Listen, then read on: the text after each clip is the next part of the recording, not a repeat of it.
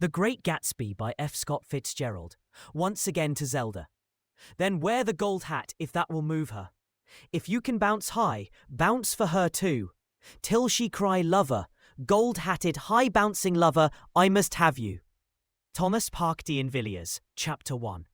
In my younger and more vulnerable years, my father gave me some advice that I've been turning over in my mind ever since. Whenever you feel like criticizing anyone, he told me, just remember that all the people in this world haven't had the advantages that you've had. He didn't say any more, but we've always been unusually communicative in a reserved way, and I understood that he meant a great deal more than that. In consequence, I'm inclined to reserve all judgments, a habit that has opened up many curious natures to me and also made me the victim of not a few veteran bores. The abnormal mind is quick to detect and attach itself to this quality when it appears in a normal person. And so it came about that in college I was unjustly accused of being a politician, because I was privy to the secret griefs of wild, unknown men. Most of the confidences were unsought. Frequently, I have feigned sleep, preoccupation, or a hostile levity when I realized by some unmistakable sign that an intimate revelation was quivering on the horizon. For the intimate revelations of young men, or at least the terms in which they express them, are usually plagiaristic and marred by obvious suppressions. Reserving judgments is a matter of infinite hope. I am still a little afraid of missing something, if I forget that, as my father snobbishly suggested, and I snobbishly repeat.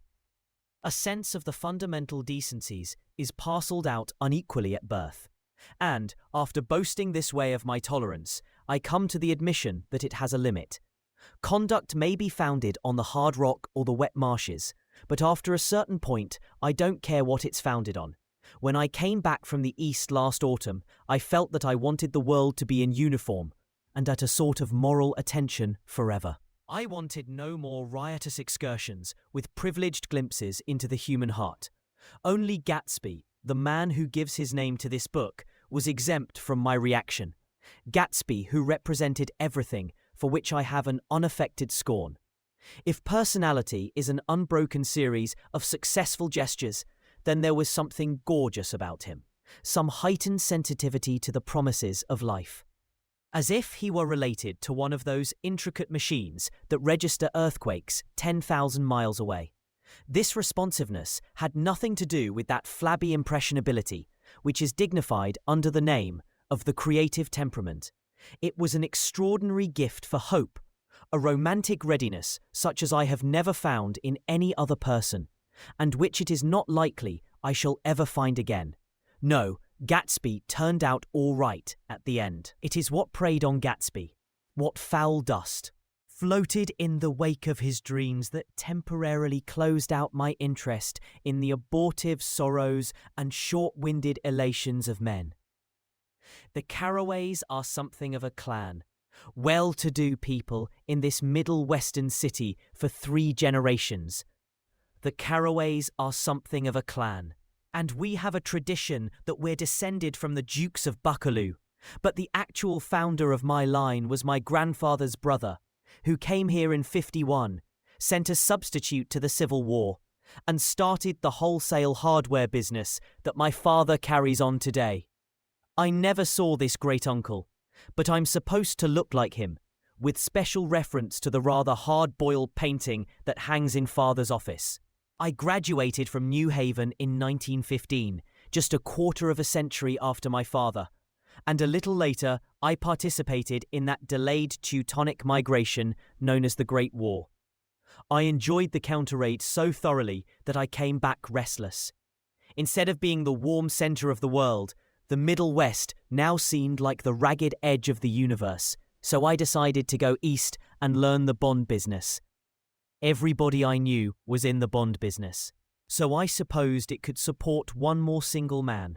All my aunts and uncles talked it over as if they were choosing a prep school for me, and finally said, "Why yes," with very grave, hesitant faces.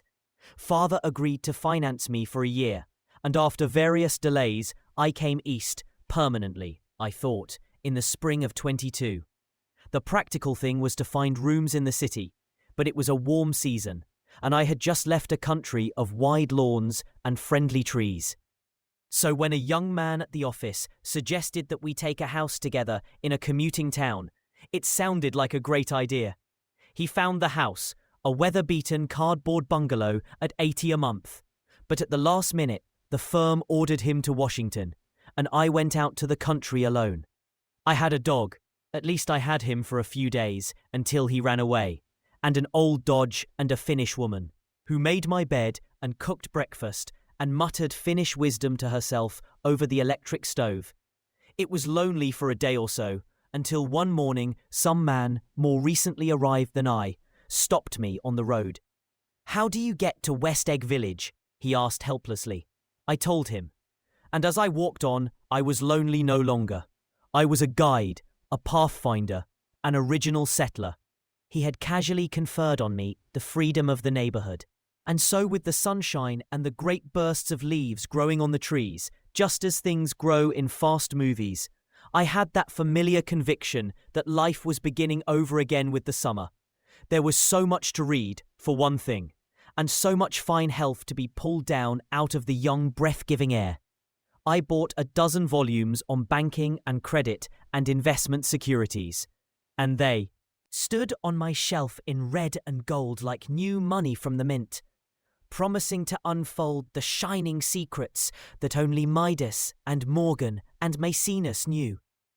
And I had the high intention of reading many other books besides. I was rather literary in college. One year I wrote a series of very solemn and obvious editorials for the Yale News. And now I was going to bring back all such things into my life and become again that most limited of all specialists, the well-rounded man. This isn't just an epigram. Life is much more successfully looked at from a single window, after all. It was a matter of chance that I should have rented a house in one of the strangest communities in North America. It was on that slender riotous island, which extends itself due east of New York, and where there are, among other natural curiosities, two unusual formations of land. 20 miles from the city, a pair of enormous eggs, identical in contour, and separated only by a courtesy bay, jut out into the most domesticated body of salt water in the Western Hemisphere. The great wet barnyard of Long Island Sound. They are not perfect ovals, like the egg in the Columbus story. They are both crushed flat at the contact end, but their physical resemblance must be a source of perpetual wonder to the gulls that fly overhead. To the wingless, a more interesting phenomenon is their dissimilarity in every particular except shape and size. I lived at West Egg, the less fashionable of the two, though this is a most superficial tag to express the bizarre and not a little sinister contrast between them. My house was at the very tip of the egg, only 50 yards from the Sound, and squeezed between two huge places that rented for $12,000 or $15,000 a season.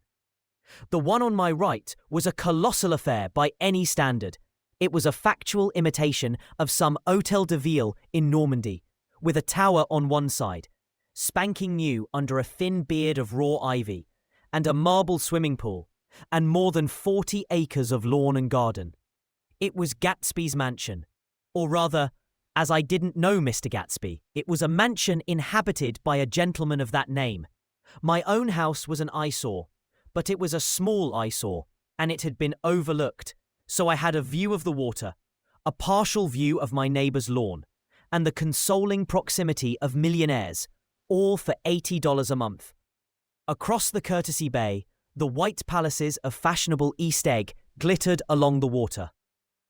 And the history of the summer really begins on the evening I drove over there to have dinner with the Tom Buchanans. Daisy was my second cousin once removed, and I'd known Tom in college. And just after the war, I spent 2 days with them in Chicago. Her husband, among various physical accomplishments, had been one of the most powerful ends that ever played football at New Haven. A national figure in a way, one of those men who reach such an acute pitcher, limited excellence at 21, that everything afterwards savours of anticlimax. His family were enormously wealthy. Even in college, his freedom with money was a matter for reproach. But now he'd left Chicago and come east in a fashion that rather took your breath away.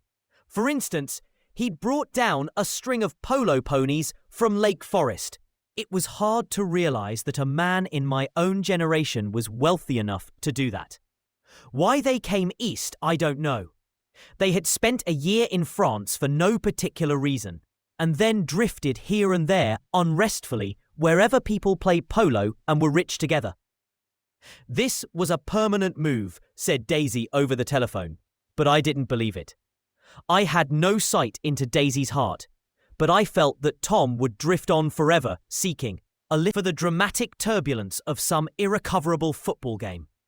And so it happened that on a warm, windy evening, I drove over to East Egg to see two old friends whom I scarcely knew at all. Their house was even more elaborate than I expected, a cheerful red and white Georgian colonial mansion, overlooking the bay. The lawn started at the beach and ran towards the front door for a quarter of a mile, jumping over sundials and brick walks and burning gardens.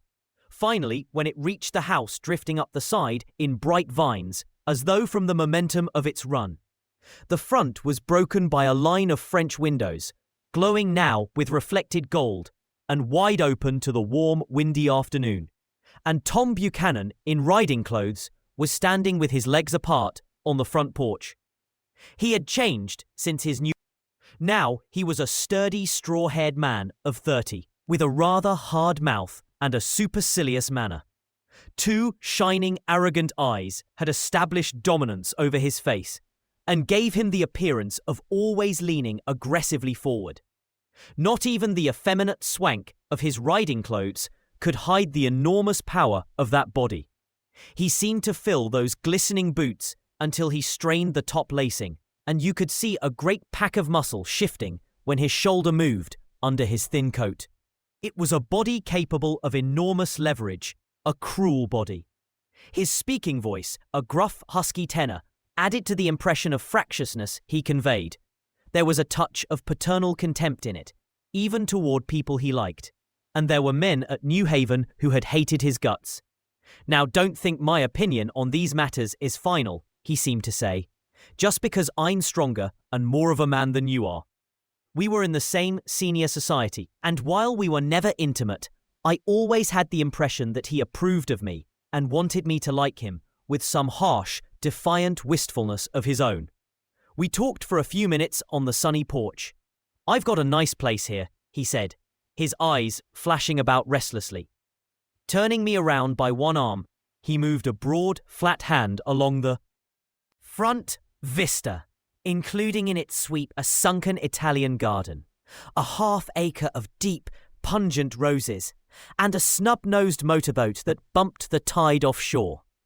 It belonged to Domain, the oil man. He turned me around again politely and abruptly. "We'll go inside." We walked through a high hallway into a bright, rosy-coloured space, fragilely bound into the house by French windows at either end. The windows were ajar and gleaming white against the fresh grass outside that seemed to grow a little way into the house. A breeze blew through the room, blew curtains in at one end and out the other like pale flags, twisting them up toward the frosted wedding cake of the ceiling, and then rippled over the wine-coloured rug, making a shadow on it as wind does on the sea. The only completely stationary object in the room was an enormous couch on which two young women were buoyed up as though upon an anchored balloon. They were both in white, and their dresses were rippling and fluttering as if they had just been blown back in after a short flight around the house. I must have stood for a few moments, listening to the whip and snap of the curtains and the groan of a picture on the wall. Then there was a boom as Tom Buchanan shut the rear windows and the court wind died out about the room, and the curtains and the rugs and the two young women ballooned slowly to the floor. The younger of the two was a stranger to me. She was extended full length at her end of the divan, completely motionless, and with her chin raised a little, as if she were balancing something on it, which was quite likely to fall. If she saw me out of the corner of her eyes, she gave no hint of it. Indeed, I was almost surprised into murmuring an apology for having disturbed her by coming in. The other girl, Daisy, made an attempt to rise. She leaned slightly forward with a conscientious expression. Then she laughed, an absurd, charming little laugh, and I laughed too and came forward into the room. I'm paralyzed with happiness. She laughed again, as if she said something very witty, and held my hand for a moment, looking up into my face, promising that there was no one in the world she so much wanted to see. That was a way she had. She hinted in a murmur that the surname of the balancing girl was Baker. I've heard it said that Daisy's murmur was only to make people lean toward her, an irrelevant criticism that made it no less charming. At any rate, Miss Baker's lips fluttered. She nodded at me almost imperceptibly, and then quickly tipped her head back again. The object she was balancing had obviously tottered a little and given her something of a fright. Again, a sort of apology arose to my lips. Almost any exhibition of complete self-sufficiency draws a stunned tribute from me. I looked back at my cousin, who began to ask me questions in her low, thrilling voice. It was the kind of voice that the ear follows up and speak down, as if each speech is an arrangement of notes that will never be played again. Her face was sad and lovely with bright things in it, bright eyes and a bright, passionate mouth. But there was an excitement in her voice that men who had cared for her found difficult to forget, a singing compulsion, a whispered listen from 10:15, a promise that she had done gay, exciting things just a while since, and that there were gay, exciting things hovering in the next hour. I told her how I had stopped off in Chicago for a day on my way east, and how a dozen people had sent their love through me. Do they miss me? She cried ecstatically. The whole town is desolate. All the cars have the left rear wheel painted black as a mourning wreath, and there's a persistent wail all night along the North Shore. How gorgeous! Let's go back, Tom, tomorrow. Then she added irrelevantly, You ought to see the baby. I'd like to. She's asleep. She's 3 years old. Haven't you ever seen her? Never. Well, you ought to see her. She's... Tom Buchanan, who had been hovering restlessly about the room, stopped and rested his hand on my shoulder. What you doing, Nick? I'm a bond man. Who with? I told him. Never heard of them, he remarked decisively. This annoyed me. You will, I answered shortly. You will if you stay in the East. Oh, I'll stay in the East, don't you worry, he said, glancing at Daisy and then back at me, as if he were alert for something more. I'd be a goddamned fool to live anywhere else. At this point, Miss Baker said, Absolutely, with such suddenness that I started. It was the first word she had uttered since I came into the room. Evidently, it surprised her as much as it did me, for she yawned and with a series of rapid, deft movements stood up into the room. I'm stiff, she complained. I've been lying on that sofa for as long as I can remember. Don't look at me, Daisy retorted. I've been trying to get you to New York all afternoon. No thanks, said Miss Baker, to the 4 cocktails just in from the pantry. I'm absolutely in training. Her host looked at her incredulously. You are. He took down his drink as if it were a drop in the bottom of a glass. How you ever get anything on me? I looked at Miss Baker, wondering what it was she got done. I enjoyed looking at her. She was a slender, small-breasted girl with an erect carriage, which she accentuated by throwing her body backward at the shoulders like a young cadet. Her grey, sun-strained eyes looked back at me, wedging his tense arm imperatively under mine. Tom Buchanan compelled me from the room as though he were moving a checker to another square. Slenderly, languidly, their hands set lightly on their hips, the 2 young women preceded us out onto a rosy-coloured porch, open toward the sunset, where 4 candles flickered on the table in the diminished wind. Why candles? Objected Daisy, frowning. She snapped them out with her fingers. In 2 weeks, it'll be the longest day in the year. She looked at us all radiantly. Do you always watch for the longest day of the year and then miss it? I always watch for the longest day in the year and then miss it. We ought to plan something, yawned Miss Baker, sitting down at the table as if she were getting into bed. All right, said Daisy. What'll we plan? She turned to me helplessly. What do people plan? Before I could answer, her eyes fastened with an awed expression on her little finger. Look, she complained. I hurt it. We all looked. The knuckle was black and blue. You did it, Tom, she said accusingly. I know you didn't mean to, but you did do it. That's what I get for marrying a brute of a man. A great, big, hulking physical specimen of a... I hate that word hulking, objected Tom crossly, even in kidding. Hulking, insisted Daisy. Sometimes she and Miss Baker talked at once, unobtrusively and with a bantering inconsequence that was never quite chatter, that was as cool as their white dresses and their impersonal eyes in the absence of all desire.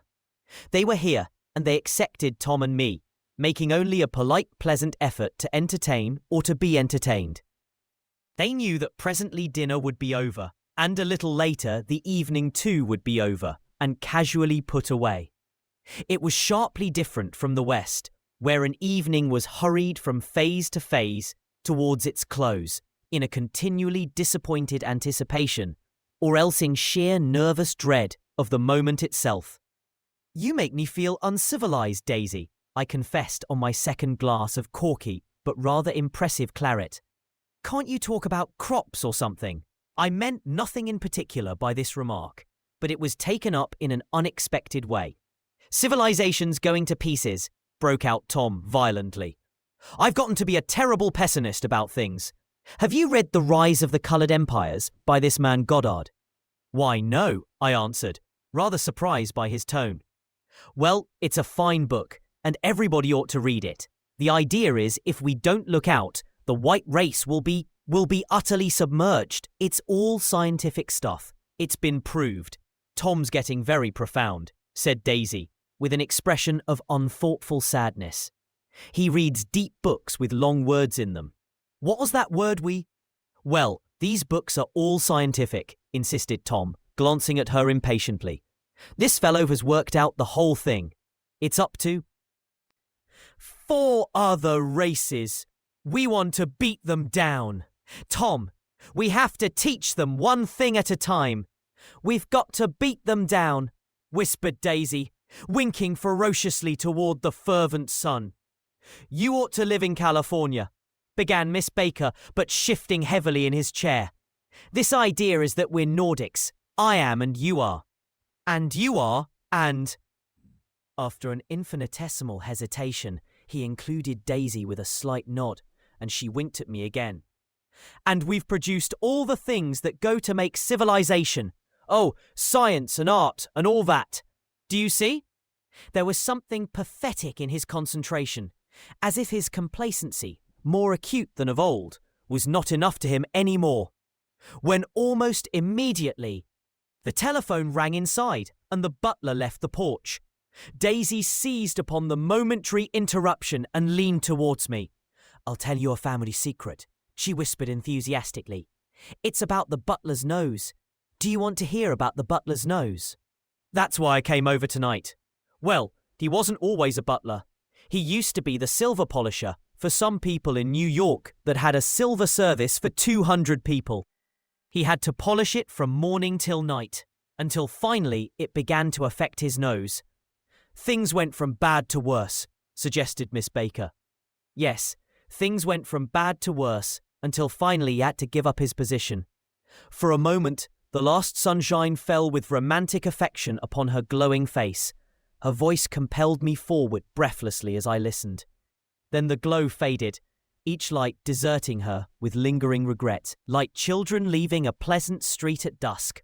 The butler came back and murmured something close to Tom's ear, whereupon Tom frowned, pushed back his chair, and without a word went inside. As if his absence quickened something within her, Daisy leaned forward again, her voice glowing and singing. I love to see you at my table, Nick. You remind me of a rose, an absolute rose, doesn't he? She turned to Miss Baker for confirmation. An absolute rose? This was untrue. I am not even faintly like a rose. She was only extemporizing, but a stirring warmth flowed from her, as if her heart was trying to come out to you, concealed in one of those breathless, thrilling words. Then suddenly she threw her napkin on the table and excused herself and went into the house. Miss Baker and I exchanged a short glance, consciously devoid of meaning. I was about to speak when she sat up alertly and said, "Shh," in a warning voice. A subdued, impassioned murmur was audible in the room beyond, and Miss Baker leaned forward unashamed, trying to hear. The murmur trembled on the verge of coherence, sank down, mounted excitedly, and then ceased altogether. "This Mr. Gatsby you spoke of is my neighbour," I began. "Don't talk. I want to hear what happens. Is something happening?" I inquired innocently. "You mean to say you don't know?" said Miss Baker, honestly surprised. "I thought everybody knew." "I don't." "Why?" she said hesitantly. "Tom's got some woman in New York." "Got some woman?" I repeated blankly. Miss Baker nodded. "She might have the decency not to telephone him at dinner time. Don't you think?" Almost before I had grasped her meaning, there was the flutter of a dress and the crunch of leather boots, and Tom and Daisy were back at the table. "It couldn't be helped," cried Daisy, with tense gaiety. She sat down, glanced searchingly at Miss Baker and then at me, and continued. "I looked outdoors for a minute, and it's very romantic outdoors. There's a bird on the lawn that I think must be a nightingale come over on the Cunard or White Star Line. He's singing away." Her voice sang. "It's romantic, isn't it, Tom?" "Very romantic," he said, and then miserably to me, "If it's light enough after dinner, I want to take you down to the stables." The telephone rang inside, startlingly, and Daisy shook her head decisively at Tom. The subject of the stables, in fact all subjects, vanished into air. Among the broken fragments of the last 5 minutes at table, I remember the candles being lit again, pointlessly, and I was conscious of wanting to look squarely at everyone, and yet to avoid all eyes. I couldn't guess what Daisy and Tom were thinking, but I doubt if even Miss Baker, who seemed to have mastered a certain hardy skepticism, was able utterly to put this fifth guest's shrill metallic urgency out of mind. To a certain temperament, the situation might have seemed intriguing. My own instinct was to telephone immediately for the police. The horses, needless to say, were not mentioned again. Tom and Miss Baker, with several feet of twilight between them, strolled back into the library, as if to a vigil beside a perfectly tangible body, while, trying to look pleasantly interested and a little deaf, I followed Daisy around a chain of connecting verandas to the porch in front. In its deep gloom, we sat down side by side on a wicker settee. Daisy took her face in her hands, as if feeling its lovely shape, and her eyes moved gradually out into the velvet dusk. I saw that turbulent emotions possessed her, so I asked what I thought would be some sedative questions about her little girl. "We don't know each other very well, Mick," she said suddenly. "Even if we are cousins, you didn't come to my wedding. I wasn't back from the war." "That's true." She hesitated. "Well, I've had a very bad time, Nick, and I'm pretty cynical about everything." Evidently, she had reason to be. I waited, but she didn't say any more, and after a moment I returned rather feebly to the subject and eats and everything. "Oh, yes." She looked at me absently. "Listen, Nick, let me tell you what I said when she was born. Would you like to hear?" "Very much." "It'll show you how I've gotten to feel about things. Well, she was less than an hour old, and Tom was God—" "I haven't heard a word." "She's a nice girl," said Tom after a moment. "They oughtn't to let her run around the country this way." "Who oughtn't to?" inquired Daisy coldly. "Her family." "Her family is one aunt, about 1,000 years old. Besides, Nick's going to look after her, aren't you, Nick? She's going to spend lots of weekends out here this summer. I think the home influence will be very good for her." Daisy and Tom looked at each other for a moment in silence. "Is she from New York?" I asked quickly. From Louisville. Our white girlhood was passed together there. Our beautiful white. Did you give Nick a little heart-to-heart talk on the veranda? Demanded Tom suddenly. Did I? She looked at me. I can't seem to remember, but I think we talked about the Nordic race. Yes, I'm sure we did. It sort of crept up on us, and first thing you know... Don't believe everything you hear, Nick, he advised me. I said lightly that I had heard nothing at all, and a few minutes later I got up to go home. They came to the door with me and stood side by side in a cheerful square of light. As I started my motor, Daisy peremptorily called, Wait! I forgot to ask you something, and it's important. We heard you were engaged to a girl out west. That's right, corroborated Tom kindly. We heard that you were engaged. It's a libel. I'm too poor. But we heard it, insisted Daisy, surprising me by opening up again in a flower-like way. We heard it from 3 people, so it must be true. Of course I knew what they were referring to, but I wasn't even vaguely engaged. The fact that gossip had published the bans was one of the reasons I had come east. You can't stop going with an old friend on account of rumours. And, on the other hand, I had no intention of being rumoured into marriage. Their interest rather touched me and made them less remotely rich. Nevertheless, I was confused and a little disgusted as I drove away. It seemed to me that the thing for Daisy to do was to rush out of the house, child in arms, but apparently there were no such intentions in her head. As for Tom, the fact that he had some woman in New York was really less surprising than that he had been depressed by a book. Something was making him nibble at the edge of stale ideas, as if his sturdy physical egotism no longer nourished his peremptory heart. Already, it was deep summer on roadhouse roofs and in front of wayside garages, where new red petrol pumps sat out in pools of light, and when I reached my estate at West Egg, I ran the car under its shed and sat for a while on an abandoned grass roller in the yard. The wind had blown off, leaving a loud, bright night, with wings beating in the trees and a persistent organ sound as the full bellows of the earth blew the frogs full of life. The silhouette of a moving cat wavered across the moonlight, and turning my head to watch it, I saw that I was not alone. 50 feet away, a figure had emerged from the shadow of my neighbour's mansion and was standing with his hands in his pockets, regarding the silver pepper of the stars. Something in his leisurely movements and the secure position of his feet upon the lawn suggested that it was Mr. Gatsby himself, come out to determine what share was his of our local heavens. I decided to call to him. Miss Baker had mentioned him at dinner, and that would do for an introduction. But I didn't call to him, for he gave a sudden intimation that he was content to be alone. He stretched out his arms toward the dark water in a curious way, and, far as I was from him, I could have sworn he was trembling. Involuntarily I glanced seaward, and distinguished nothing except a single green light. Minute and far away, that might have been the end of a dock. When I looked once more for Gatsby, he had vanished, and I was alone again in the Speak unquiet darkness. Pogvitu L. Unquiet darkness. Chapter 2. About halfway between West Egg and New York, the motor road hastily joins the railroad and runs beside it for a quarter of a mile so as to shrink away from a certain desolate area of land. This is a valley of ashes, a fantastic farm where ashes grow like wheat into ridges and hills and grotesque gardens, where ashes take the forms of houses and chimneys and rising smoke, and finally, with a transcendent effort, of ash-grey men who move dimly and already crumbling through the powdery air. Occasionally, a line of grey cars crawls along an invisible track, gives out a ghastly creak, and comes to rest.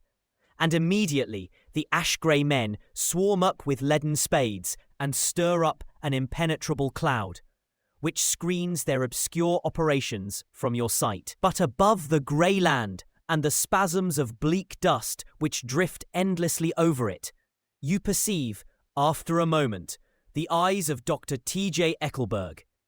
The eyes of Dr. T.J. Eckelberg are blue and gigantic. Their retinas are 1 yard high. They look out of no face, but instead from a pair of enormous yellow spectacles which pass over a non-existent nose. Evidently, some wild wag of an oculist set them there to fatten his practice in the borough of Queens, and then sank down himself into eternal blindness, or forgot them and moved away. But his eyes, dimmed a little by many paintless days, under sun and rain, brood on over the solemn dumping ground.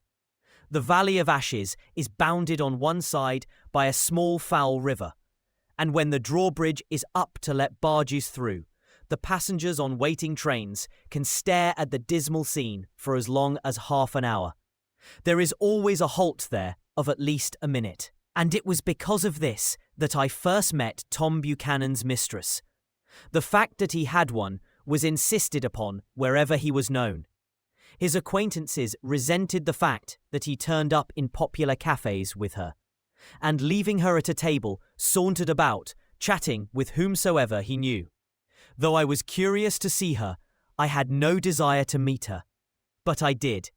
I went up to New York with Tom on the train one afternoon, and when we stopped by the ash heaps, he jumped to his feet and, taking hold of my elbow, literally forced me from the car. "We're getting off," he insisted. "I want you to meet my girl." I think he tanked up a good deal at luncheon, and his determination to have my company bordered on violence. The supercilious assumption was that on Sunday afternoon I had nothing better to do. I followed him over a low whitewashed railroad fence, and we walked back 100 yards along the road under Dr. Eckelberg's persistent stare. The only building in sight was a small block of yellow brick sitting on the edge of the wasteland, a sort of compact main street ministering to it, and contiguous to absolutely nothing. One of the 3 shops it contained was for rent, and another was an all-night restaurant, approached by a trail of ashes. The third was a garage, repairs. George B. Wilson, cars bought and sold. And I followed Tom inside. The interior was unprosperous and bare. The only car visible was the dust-covered wreck of a Ford which crouched in a dim corner. It had occurred to me that this shadow of a garage must be a blind, and that sumptuous and romantic apartments were concealed overhead, when the proprietor himself appeared in the door of an office, wiping his hands on a piece of waste. He was a blonde, spiritless man, anemic and faintly handsome. When he saw us, a damp gleam of hope sprang into his light blue eyes. "Hello, Wilson, old man," said Tom, slapping him jovially on the shoulder. "How's business?" "I can't complain," answered Wilson, unconvincingly. "When are you going to sell me that car?" "Next week. I've got my man working on it now." "Works pretty slow, don't he?" "No, he doesn't," said Tom coldly. "And if you feel that way about it, maybe I'd better sell it somewhere else after all." "I don't mean that," explained Wilson quickly. "I just meant—" His voice faded off, and Tom glanced impatiently around the garage. Then I heard footsteps on a stairs, and in a moment the thickish figure of a woman blocked out the light from the office door. She was in the middle 30s and faintly stout, but she carried her flesh sensuously, as some women can. Her face, above a spotted dress of dark blue crêpe de chine, contained no facet or gleam of beauty, but there was an immediately perceptible vitality about her, as if the nerves of her body were continually smouldering. She smiled slowly, and walking through her husband as if he were a ghost, shook hands with Tom, looking him flush in the eye. Then she wet her lips, and without turning around, spoke to her husband in a soft, coarse voice. "Get some chairs, why don't you, so somebody can sit down?" "Oh, sure," agreed Wilson hurriedly, and went toward the little office, mingling immediately with the cement colour of the walls. A white ashen dust veiled his dark suit and his pale hair, as it veiled everything in the vicinity, except his wife, who moved close to Tom. "I want to see you," said Tom intently. "Get on the next train, all right. I'll meet you by the newsstand on the lower level." She nodded and moved away from him, just as George Wilson emerged with 2 chairs from his office door. We waited for her down the road and out of sight. It was a few days before the 4th of July, and a grey, scrawny Italian child was setting torpedoes in a row along the railroad track. "Terrible place, isn't it?" said Tom, exchanging a frown with Dr. Eckelberg. "Awful. It does her good to get away." Doesn't her husband object? Wilson? He thinks she goes to see her sister in New York. He's so dumb he doesn't know he's alive. So Tom Buchanan and his girl and I went up together to New York, or not quite together, for Mrs. Wilson sat discreetly in another car. Tom deferred that much to the sensibilities of those East Eggers who might be on the train. She had changed her dress to a brown figured muslin, which stretched tight over her rather wide hips as Tom helped her to the platform in New York. At the newsstand, she bought a copy of Town Tattle and a moving picture magazine, and in the station drugstore some cold cream and a small flask of perfume. Upstairs, in the solemn echoing drive, she let 4 taxicabs drive away before she selected a new one, lavender-coloured with grey upholstery, and in this we slid out from the mass of the station into the glowing sunshine. But immediately she turned sharply from the window and, leaning forward, tapped on the front glass. "I want to get one of those dogs," she said earnestly.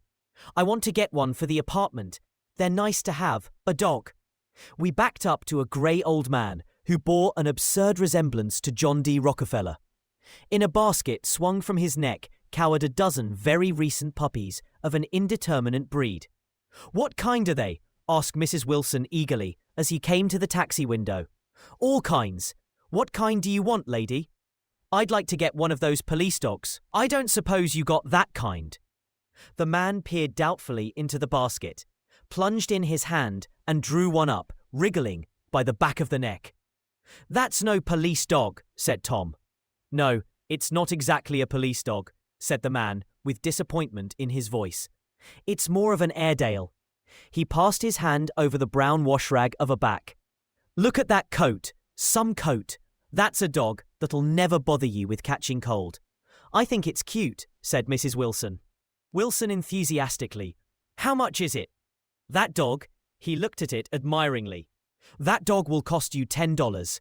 The Airedale, undoubtedly there was an Airedale concerned in it somewhere, though its feet were startlingly white, changed hands and settled down into Mrs. Wilson's lap, where she fondled the weatherproof coat with rapture. "Is it a boy or a girl?" she asked delicately. That dog's a boy." "It's a bitch," said Tom decisively. "Here's your money. Go and buy 10 more dogs with it." We drove over to Fifth Avenue, warm and soft, almost pastoral, on the summer Sunday afternoon. I wouldn't have been surprised to see a great flock of white sheep turn the corner. "Hold on," I said. "I have to leave you here." "No, you don't," interposed Tom quickly. "Myrtle'll be hurt if you don't come up to the apartment. Won't you, Myrtle?" "Come on," she urged. "I'll telephone my sister Catherine. She's said to be very beautiful by people who ought to know." "Well, I'd like to, but—" We went on, cutting back again over the park toward the West Hundreds. At 158th Street, the cab stopped at one slice in a long white cake of apartment houses. Throwing a regal homecoming glance around the neighborhood, Mrs. Wilson gathered up her dog and her other purchases and went haughtily in. "I'm going to have the McKees come up," she announced as we rose in the elevator. "And of course, I got to call up my sister too." The apartment was on the top floor. A small living room, a small dining room, a small bedroom, and a bath. The living room was crowded to the doors with a set of tapestried furniture entirely too large for it, so that to move about was to stumble continually over scenes of ladies swinging in the gardens of Versailles. The only picture was an over-enlarged photograph, apparently a hen sitting on a blurred rock. Looked at from a distance, however, the hen resolved itself into a bonnet, and the countenance of a stout old lady beamed down into the room. Several old copies of Town Tattle lay on the table together with a copy of Simon Called Peter, and some of the small scandal magazines of Broadway. Mrs. Wilson was first concerned with the dog. A reluctant elevator boy went for a box full of straw and some milk, to which he added on his own initiative a tin of large hard dog biscuits, one of which decomposed apathetically in the saucer of milk all afternoon. Meanwhile, Tom brought out a bottle of whiskey from a locked bureau door. I have been drunk just twice in my life, and the second time was that afternoon, so everything that happened has a dim, hazy cast over it, although until after 8 o'clock the apartment was full of cheerful sun. Sitting on Tom's lap, Mrs. Wilson called up several people on the telephone. Then there were no cigarettes, and I went out to buy some at the drugstore on the corner. When I came back, they had both disappeared, so I sat down discreetly in the living room and read a chapter of Simon Called Peter. Either it was terrible stuff or the whiskey distorted things, because it didn't make any sense to me. Just as Tom and Myrtle, after the first drink Mrs. Wilson and I called each other by our first names, reappeared, company commenced to arrive at the apartment door. The sister, Catherine, was a slender, worldly girl of about 30, with a solid, sticky bob of red hair and a complexion powdered milky white. Her eyebrows had been plucked and then drawn on again at a more rakish angle, but the efforts of nature toward the restoration of the old alignment gave a blurred air to her face. When she moved about, there was an incessant clicking as innumerable pottery bracelets jingled up and down upon her arms. She came in with such a proprietary haste and looked around so possessively at the furniture that I wondered if she lived here. But when I asked her, she laughed immoderately, repeated my question aloud, and told me she lived with a girlfriend at a hotel. Mr. McKee was a pale, feminine man from the flat below. He had just shaved, for there was a white spot of lava on his cheekbone, and he was most respectful in his greeting to everyone in the room.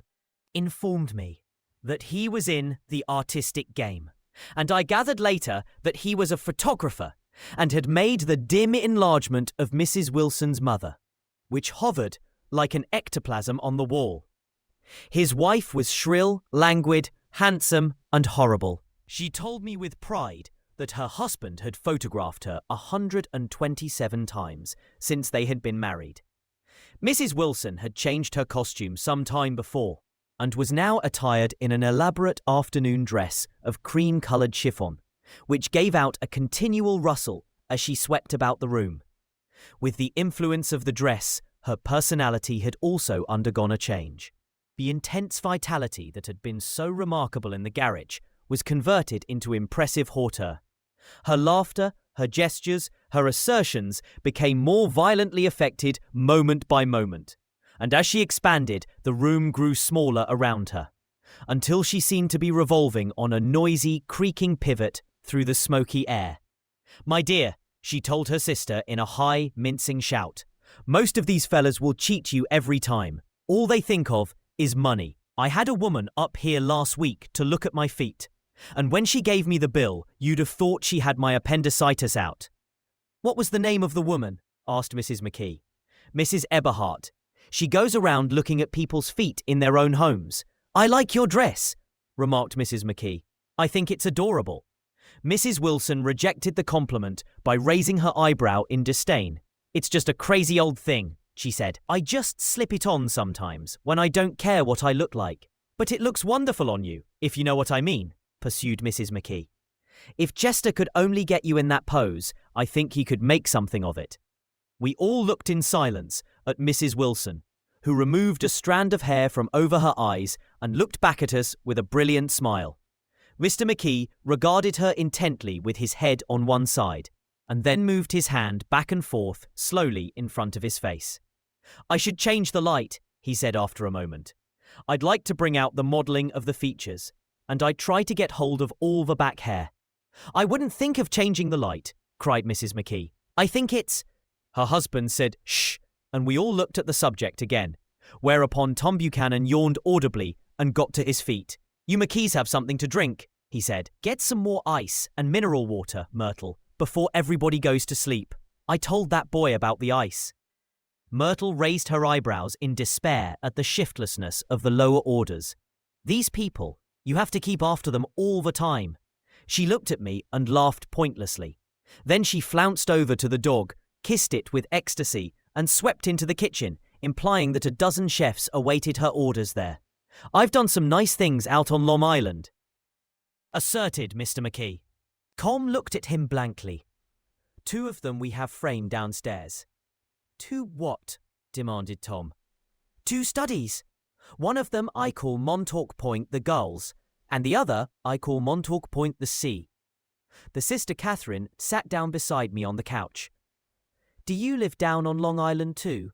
she inquired. "I live at West Egg." "Really? I was down there at a party about a month ago, at a man named Gatsby's. Do you know him?" "I live next door to him." "Well, they say he's a nephew or a cousin of Kaiser Wilhelm's. That's where all his money comes from." "Really?" She nodded. "I'm scared of him. I'd hate to have him get anything on me." This absorbing information about my neighbour was interrupted by Mrs. McKee's pointing suddenly at Catherine. "Chester, I think you could do something with her," she broke out, but Mr. McKee only nodded in a bored way and turned his attention to Tom. "I'd like to do more work on Long Island, if I could get the entry. All I ask is that they should give me a start." "Ask Myrtle," said Tom, breaking into a short shout of laughter as Mrs. Wilson entered with a tray. "She'll give you a letter of introduction, won't you, Myrtle?" "Do what?" she asked, startled. "You'll give McKee a letter of introduction to your husband, so he can do some studies of him." His lips moved silently for a moment as he invented George B. Wilson at the gasoline pump, or something like that. Catherine leaned close to me and whispered in my ear, "Neither of them can stand the person they're married to." "Can't they?" "Can't stand them." She looked at Myrtle and then at Tom. "What I say is, why go on living with them if they can't stand them? If I was them, I'd get a divorce and get married to each other right away." "Doesn't she like Wilson either?" The answer to this was unexpected. It came from Myrtle, who had overheard the question, and it was violent and obscene. "You see," cried Catherine triumphantly. She lowered her voice again. "It's really his wife that's keeping them apart. She's a Catholic, and they don't believe in divorce." Daisy was not a Catholic, and I was a little shocked at the elaborateness of the lie. "When they do get married," continued Catherine, "they're going west to live for a while, until it blows over. It'd be more discreet to go to Europe." "Oh, do you like Europe?" she exclaimed surprisingly. "I just got back from Monte Carlo." "Really?" "Just last year. I went over there with another girl." "Stay long?" "No, we just went to Monte Carlo and back. We went by way of Marseille. We had over $1,200 when we started, but we got jiped out of it all in 2 days in the private rooms. We had an awful time getting back, I can tell you. God, how I hated that town. The late afternoon sky bloomed in the window for a moment, like the blue honey of the Mediterranean. Then the shrill voice of Mrs. McKee called me back into the room. "I almost made a mistake, too," she declared vigorously.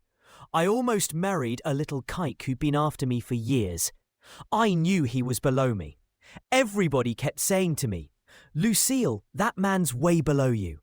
But if I hadn't met Chester, he'd have got me sure." "Yes, but listen," said Myrtle Wilson, nodding her head up and down. "At least you didn't marry him." "I know I didn't." "Well, I married him," said Myrtle ambiguously.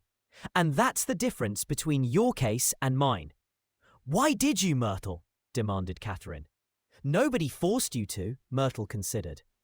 "I married him because I thought he was a gentleman," she said finally. "I thought he knew something about breeding, but he wasn't fit to lick my shoe." "You were crazy about him for a while," said Catherine. "Crazy about him!" cried Myrtle incredulously. "Who said I was crazy about him? I never was any more crazy about him than I was about that man there." She pointed suddenly at me, and everyone looked at me accusingly. I tried to show by my expression that I expected no affection. The only crazy I was when I married him. I knew right away I made a mistake. He borrowed somebody's best suit to get married in, and never even told me about it. And the man came after it one day when he was out. "Oh, is that your suit?" I said. This is the first I ever heard about it. "But I gave it to him and then I lay down and cried to beat the band all afternoon." "She really ought to get away from him," resumed Catherine to me. "They've been living over that garage for 11 years, and Tom's the first sweetie she ever had." The bottle of whiskey, a second one, was now in constant demand by all present, excepting Catherine, who felt just as good on nothing at all. Tom rang for the janitor and sent him for some celebrated sandwiches, which were a complete supper in themselves. I wanted to get out and walk eastward toward the park through the soft twilight. But each time I tried to go, I became entangled in some wild, strident argument, which pulled me back, as if with ropes, into my chair. Yet high over the city, our line of yellow windows must have contributed their share of human secrecy to the casual watcher in the darkening streets. And I saw him too, looking up and wondering. I was within and without, simultaneously enchanted and repelled by the inexhaustible variety of life. Myrtle pulled her chair close to mine, and suddenly her warm breath poured over me the story of her first meeting with Tom. It was on the two little seats facing each other that are always the last ones left on the train. I was going up to New York to see my sister and spend the night. He had on a dress suit and patent leather shoes, and I couldn't keep my eyes off him. But every time he looked at me, I had to pretend to be looking at the advertisement over his head.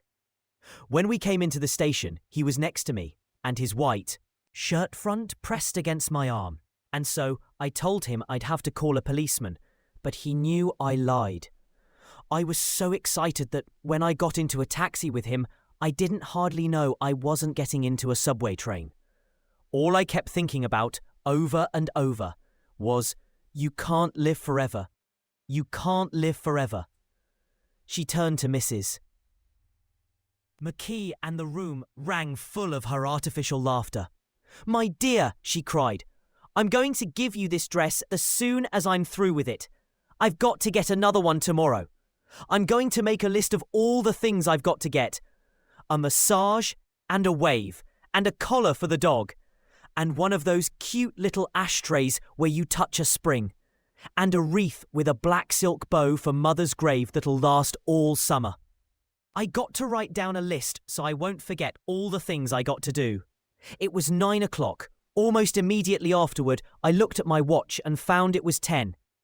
Mr. McKee was asleep on a chair with his fists clenched in his lap, like a photograph of a man of action. Taking out my handkerchief, I wiped from his cheek the spot of dried lather that had worried me all the afternoon. The little dog was sitting on the table, looking with blind eyes through the smoke, and from time to time groaning faintly. People disappeared, reappeared, made plans to go somewhere, and then lost each other, searched for each other, found each other a few feet away. Sometime toward midnight, Tom Buchanan and Mrs. Wilson stood face to face, discussing in impassioned voices whether Mrs. Wilson had any right to mention Daisy's name. "Daisy! Daisy! Daisy!" shouted Mrs. Wilson. "I'll say it whenever I want to. Daisy! Making a short, deft movement, Tom Buchanan broke her nose with his open hand. Then there were bloody towels upon the bathroom floor and women's voices scolding, and high over the confusion, a long broken wail of pain. Mr. McKee awoke from his doze and started in a daze toward the door. When he had gone halfway, he turned around and stared at the scene. His wife and Catherine scolding and consoling as they stumbled here and there among the crowded furniture with articles of aid. And the despairing figure on the couch, bleeding fluently and trying to spread a copy of Town Tattle over the tapestry scenes of Versailles. Then Mr. McKee turned and continued on out the door. Taking my hat from the chandelier, I followed. "Come to lunch someday," he suggested, as we groaned down in the elevator. "Where?" "Anywhere. Keep your hands off the lever," snapped the elevator boy. "I beg your pardon," said Mr. McKee with dignity. I didn't know I was touching it. "All right," I agreed. "I'll be glad to." I was standing beside his bed, and he was sitting up between the sheets, clad in his underwear, with a great portfolio in his hands. Beauty and the Beast, Loneliness, Old Grocery Horse, Brook and Bridge. Then I was lying half asleep in the cold lower level of the Pennsylvania station, staring at the morning Tribune and waiting for the 4 o'clock train. Chapter 3. There was music from my neighbour's house through the summer nights. In his blue gardens, men and girls came and went, like moths, among the whisperings and the champagne and the stars. At high tide in the afternoon, I watched his guests diving from the tower of his raft. or taking the sun on the hot sand of his beach, while his 2 motorboats slit the waters of the Sound, drawing aquaplanes over cataracts of foam. On weekends, his Rolls-Royce became an omnibus, bearing parties to and from the city between 9 in the morning and long past midnight, while his station wagon scampered like a brisk yellow bug to meet all trains. And on Mondays, 8 servants, including an extra gardener, toiled all day with mops and scrubbing brushes and hammers and garden shears, repairing the ravages of the night before. Every Friday, 5 crates of oranges and lemons arrived from a fruiterer in New York. Every Monday, these same oranges and lemons left his back door in a pyramid of pulpless halves.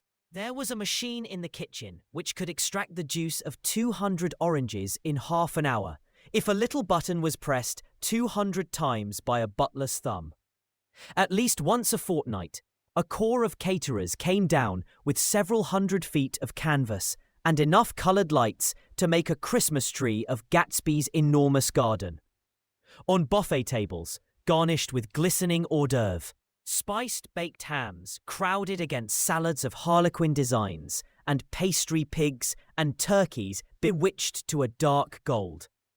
In the main hall, a bar with a real brass rail was set up and stocked with gins and liquors and with cordials so long forgotten that most of his female guests were too young to know one from another. By 7 o'clock, the orchestra has arrived, no thin 5-piece affair, but a whole pitful of oboes and trombones and saxophones and viols and cornets and piccolos and low and high drums. The last swimmers have come in from the beach now and are dressing upstairs. The cars from New York are parked 5 deep in the drive, and already the halls and salons and verandas are gaudy with primary colours, and hair bobbed in strange new ways, and shawls beyond the dreams of Castile.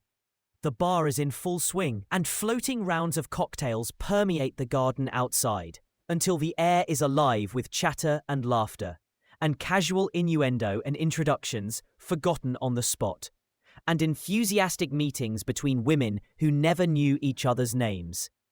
The lights grow brighter as the earth lurches away from the sun, and now the orchestra is playing yellow cocktail music, and the opera of voices pitches a key higher. Laughter is easier, minute by minute, spilled with prodigality, tipped out at a cheerful word. The groups change more swiftly, swell with new arrivals, dissolve and form in the same breath.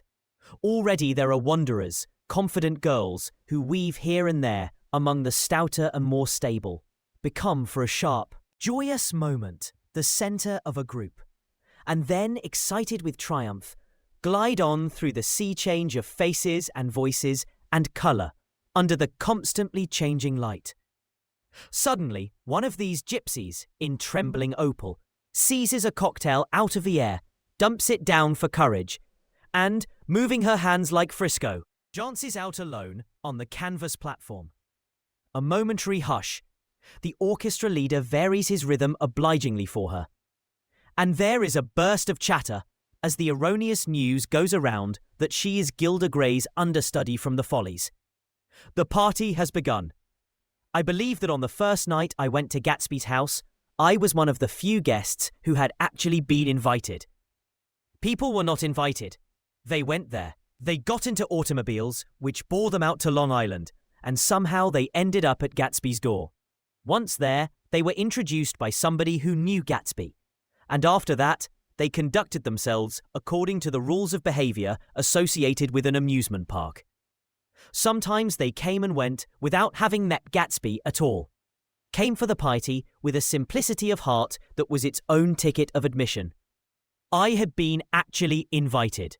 A chauffeur in a uniform of Robbing's egg blue crossed my lawn early that Saturday morning with a surprisingly formal note from his employer. The honour would be entirely Gatsby's, it said, if I would attend his little party that night. He had seen me several times and had intended to call on me long before, but a peculiar combination of circumstances had prevented it. Signed, J. Gatsby, in a majestic hand. Dressed up in white flannels, I went over to his lawn a little after 7 and wandered around rather ill at ease among swirls and eddies of people I didn't know, though here and there was a face I had noticed on the commuting train. I was immediately struck by the number of young Englishmen dotted about, all well-dressed, all looking a little hungry, and all talking in low, earnest voices to solid and prosperous Americans. I was sure that they were selling something, bonds or insurance or automobiles. They were at least agonizingly aware of the easy money in the vicinity, and convinced that it was theirs for a few words in the right key.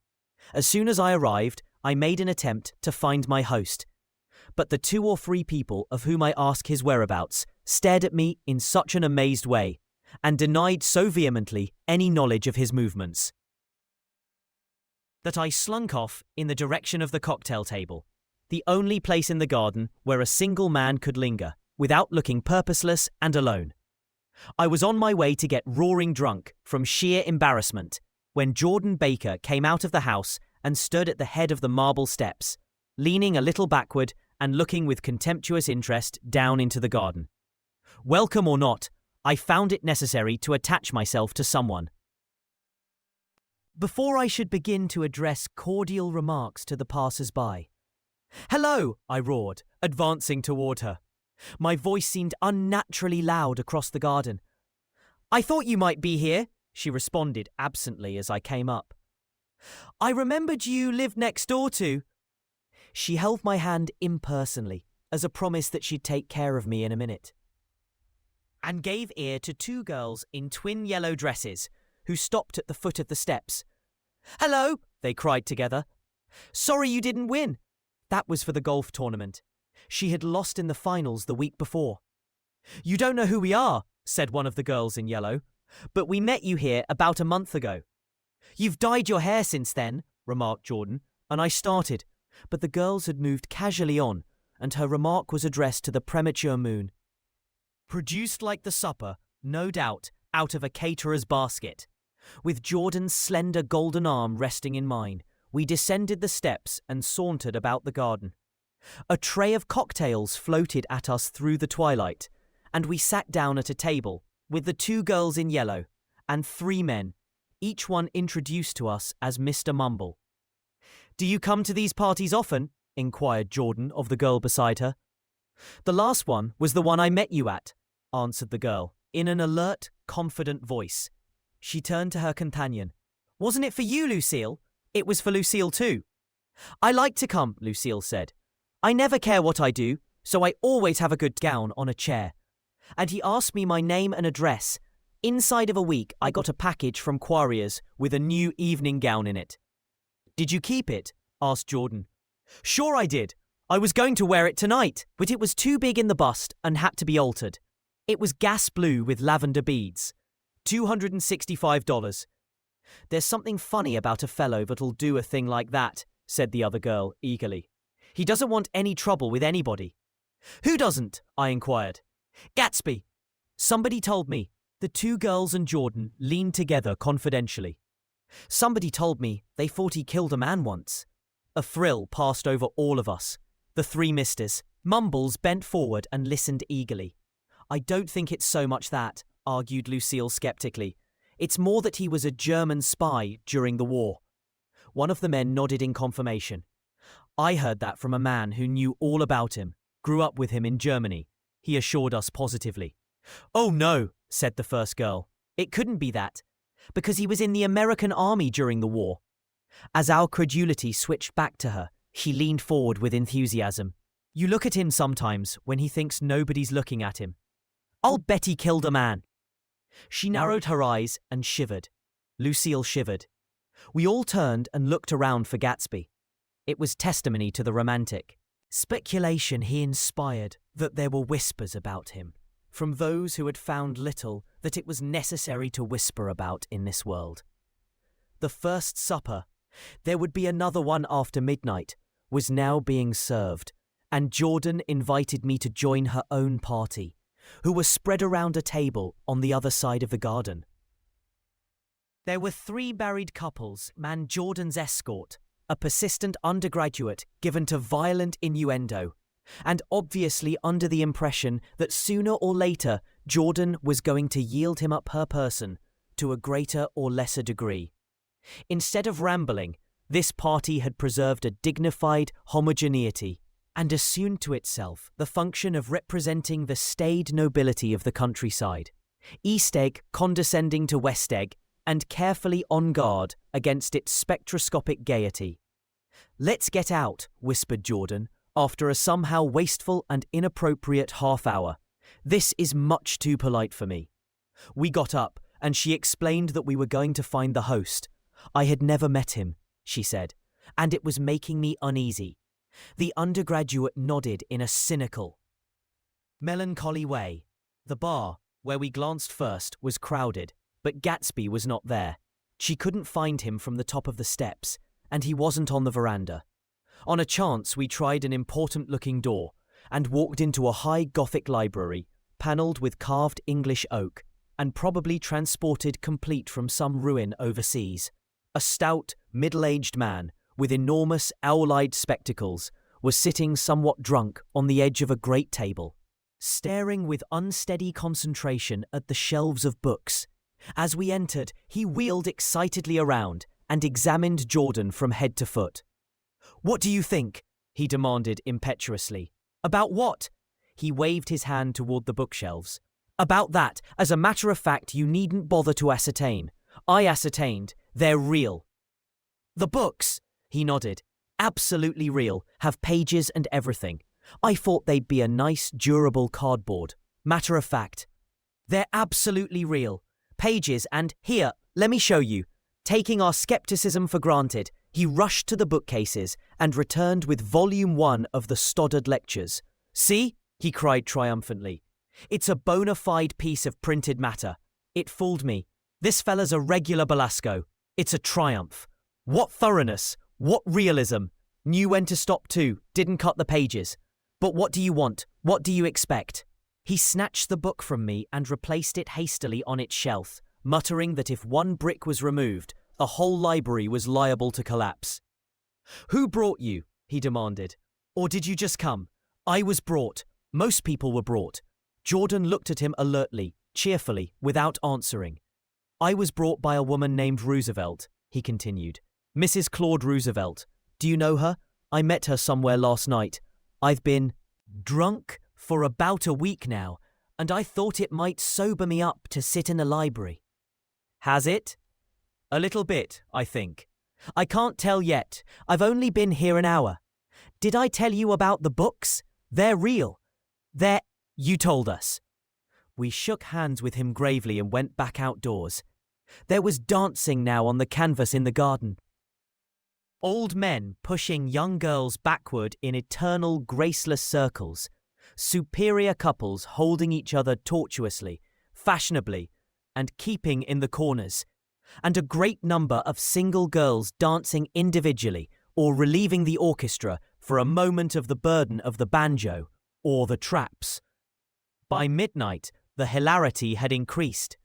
A celebrated tenor had sung in Italian, and a notorious contralto had sung in jazz, and between the numbers, people were doing stunts. All over the garden, while happy, vacuous bursts of laughter rose toward the summer sky.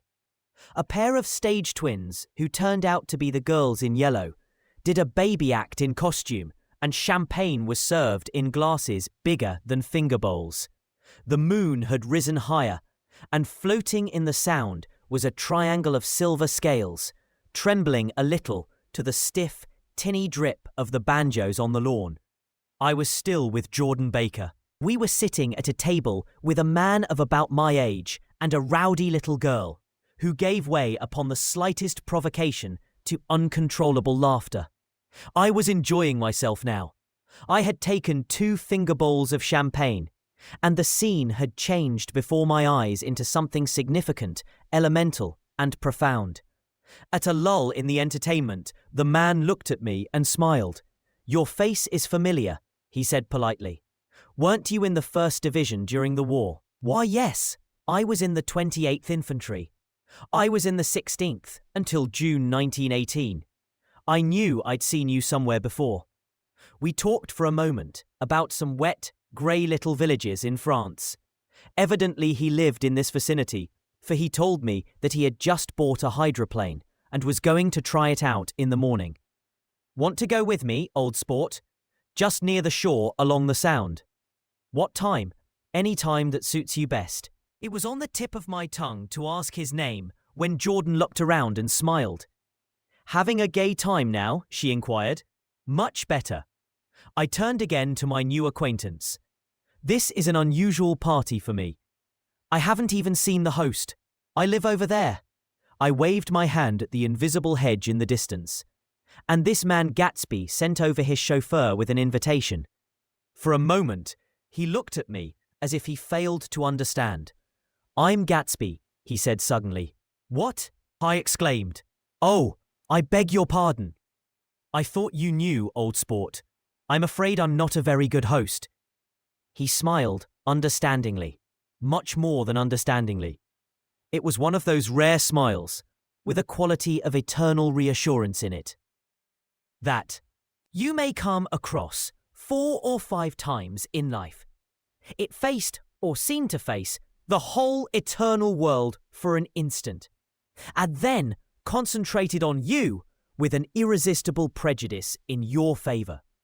It understood you, just so far as you wanted to be understood, believed in you as you would like to believe in yourself, and assured you that it had precisely the impression of you that at your best you hoped to convey.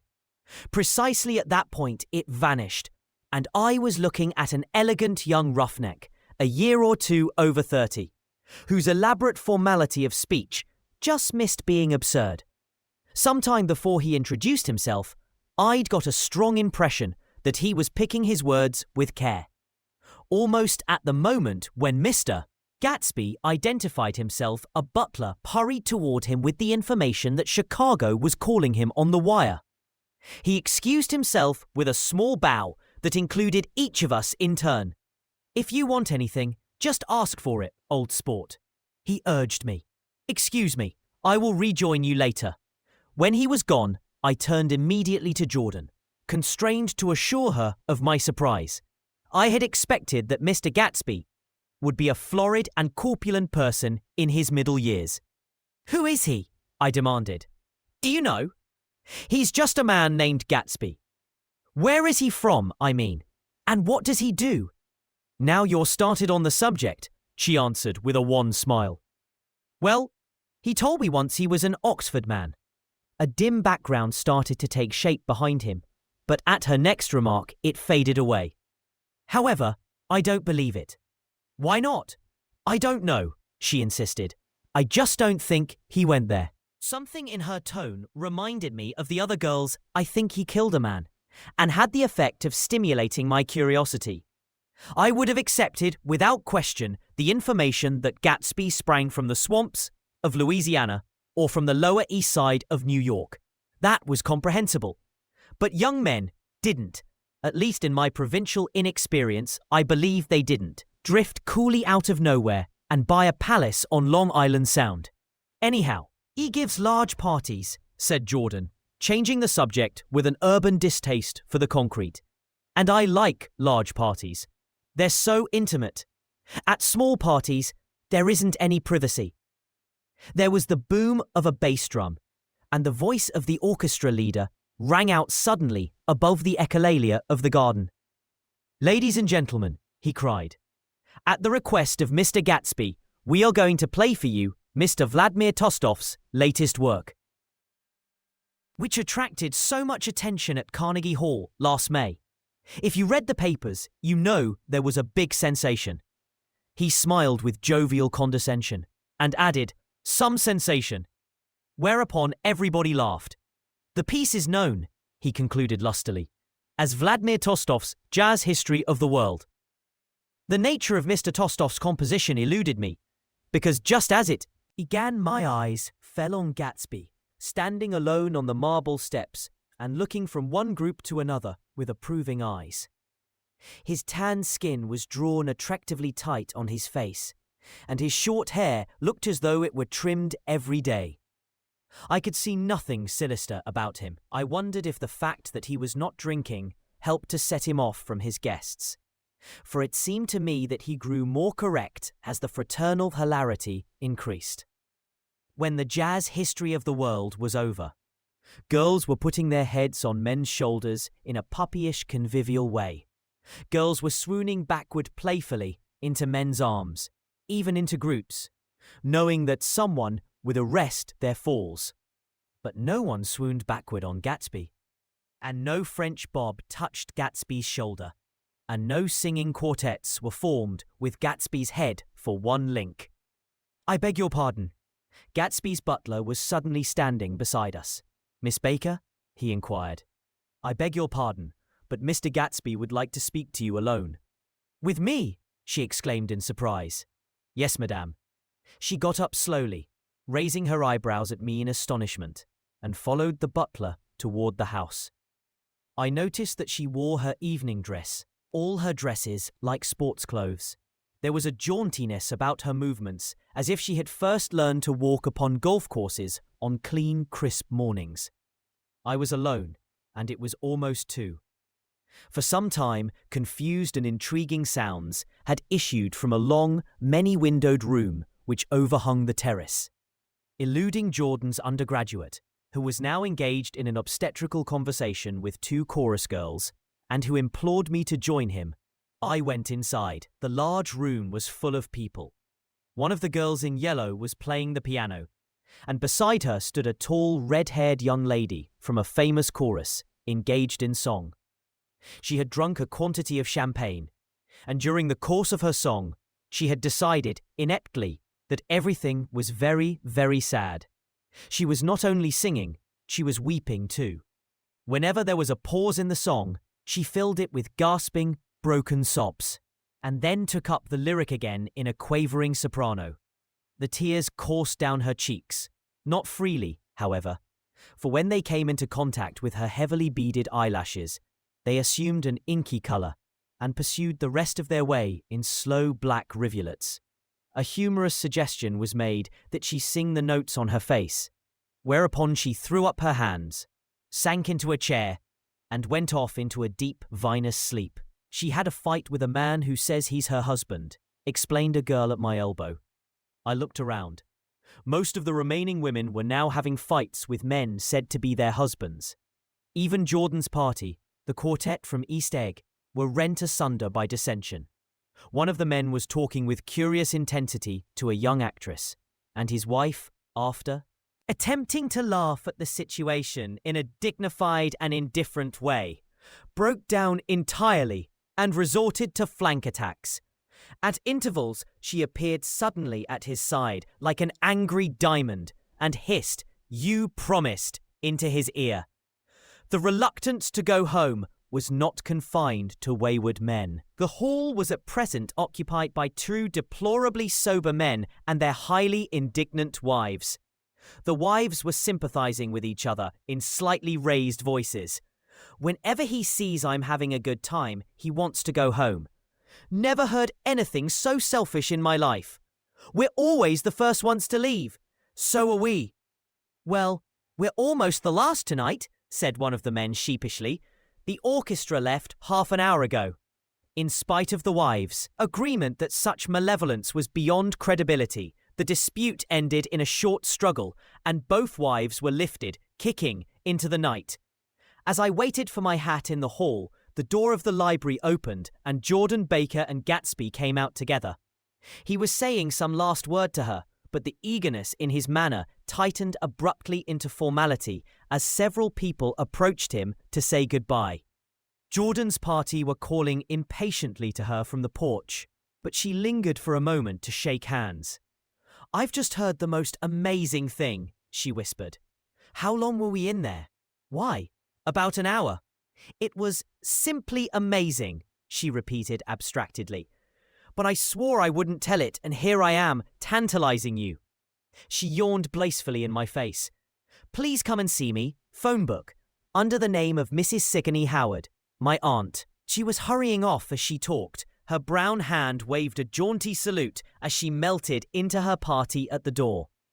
Rather ashamed that on my first appearance I had stayed so late, I joined the last of Gatsby's guests, who were clustered around him. I wanted to explain that I'd hunted for him early in the evening and to apologize for not having known him in the garden. "Don't mention it," he enjoined me eagerly. "Don't give it another thought, old sport." The familiar expression held no more familiarity than the hand which reassuringly brushed my shoulder. "And don't forget, we're going up in the hydroplane tomorrow morning, at 9 o'clock. Then the butler, behind his shoulder. "Philadelphia wants you on the phone, sir." "All right, in a minute. Tell them I'll be right there. Good night. Good night. Good night." He smiled, and suddenly there seemed to be a pleasant significance in having been among the last to go, as if he had desired it all the time. "Good night, old sport. Good night." But as I walked down the steps, I saw that the evening was not quite over. 50 feet from the door, a dozen headlights illuminated a bizarre and tumultuous scene. In the ditch beside the road, right side up, but violently shorn of one wheel, rested a new coupe which had left Gatsby's drive not 2 minutes before. The sharp jut of a wall accounted for the detachment of the wheel, which was now getting considerable attention from half a dozen curious chauffeurs. However, as they had left their cars blocking the road, a harsh, discordant din from those in the rear had been audible for some time, and added to the already violent confusion of the scene. A man in a long duster had dismounted from the wreck and now stood in the middle of the road, looking from the car to the tyre and from the tyre to the observers in a pleasant, puzzled way. "See," he explained, "it went in the ditch." The fact was infinitely astonishing to him, and I recognized first the unusual quality of wonder, and then the man. It was the late patron of Gatsby's library. "How'd it happen?" He shrugged his shoulders. "I know nothing whatever about mechanics," he said decisively. "But how did it happen? Did you run into the wall?" "Don't ask me," said Owl Eyes, washing his hands of the whole matter. "I know very little about driving, next to nothing. It happened, and that's all I know." "Well, if you're a poor driver, you oughtn't to try driving at night." "But I wasn't even trying," he explained indignantly. "I wasn't even trying." An awed hush fell upon the bystanders. "Do you want to commit suicide? You're lucky it was just a wheel. A bad driver not even trying." "You don't understand," explained the criminal. "I wasn't driving. There's another man in the car." The shock that followed this declaration found voice in a sustained "Aha!" as the door of the coupe swung slowly open. The crowd, it was now a crowd, stepped back involuntarily, and when the door had opened wide, there was a ghostly pause. Then, very gradually, part by part, a pale, dangling individual stepped out of the wreck, pawing tentatively at the ground with a large, uncertain dancing shoe. Blinded by the glare of the headlights and confused by the incessant groaning of the horns, the apparition stood swaying for a moment before he perceived the man in the duster. "What's matter?" he inquired calmly. "Did we run out of gas?" "Look," half a dozen fingers pointed at the amputated wheel. He stared at it for a moment, and then looked upward, as though he suspected that it had dropped from the sky. "It came off," someone explained. He nodded. "At first I didn't notice we'd stopped." A pause. Then, taking a long breath and straightening his shoulders, he remarked in a determined voice, "Wonder if tell me where there's a gas line station."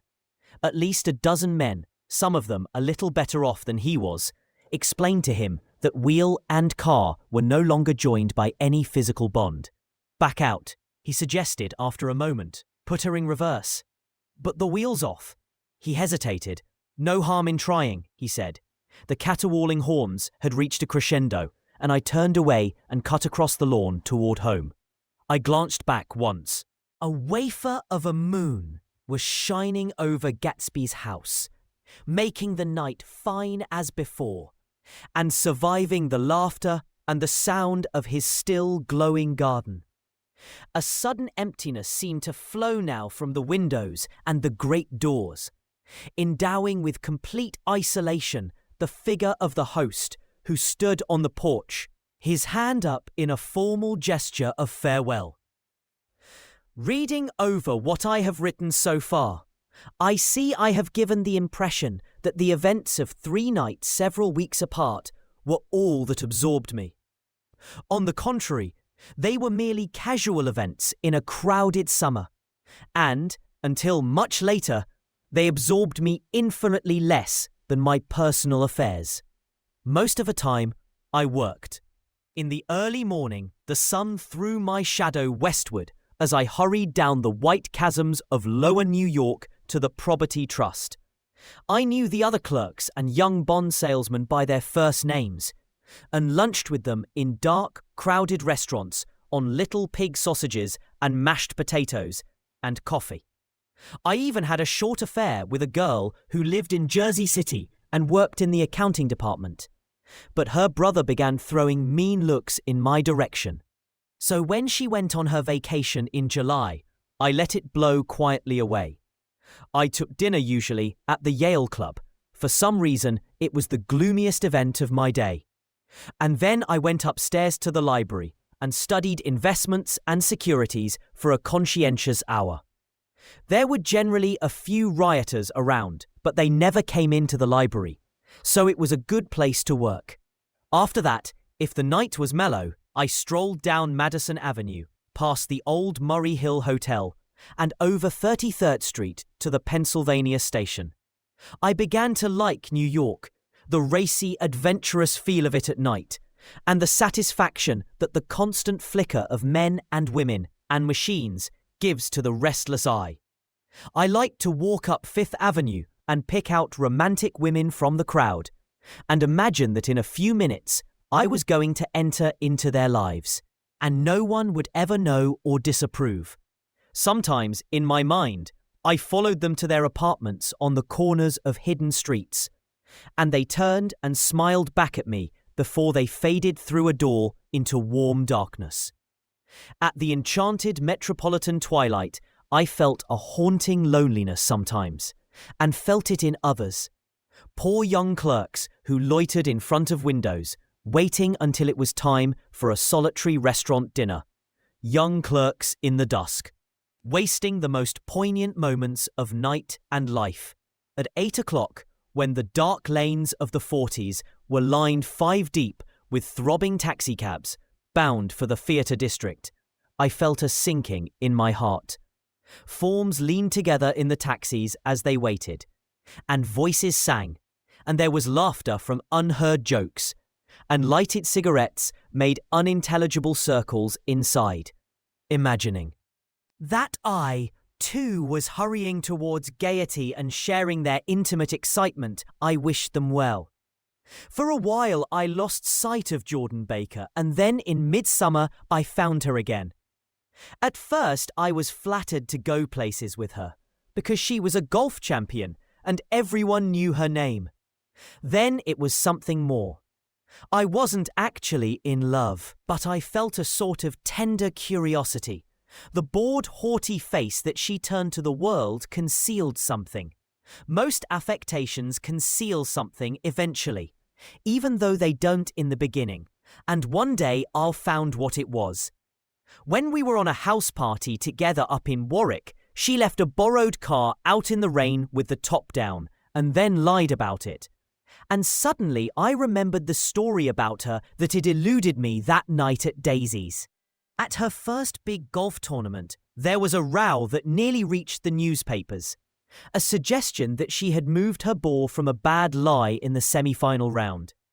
The thing approached the proportions of a scandal, then died away. A caddie retracted his statement, and the only other witness admitted that he might have been mistaken. The incident and the name had remained together in my mind. Jordan Baker instinctively avoided clever, shrewd men, and now I saw that this was because she felt safer on a plane where any divergence from a code would be thought impossible. She was incurably dishonest. She wasn't able to endure being at a disadvantage, and, given this unwillingness, I suppose she had begun dealing in subterfuges when she was very young, in order to keep that cool, insolent smile turned to the world and yet satisfy the demands of her hard, jaunty body. It made no difference to me. Dishonesty in a woman is a thing you never blame deeply. I was casually sorry, and then I forgot. It was on that same house party that we had a curious conversation about driving a car. It started because she passed so close to some workmen that our fender flicked a button on one man's coat. "You're a rotten driver," I protested. "Either you ought to be more careful or you oughtn't to drive at all." "I am careful." "No, you're not." "Well, other people are," she said lightly. "What's that got to do with it?" "They'll keep out of my way," she insisted. "It takes two to make an accident." "Suppose you met somebody just as careless as yourself." "I hope I never will," she answered. "I hate careless people. That's why I like you." Her grey, sun-strained eyes stared straight ahead, but she had deliberately shifted our relations, and for a moment I thought I loved her. But I am slow-thinking and full of interior rules that act as brakes on my desires. And I knew that first I had to get myself definitely out of that tangle back home. I'd been writing letters once a week and signing them, "Love, Nick," and all I could think of was how, when that certain girl played tennis, a faint moustache of perspiration appeared on her upper lip. Nevertheless, there was a vague understanding that had to be tactfully broken off before I was free. Everyone suspects himself of at least one of the cardinal virtues, and this is mine. I am one of the few honest people that I have ever met. Speak. Voice name ballad. In proper extra. Slow it down to 92%, minus 15%. Known. Chapter 4. On Sunday morning, while church bells rang in the villages along shore, the world and its mistress returned to Gatsby's house and twinkled hilariously on his lawn. "He's a bootlegger," said the young ladies, moving somewhere between his cocktails and his flowers. One time, he killed a man who had found out that he was nephew to von Hindenburg and second cousin to the devil. "Reach me a rose, honey, and pour me a last drop into that there crystal glass." Once I wrote down on the empty spaces of a timetable the names of those who came to Gatsby's house that summer. It is an old timetable now, disintegrating at its folds, and headed, "This schedule in effect, July 5th, 1922. But I can still read the grey names, and they will give you a better impression than my generalities of those who accepted Gatsby's hospitality and paid him the subtle tribute of knowing nothing whatever about him. From East Egg, then, came the Chester Beckers and the Leaches, and a man named Bunsen, whom I knew at Yale, and Dr. Webster Civet, who was drowned last summer up in Maine, and the Hornbeams and the Willie Voltaires, and a whole clan named Blackbuck, who always gathered in a corner and flipped up their noses like goats at whosoever came near, and the Ismays and the Christies, or rather Hubert Auerbach and Mr. Christie's wife, and Edgar Beaver, whose hair, they say, turned cotton white one winter afternoon for no good reason at all. Clarence Endive was from East Egg, as I remember. He came only once in white knickerbockers and had a fight with a bum named Etty in the garden. From farther out on the island came the Cheadles and the ORP Schraders and the Stonewall Jackson Abrams of Georgia, and the Fishguards and the Ripley Snells. Snell was there 3 days before he went to the penitentiary, so drunk out on the gravel drive that Mrs. Ulysses Sweat's automobile ran over his right hand. The Danceys came too, and S.B. Whitebait, who was well over 60, and Maurice A. Flink, and the Hammerheads, and Beluga the tobacco importer, and Beluga's girls. From West Egg came the Poles and the Mulreadys, and Cecil Roebuck, and Cecil Shone, and Gulick the state senator, and Newton Orchid, who controlled films par excellence, and Eckhoust, and Clyde Cohen, and Don S. Schwartz, the son, and Arthur McCarty, all connected with the movies in one way or another. And the Catlips, and the Bembergs, and G. Earl Muldoon, brother to that Muldoon, who afterwards strangled his wife. De Fontano the promoter came there, and Ed Legrosse, and James B. Ferret, and the Dijongs, and Ernest Lilly. They came to gamble, and when Ferret wandered into the garden, it meant he was cleaned out and Associated Traction would have to fluctuate profitably next day. A man named Klipspringer was there so often that he became known as the Boarder. I doubt if he had any other home.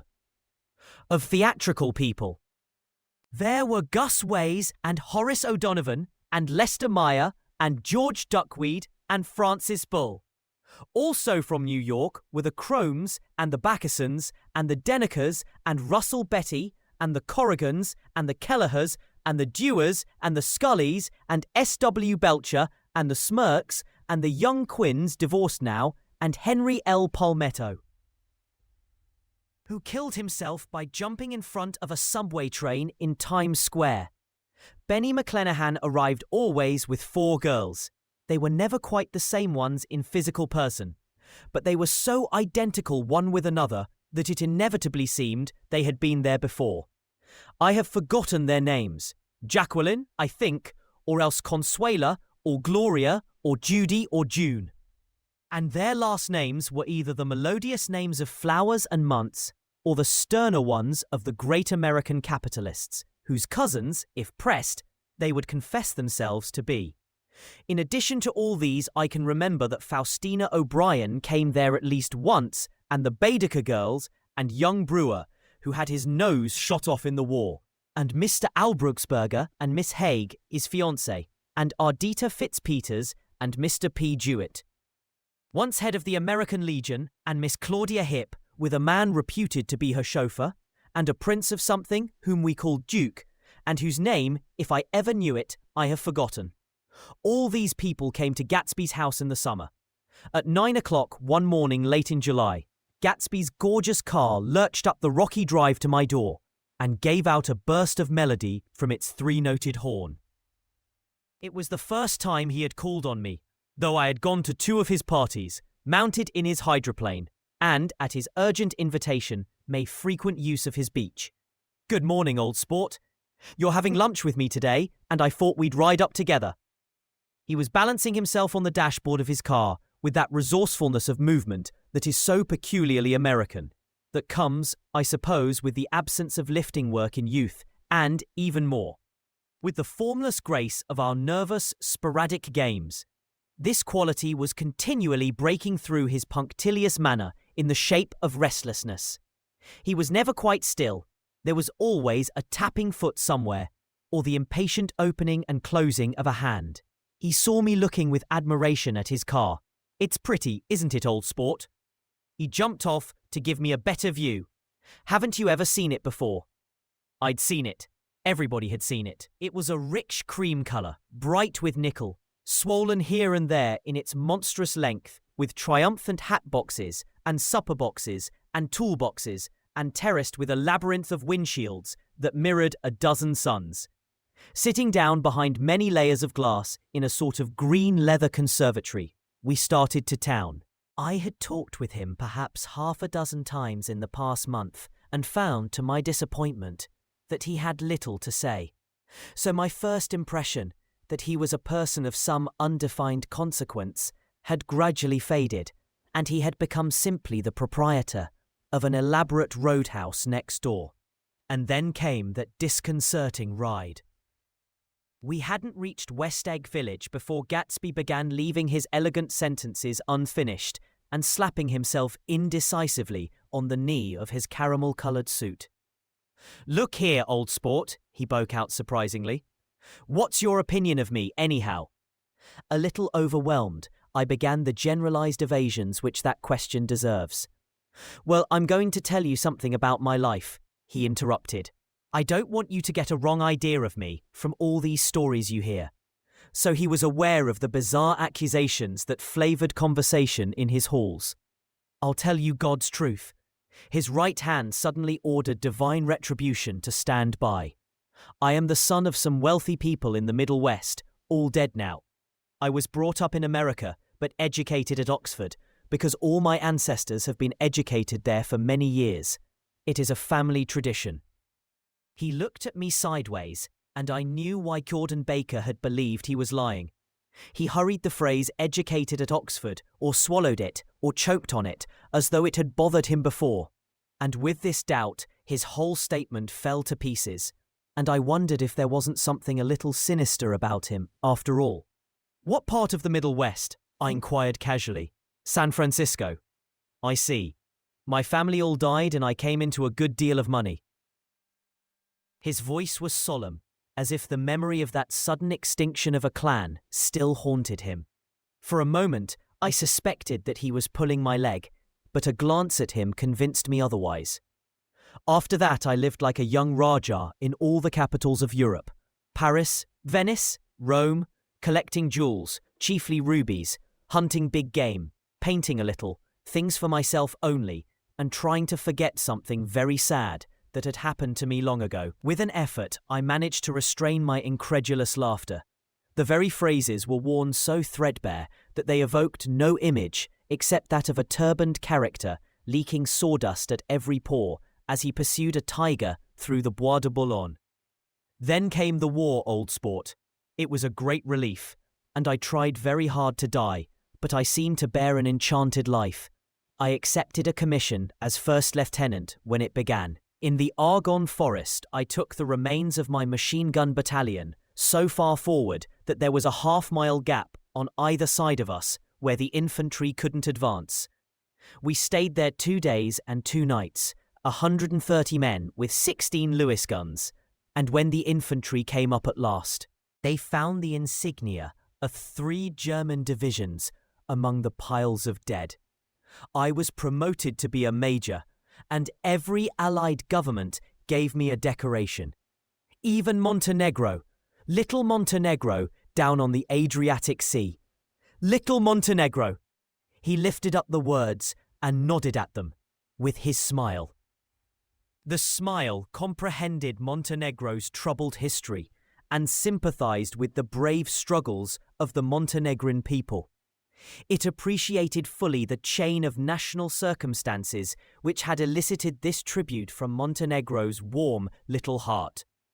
My incredulity was submerged in fascination now. It was like skimming hastily through a dozen magazines. He reached in his pocket, and a piece of metal slung on a ribbon fell into my palm. That's the one from Montenegro. To my astonishment, the thing had an authentic look. Orderie di Danilo, ran the circular legend. Montenegro, Nicholas Rex. Turn it. Major J. Gatsby, I read, for valor extraordinary. Here's another thing I always carry. A souvenir of Oxford days. It was taken in Trinity Quad. The man on my left is now the Earl of Doncaster. It was a photograph of half a dozen young men in blazers loafing in an archway through which were visible a host of spires. There was Gatsby, looking a little, not much, younger, with a cricket bat in his hand. Then it was all true. I saw the skins of tigers flaming in his palace on the Grand Canal. I saw him opening a chest of rubies to ease, with their crimson-lighted depths, the gnawings of his broken heart. "I'm going to make a big request of you today," he said, pocketing his souvenirs with satisfaction. "So I thought you ought to know something about me. I didn't want you to think I was just some nobody. You see, I usually find myself among strangers because I drift here and there, trying to forget the sad things that happened to me." He hesitated. "You'll hear about it this afternoon." "At lunch?" "No, this afternoon. I happen to find out that you're taking Miss Baker to tea." "Do you mean you're in love with Miss Baker?" "No, old sport, I'm not. But Miss Baker has kindly consented to speak to you about this matter." I hadn't the faintest idea what this matter was. But I was more annoyed than interested. I hadn't asked Jordan to tea in order to discuss Mr. J. Gatsby. I was sure the request would be something utterly fantastic, and for a moment I was sorry I'd ever set foot upon his overpopulated lawn. He wouldn't say another word. His correctness grew on him as we neared the city. We passed Port Roosevelt, where there was a glimpse of red-belted ocean-going ships, and sped along a cobbled slum lined with the dark, undeserted saloons of the faded gilt 1900s. The Valley of Ashes opened out on both sides of us, and I had a glimpse of Mrs. Wilson straining at the garage pump with panting vitality as we went by. With fenders spread like wings, we scattered light through half. Astoria. Only half.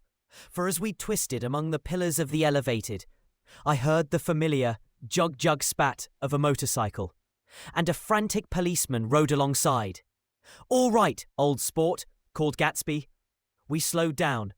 Taking a white card from his wallet, he waved it before the man's eyes.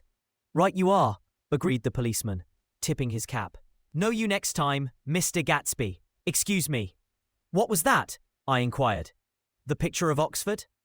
I was able to do the commissioner a favour once, and he sends me a Christmas card every year. Over the Great Bridge, with the sunlight through the girders making a constant flicker upon the moving cars, with the city rising up across the river in white heaps and sugar lumps, all built with a wish out of non-olfactory money. The city scene from the Queensborough Bridge is always the city scene for the first time, in its first wild promise of all the mystery and the beauty in the world. A dead man passed us in a hearse heaped with blooms, followed by 2 carriages with drawn blinds, and by more cheerful carriages for friends. The friends looked out at us with the tragic eyes and short upper lips of southeastern Europe, and I was glad that the sight of Gatsby's splendid car was included in their sombre holiday. As we crossed Blackwell's Island, a limousine passed us, driven by a white chauffeur, in which sat 3 modish Negroes, 2 bucks and a girl. I laughed aloud as the yolks of their eyeballs rolled toward us in haughty rivalry. Anything can happen now that we've slid over this bridge, I thought. Anything at all. Even Gatsby could happen, without any particular wonder. Roaring noon. In a well-fanned 42nd Street cellar, I met Gatsby for lunch. Blinking away the brightness of the street outside, my eyes picked him out obscurely in the anteroom, talking to another man. "Mr. Carroway, this is my friend, Mr. Wolfsheim." A small, flat-nosed Jew raised his large head and regarded me with 2 fine growths of hair, which luxuriated in either nostril. After a moment, I discovered his tiny eyes in the half-darkness. "So I took one look at him," said Mr. Wolfsheim, shaking my hand earnestly. "And what do you think I did?" "What?" I inquired politely. But evidently he was not addressing me, for he dropped my hand and covered Gatsby with his expressive nose. I handed the money to Catspaw, and I said, "All right, Catspaw, don't pay him a penny till he shuts his mouth." He shut it then and there. Gatsby took an arm of each of us and moved forward into the restaurant, whereupon Mr. Wolfsheim swallowed a new sentence he was starting and lapsed into a somnambulatory abstraction. "Highballs?" asked the head waiter. "This is a nice restaurant here," said Mr. Wolfsheim, looking at the Presbyterian nymphs on the ceiling. "But I like across the street better." "Yes, highballs," agreed Gatsby. And then to Mr. Wolfsheim, "It's too hot over there." "Hot and small, yes," said Mr. Wolfsheim, "but full of memories." "What place is that?" I asked. "The Old Metropole." "The Old Metropole," brooded Mr. Wolfsheim gloomily. "Filled with faces dead and gone. Filled with friends, gone now, forever. I can't forget so long as I live the night they shot Rosie Rosenthal there. It was 6 of us at the table, and Rosie had eat and drunk a lot all evening. When it was almost morning, the waiter came up to him with a funny look and says somebody wants to speak to him outside. "All right," says Rosie, and begins to get up, and I pulled him down in his chair. "Let the bastards come in here if they want you, Rosie, but don't you, so help me, move outside this room." It was 4 o'clock in the morning then, and if you'd have raised the blinds, we'd have seen daylight. "Did he go?" I asked innocently. "Sure he went." Mr. Wolfsheim's nose flashed at me indignantly. He turned around in the door and says, "Don't let that waiter take away my coffee." Then he went out on the sidewalk, and they shot him 3 times in his full belly and drove away. 4 of them were electrocuted, I said, remembering. 5 with Becca. His nostrils turned to me in an interested way. "I understand you're looking for a business connection." The juxtaposition of these 2 remarks was startling. Gatsby answered for me. "Oh no," he exclaimed, "this isn't the man." "No?" Mr. Wolfsheim seemed disappointed. "This is just a friend. I told you we'd talk about that some other time." "I beg your pardon," said Mr. Wolfsheim. "I had a wrong man." A succulent hash arrived, and Mr. Wolfsheim, forgetting the more sentimental atmosphere of the Old Metropole, began to eat with ferocious delicacy. His eyes, meanwhile, roved very slowly all around the room. He completed the arc by turning to inspect the people directly behind. I think that, except for my presence, He would have taken one short glance beneath our own table. "Look here, old sport," said Gatsby, leaning toward me.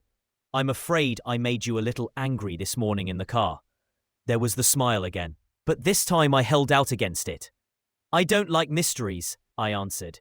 "And I don't understand why you won't come out frankly and tell me what you want. Why has it all got to come through Miss Baker?" "Oh, it's nothing underhand," he assured me. "Miss Baker's a great sportswoman, you know, and she'd never do anything that wasn't all right." Suddenly, he looked at his watch, jumped up, and hurried from the room, leaving me with Mr. Wolfsheim at the table. "He has to telephone," said Mr. Wolfsheim, following him with his eyes. "Fine fellow, isn't he? Handsome to look at, and a perfect gentleman. Yes, he's an Oxford man." "Oh, he went to Oxford College in England. You know Oxford College?" "I've heard of it." "It's one of the most famous colleges in the world." "Have you known Gatsby for a long time?" I inquired. "Several years," he answered in a gratified way. "I made the pleasure of his acquaintance just after the war, but I knew I had discovered a man of fine breeding after I talked with him an hour. I said to myself, there's the kind of man you'd like to take home and introduce to your mother and sister." He paused.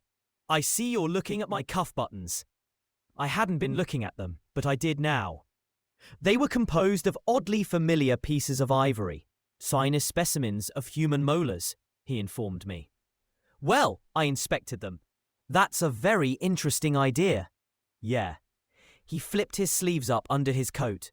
"Yeah, Gatsby's very careful about women. He would never so much as look at a friend's wife."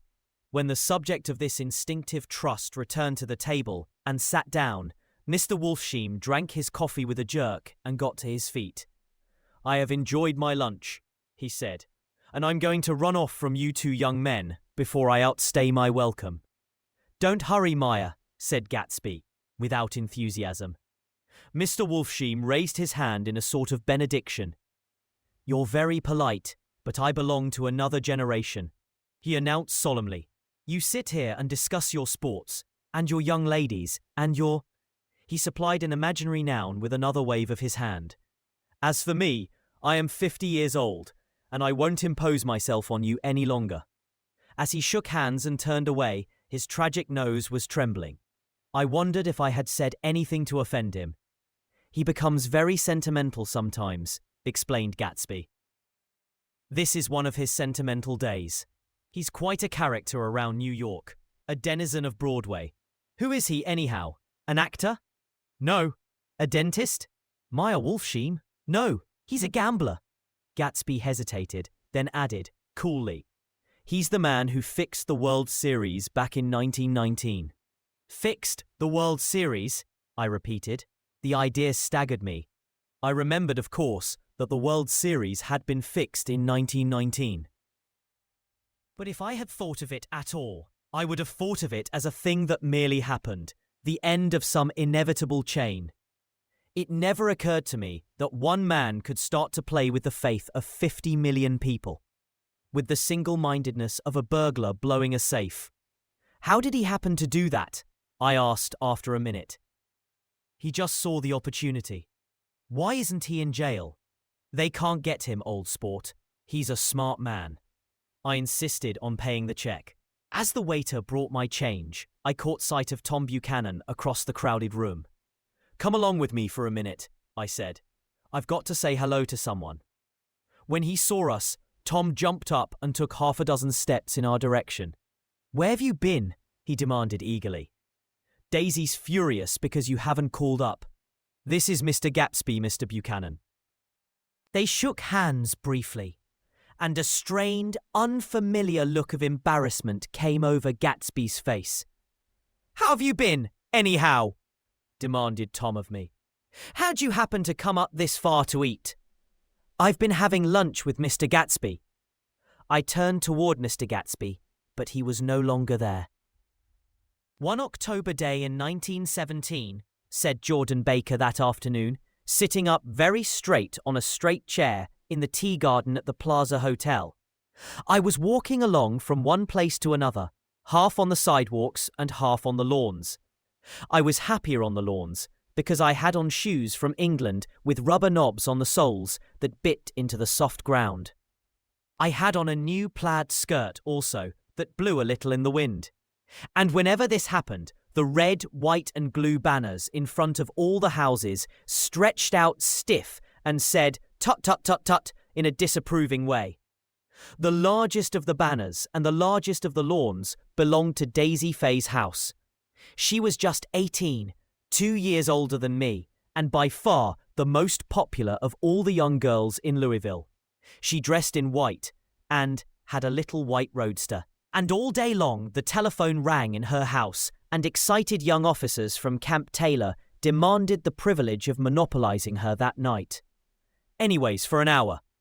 When I came opposite her house that morning, her white roadster was beside the curb, and she was sitting in it with a lieutenant I had never seen before. They were so engrossed in each other that she didn't see me until I was 5 feet away. "Hello, Jordan," she called unexpectedly. "Please come here." I was flattered that she wanted to speak to me, because of all the older girls I admired her most. She asked me if I was going to the Red Cross to make bandages. I was. Well then, would I tell them that she couldn't come that day? The officer looked at Daisy while she was speaking, in a way that every young girl wants to be looked at sometime. And because it seemed romantic to me, I have remembered the incident ever since. His name was Jay Gatsby. And I didn't lay eyes on him again for over 4 years. Even after I'd met him on Long Island, I didn't realize it was the same man. That was 1917. By the next year, I had a few beaux myself, and I began to play in tournaments, so I didn't see Daisy very often. She went with a slightly older crowd, when she went with anyone at all. Wild rumors were circulating about her, how her mother had found her packing her bag one winter night to go to New York and say goodbye to a soldier who was going overseas.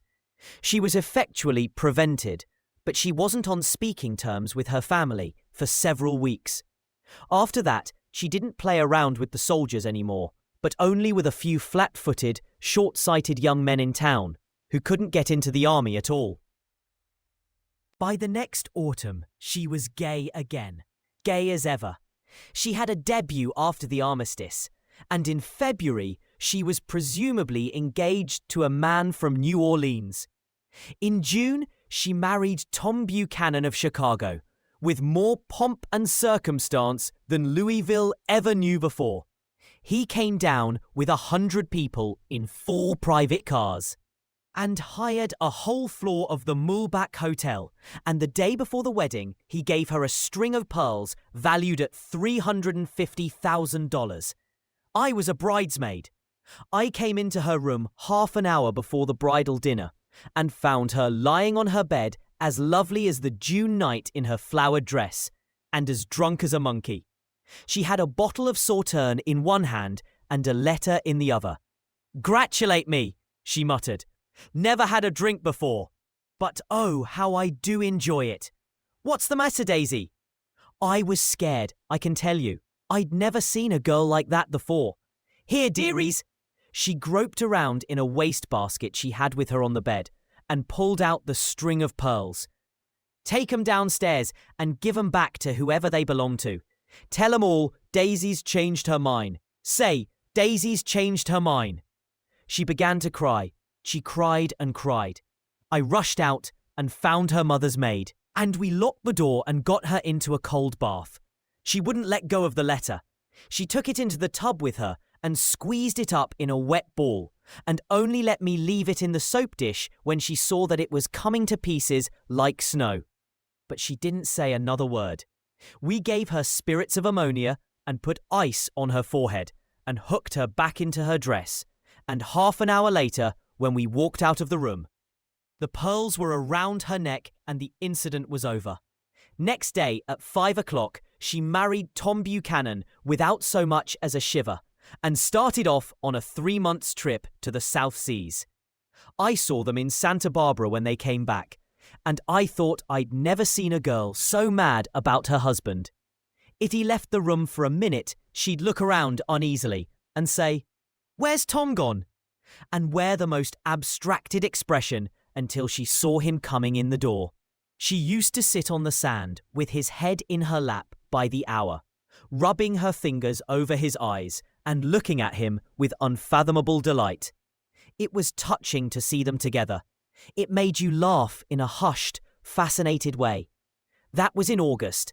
A week after I left Santa Barbara, Tom ran into a wagon on the Ventura Road one night and ripped a front wheel off his car. The girl who was with him got into the papers too. Because her arm was broken, she was one of the chambermaids in the Santa Barbara hotel. The next April, Daisy had her little girl, and they went to France for a year. I saw them one spring in Cannes, and later in Deauville, and then they came back to Chicago to settle down. Daisy was popular in Chicago, as you know. They moved with a fast crowd, all of them young and rich and wild. But she came out with an absolutely perfect reputation. Perhaps because she doesn't drink. It's a great advantage not to drink among hard-drinking people. You can hold your tongue, and, moreover, you can time any little irregularity of your own, so that everybody else is so blind that they don't see or care. Perhaps Daisy never went in for amour at all, and yet there's something in that voice of hers. Well, about 6 weeks ago, she heard the name Gatsby for the first time in years. It was when I asked you, do you remember, if you knew Gatsby in West Egg? After you had gone home, she came into my room and woke me up and said, "What Gatsby?" And when I described him, I was half asleep. She said in the strangest voice that it must be the man she used to know. It wasn't until then that I connected this Gatsby with the officer in her white car. When Jordan Baker had finished telling all this, we had left the plaza for half an hour and were driving in a Victoria through Central Park. The sun had gone down behind the tall apartments of the movie stars in the West 50s, and the clear voices of children, already gathered like crickets on the grass, rose through the hot twilight. I'm the Sheikh of Araby. Your love belongs to me. At night when you're asleep, into your tent I'll creep. It was a strange coincidence, I said. But it wasn't a coincidence at all. Why not? Gatsby bought that house so that Daisy would be just across the bay.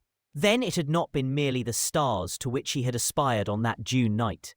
He came alive to me, delivered suddenly from the womb of his purposeless splendor. He wants to know, continued Jordan, if you'll invite Daisy to your house some afternoon and then let him come over.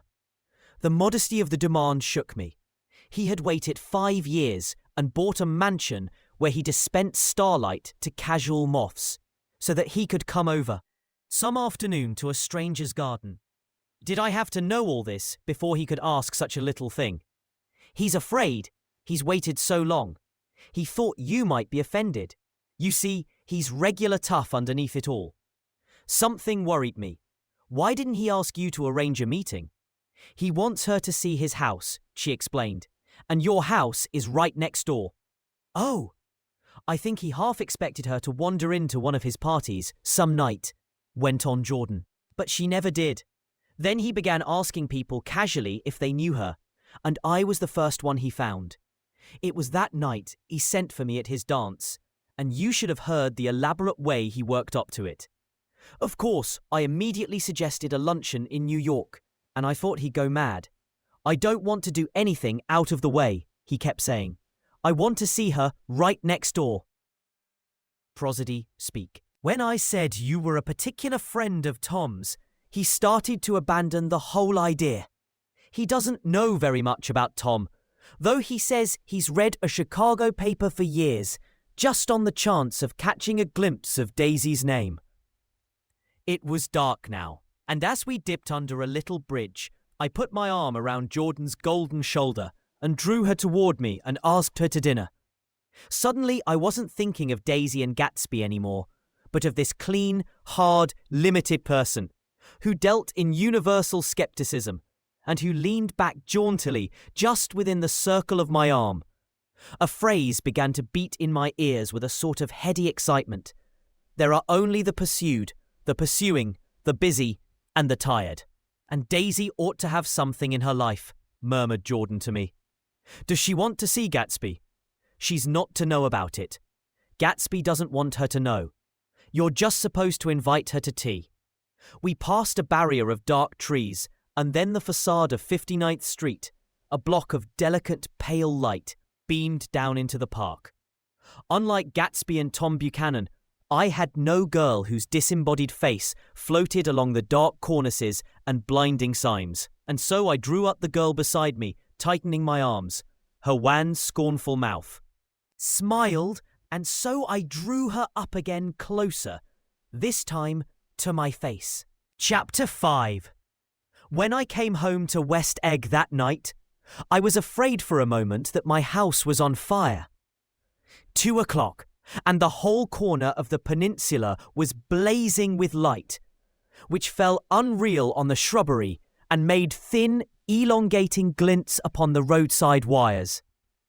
Turning a corner, I saw that it was Gatsby's house, lit from tower to cellar. At first, I thought it was another party, a wild rout that had resolved itself into hide-and-go-seek, or sardines in the box, with all the house thrown open to the game. But there wasn't a sound, only wind in the trees, which blew the wires and made the lights go off and on again, as if the house had winked into the darkness. As my taxi groaned away, I saw Gatsby walking toward me across his lawn. "Your place looks like the World's Fair," I said. "Does it?" He turned his eyes toward it absently. "I have been glancing into some of the rooms. Let's go to Coney Island, old sport. In my car. It's too late. Well, suppose we take a plunge in the swimming pool. I haven't made use of it all summer. I've got to go to bed." "All right." He waited, looking at me with suppressed eagerness. "I talked with Miss Baker," I said after a moment. "I'm going to call up Daisy tomorrow and invite her over here to tea." "Oh, that's all right," he said carelessly. "I don't want to put you to any trouble." "What day would suit you?" "What day would suit you?" He corrected me quickly. "I don't want to put you to any trouble, you see." "How about the day after tomorrow?" He considered for a moment. Then, with reluctance, "I want to get the grass cut," he said. We both looked down at the grass. There was a sharp line where my ragged lawn ended, and the darker, well-kept expanse of his began. I suspected that he meant my grass. "There's another little thing," he said uncertainly, and hesitated. "Would you rather put it off for a few days?" I asked. "Oh, it isn't about that. At least," he fumbled with a series of beginnings. "Why, I thought... Look here, old sport, you don't make much money, do you?" "Not very much." This seemed to reassure him, and he continued more confidently. "I thought you didn't, if you'll pardon my... You see, I carry on a little business on the side, a sort of sideline, you understand. And I thought that if you don't make very much, you're selling bonds, aren't you, old sport?" "Trying to." "Well, this would interest you. It wouldn't take up much of your time, and you might pick up a nice bit of money. It happens to be a rather confidential sort of thing." I realize now that under different circumstances, that conversation might have been one of the crises of my life.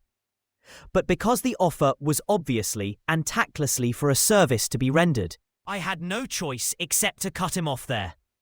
"I've got my hands full," I said. "I'm much obliged, but I couldn't take on any more work." "You wouldn't have to do any business with Wolfsheim." Evidently he thought that I was shying away from the connection mentioned at lunch, but I assured him he was wrong. He waited a moment longer, hoping I'd begin a conversation, but I was too absorbed to be responsive, so he went unwillingly home. The evening had made me light-headed and happy. I think I walked into a deep sleep as I entered my front door. So I don't know whether or not Gatsby went to Coney Island, or for how many hours he glanced into rooms while his house blazed gaudily on. I called up Daisy from the office next morning and invited her to come to tea. "Don't bring Tom," I warned her. "What? Don't bring Tom? Who is Tom?" she asked innocently. The day agreed upon was pouring rain. At 11 o'clock, a man in a raincoat dragging a lawnmower tapped at my front door and said that Mr. Gatsby had sent him over to cut my grass. This reminded me that I'd forgotten to tell my Finn to come back, so I drove into West Egg Village to search for her among soggy whitewashed alleys and to buy some cups and lemons and flowers. The flowers were unnecessary, for at 2 o'clock a greenhouse arrived from Gatsby's, with innumerable receptacles to contain it. An hour later, the front door opened nervously, and Gatsby, in a white flannel suit, silver shirt, and gold-coloured tie, hurried in. He was pale, and there were dark signs of sleeplessness beneath his eyes. "Is everything all right?" he asked immediately. "The grass looks fine, if that's what you mean." "What grass?" he inquired blankly. "Oh, the grass in the yard." He looked out the window at it, but judging from his expression, I don't believe he saw a thing. "Looks very good," he remarked vaguely. One of the papers said they thought the rain would stop about 4. I think it was the Journal. "Have you got everything you need in the shape of tea?" I took him into the pantry, where he looked a little reproachfully at the Finn. Together we scrutinized the 12 lemon cakes from the delicatessen shop. "Will they do?" I asked. Of course, they're fine," and he added hollowly. Old sport. The rain cooled about 3:30 to a damp mist, through which occasional thin drops swam like dew. Gatsby looked with vacant eyes through a copy of Clay's Economics, starting at the Finnish tread that shook the kitchen floor, and peering towards the bleared windows from time to time, as if a series of invisible but alarming happenings were taking place outside. Finally, he got up and informed me, in an uncertain voice, that he was going home. "Why's that?" "Nobody's coming to tea. It's too late." He looked at his watch as if there was some pressing demand on his time elsewhere. "I can't wait all day." "Don't be silly. It's just 2 minutes to 4. He sat down miserably, as if I had pushed him, and simultaneously there was the sound of a motor turning into my lane. We both jumped up and, a little harrowed myself, I went out into the yard. Under the dripping bare lilac trees, a large open car was coming up the drive. It stopped. Daisy's face, tipped sideways beneath a 3-cornered lavender hat, looked out at me with a bright, ecstatic smile. "Is this absolutely where you live, my dearest one?" The exhilarating ripple of her voice was a wild tonic in the rain. I had to follow the sound of it for a moment, up and down, with my ear alone, before any words came through. A damp streak of hair lay like a dash of blue paint across her cheek, and her hand was wet with glistening drops as I took it to help her from the car. "Are you in love with me?" she said low in my ear. "Or why did I have to come alone?" That's the secret of Castle Rackrent. Tell your chauffeur to go far away and spend an hour. "Come back in an hour, Ferdy." Then in a grave murmur, "His name is Ferdy. Does the gasoline affect his nose?" "I don't think so," she said innocently. "Why?" We went in. To my overwhelming surprise, the living room was deserted. "Well, that's funny," I exclaimed. "What's funny?" She turned her head as there was a light, dignified knocking at the front door. I went out and opened it. Gatsby, pale as death, with his hands plunged like weights in his coat pockets, was standing in a puddle of water, glaring tragically into my eyes. With his hands still in his coat pockets, he stalked by me into the hall, turned sharply as if he were on a wire, and disappeared into the living room. It wasn't a bit funny. Aware of the loud beating of my own heart, I pulled the door to against the increasing rain. For half a minute, there wasn't a sound. Then, from the living room, I heard a sort of choking murmur and part of a laugh, followed by Daisy's voice on a clear, artificial note. "I certainly am awfully glad to see you again." A pause. It endured horribly. I had nothing to do in the hall, so I went into the room.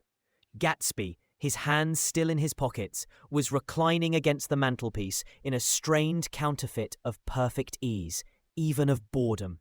His head leaned back so far that it rested against the face of a defunct mantelpiece clock, and from this position his distraught eyes stared down at Daisy, who was sitting, frightened but graceful, on the edge of a stiff chair. "We've met before," muttered Gatsby. His eyes glanced momentarily at me, and his lips parted with an abortive attempt at a laugh. Luckily, the clock took this moment to tilt dangerously at the pressure of his head, whereupon he turned and caught it with trembling fingers and set it back in place.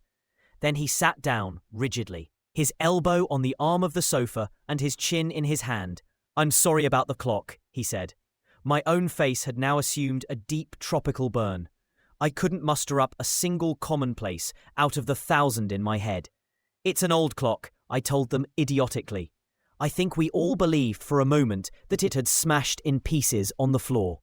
"We haven't met for many years," said Daisy, her voice as matter-of-fact as it could ever be. 5 years next November." The automatic quality of Gatsby's answer set us all back at least another minute. I had them both on their feet with the desperate suggestion that they help me make tea in the kitchen when the demoniac Finn brought it in on a tray.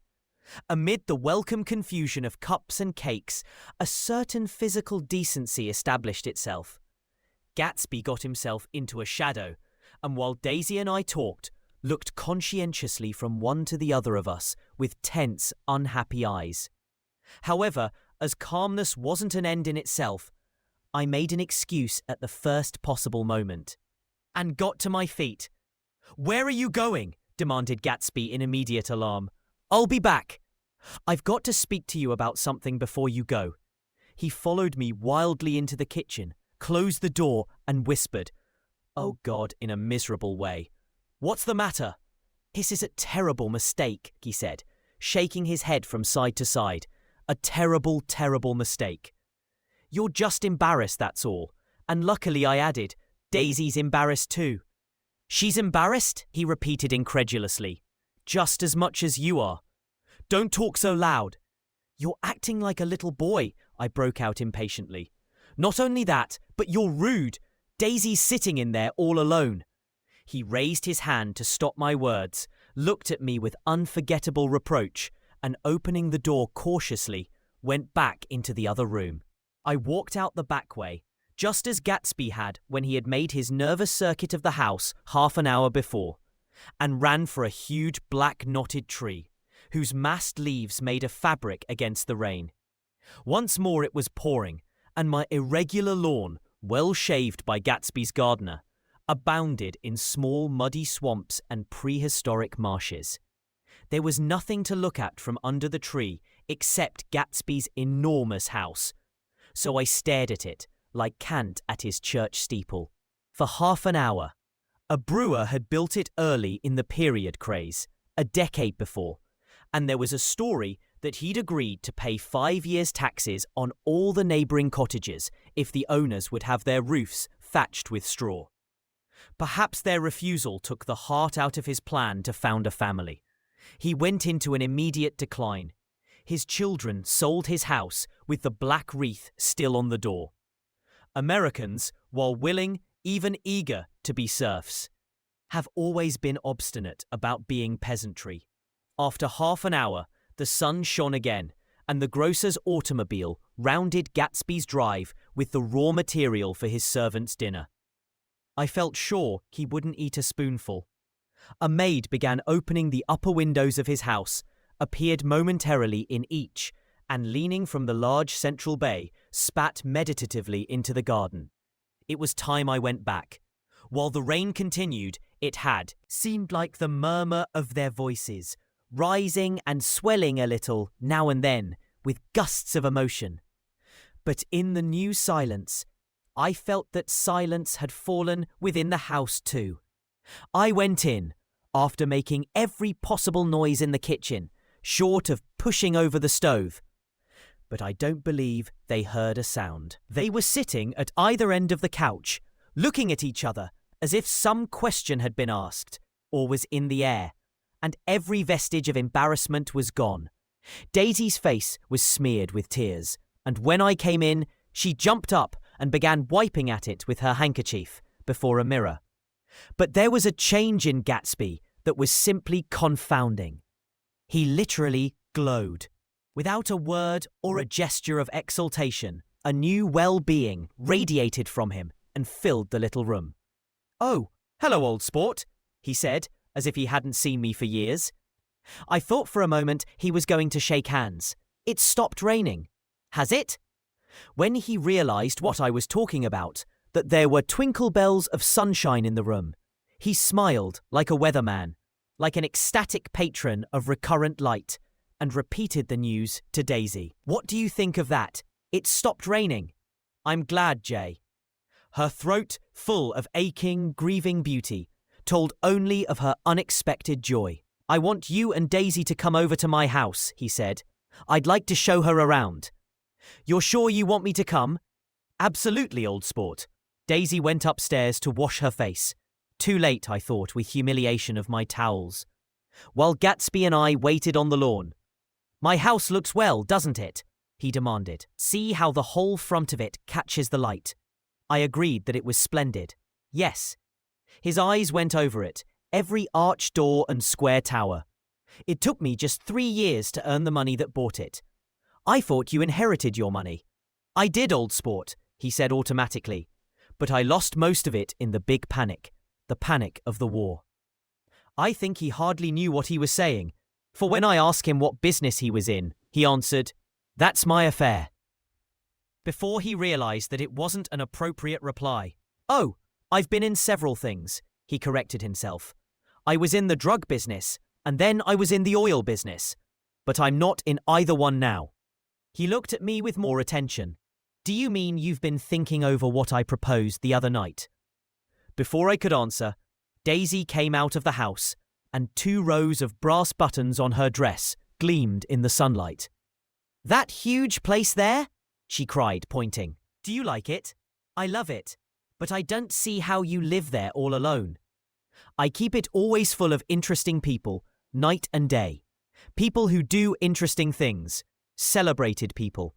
Instead of taking the shortcut along the Sound, we went down to the road and entered by the big postern."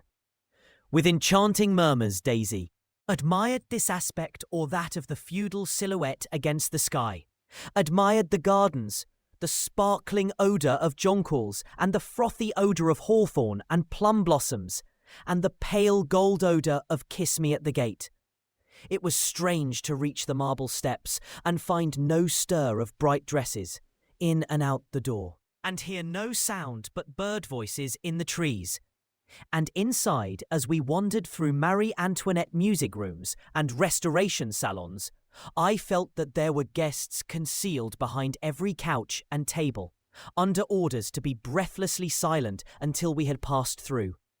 As Gatsby closed the door of the Merton College Library, I could have sworn I heard the owl-eyed man break into ghostly laughter. We went upstairs, through period bedrooms swathed in rose and lavender silk and vivid with new flowers, through dressing rooms and pool rooms and bathrooms with sunken baths, intruding into one chamber where a dishevelled man in pyjamas was doing liver exercises on the floor. It was Mr. Klipspringer, the boarder. I had seen him wandering hungrily about the beach that morning. Finally, we came to Gatsby's own apartment, a bedroom and a bath, and an Adam's study, where we sat down and drank a glass of some chartreuse he took from a cupboard in the wall. He hadn't once ceased looking at Daisy, and I think he revalued everything in his house according to the measure of response it drew from her well-loved eyes.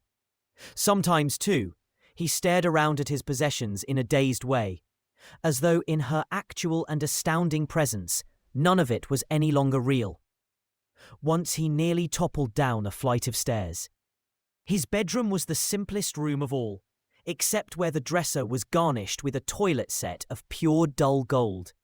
Daisy took the brush with delight and smoothed her hair, whereupon Gatsby sat down and shaded his eyes and began to laugh. "It's the funniest thing, old sport," he said hilariously. "I can't, when I try to." He had passed visibly through 2 states and was entering upon a third. After his embarrassment and his unreasoning joy, he was consumed with wonder at her presence. He had been full of the idea so long, dreamed it right through to the end, waited with his teeth set, so to speak, at an inconceivable pitch of intensity. Now, in the reaction, he was running down like an overwound clock. Recovering himself in a minute, he opened for us 2 hulking patent cabinets which held his mast suits and dressing gowns and ties and his shirts, piled like bricks in stacks a dozen high. I've got a man in England who buys me clothes. He sends over a selection of things at the beginning of each season, spring and fall. He took out a pile of shirts and began throwing them, one by one, before us. Shirts of sheer linen and thick silk and fine flannel, which lost their folds as they fell and covered the table in many-coloured disarray. While we admired, he brought more, and the soft, rich heap mounted higher, shirts with stripes and scrolls and plaids, in coral and apple green and lavender and faint orange, with monograms of Indian blue. Suddenly, with a strained sound, Daisy bent her head into the shirts and began to cry stormily. "They're such beautiful shirts," she sobbed, her voice muffled in the thick folds. "It makes me sad because I've never seen such beautiful shirts before." After the house, we were to see the grounds and the swimming pool and the hydroplane and the midsummer flowers. But outside Gatsby's window it began to rain again, so we stood in a row looking at the corrugated surface of the Sound. "If it wasn't for the mist we could see your home across the bay," said Gatsby. "You always have a green light that burns all night at the end of your dock." Daisy put her arm through his abruptly, but he seemed absorbed in what he had just said. Possibly it had occurred to him that the colossal significance of that light had now vanished forever. Compared to the great distance that had separated him from Daisy, it had seemed very near to her, almost touching her. It had seemed as close as a star to the moon. Now it was again a green light on a dock.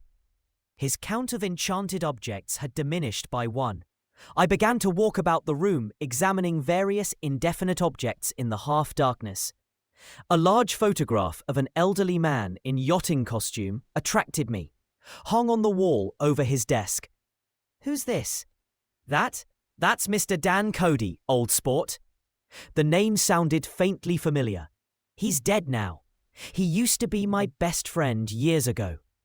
There was a small picture of Gatsby, also in yachting costume. On the bureau, Gatsby with his head thrown back defiantly, taken apparently when he was about 18. "I adore it!" exclaimed Daisy. "The pompadour! You never told me you had a pompadour! Or a yacht!" "Look at this," said Gatsby quickly. "Here's a lot of clippings about you." They stood side by side, examining it. I was going to ask to see the rubies when the phone rang, and Gatsby took up the receiver. "Yes, well, I can't talk now. I can't talk now, old sport. I said a small town." He must know what a small town is. Well, he's no use to us if Detroit is his idea of a small town. He rang off. "Come here quick!" cried Daisy at the window. The rain was still falling, but the darkness had parted in the west, and there was a pink and golden billow of foamy clouds above the sea. "Look at that!" she whispered, and then, after a moment, "I'd like to just get one of those pink clouds and put you in it and push you around." I tried to go then, but they wouldn't hear of it. Perhaps my presence made them feel more satisfactorily alone. "I know what we'll do," said Gatsby. "We'll have Klipspringer play the piano." He went out of the room, calling "Ewing," and returned in a few minutes, accompanied by an embarrassed, slightly worn young man with shell-rimmed glasses and scanty blonde hair. He was now decently clothed in a sport shirt, open at the neck, sneakers, and dock trousers of a nebulous hue. "Did we interrupt your exercise?" inquired Daisy politely. "I was asleep," cried Mr. Klipspringer, in a spasm of embarrassment. "That is, I'd been asleep. Then I got up. Klipspringer plays the piano," said Gatsby, cutting him off. "Don't you, Ewing, old sport? I don't play well. I don't hardly play at all. I'm all out of prac." "We'll go downstairs," interrupted Gatsby. He flipped a switch. The grey windows disappeared as the house glowed full of light. In the music room, Gatsby turned on a solitary lamp beside the piano. He lit Daisy's cigarette from a trembling match and sat down with her on a couch far across the room where there was no light save what the gleaming floor bounced in from the hall. When Klipspringer had played the love nest, he turned around on the bench and searched unhappily for Gatsby in the gloom. "I'm all out of practice, you see. I told you I couldn't play. I'm all out of prac." "Don't talk so much, old sport," commanded Gatsby. "Play. In the morning, in the evening, ain't we got fun?" Outside, the wind was loud, and there was a faint flow of thunder along the sound. All the lights were going on in West Egg now. The electric trains, men carrying, were plunging home through the rain from New York. It was the hour of a profound human change, and excitement was generating on the air. One thing's sure, and nothing surer: the rich get richer and the poor get children. In the meantime, in between time. As I went over to say goodbye, I saw that the expression of bewilderment had come back into Gatsby's face, as though a faint doubt had occurred to him as to the quality of his present happiness. Almost 5 years. There must have been moments, even that afternoon, when Daisy tumbled short of his dreams, not through her own fault, but because of the colossal vitality of his illusion. It had gone beyond her, beyond everything. He had thrown himself into it with a creative passion, adding to it all the time, decking it out with every bright feather that drifted his way. No amount of fire or freshness can challenge what a man can store up in his ghostly heart. As I watched him, he adjusted himself a little, visibly. His hand took hold of hers, and as she said something low in his ear, he turned toward her with a rush of emotion. I think that voice held him most, with its fluctuating, feverish warmth, because it couldn't be overdreamed. That voice was a deathless song. They had forgotten me, but Daisy glanced up and held out her hand. Gatsby didn't know me now at all. I looked once more at them, and they looked back at me, remotely, possessed by intense life. Then I went out of the room and down the marble steps into the rain, leaving them there together. Speak. About this time, an ambitious young reporter from New York arrived one morning at Gatsby's door and asked him if he had anything to say. "Anything to say about what?" inquired Gatsby politely.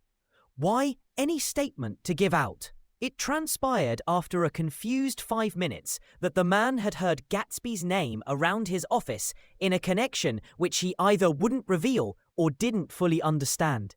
This was his day off, and with laudable initiative he had hurried out to see. It was a random shot, and yet the reporter's instinct was right. Gatsby's notoriety, spread about by the hundreds who had accepted his hospitality and so become authorities upon his past, had increased all summer until he fell just short of being news. Contemporary legends such as the underground pipeline to Canada attached themselves to him. And there was one persistent story that he didn't live in a house at all, but in a boat that looked like a house and was moved secretly up and down the Long Island shore. Just why these inventions were a source of satisfaction to James Gatz of North Dakota isn't easy to say. James Gatz, that was really, or at least legally, his name. He had changed it at the age of 17, and at the specific moment that witnessed the beginning of his career, when he saw Dan Cody's yacht drop anchor over the most insidious flat on Lake Superior. It was James Gatz who'd been loafing along the beach that afternoon in a torn green jersey and a pair of canvas pants. But it was already Jay Gatsby who borrowed a rowboat, pulled out to the Tuolumne, and informed Cody that a wind might catch him and break him up in half an hour. I suppose he'd had the name ready for a long time, even then. His parents were shiftless and unsuccessful farm people. His imagination had never really accepted them as his parents at all. The truth was that Jay Gatsby of West Egg, Long Island, sprang from his platonic conception of himself.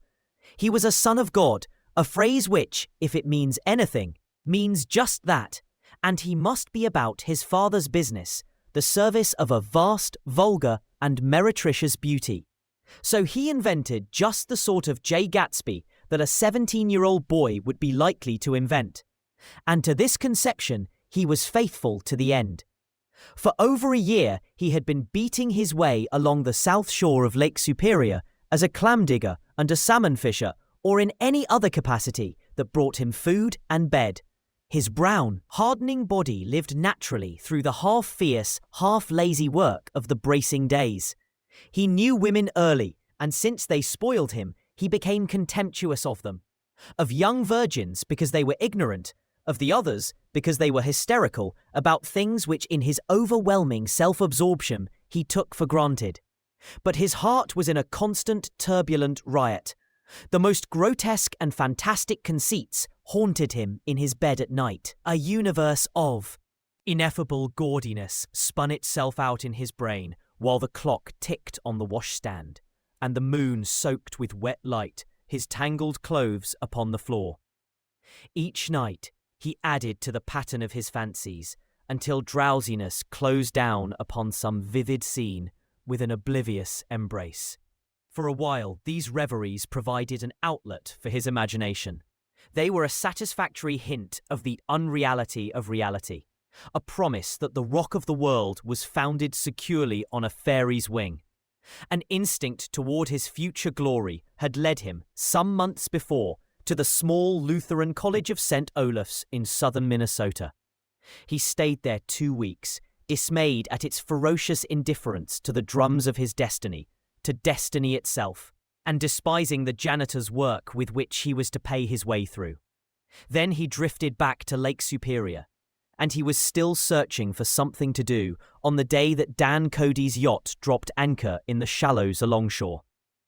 Cody was 50 years old then, a product of the Nevada silver fields, of the Yukon, of every rush for metal since '75.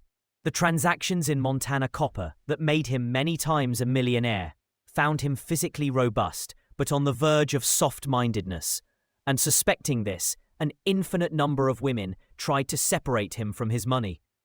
The none too savoury ramifications by which Ella Kay, the newspaper woman, played Madame de Maintenon to his weakness and sent him to sea in a yacht were common property of the turgid journalism in 1902.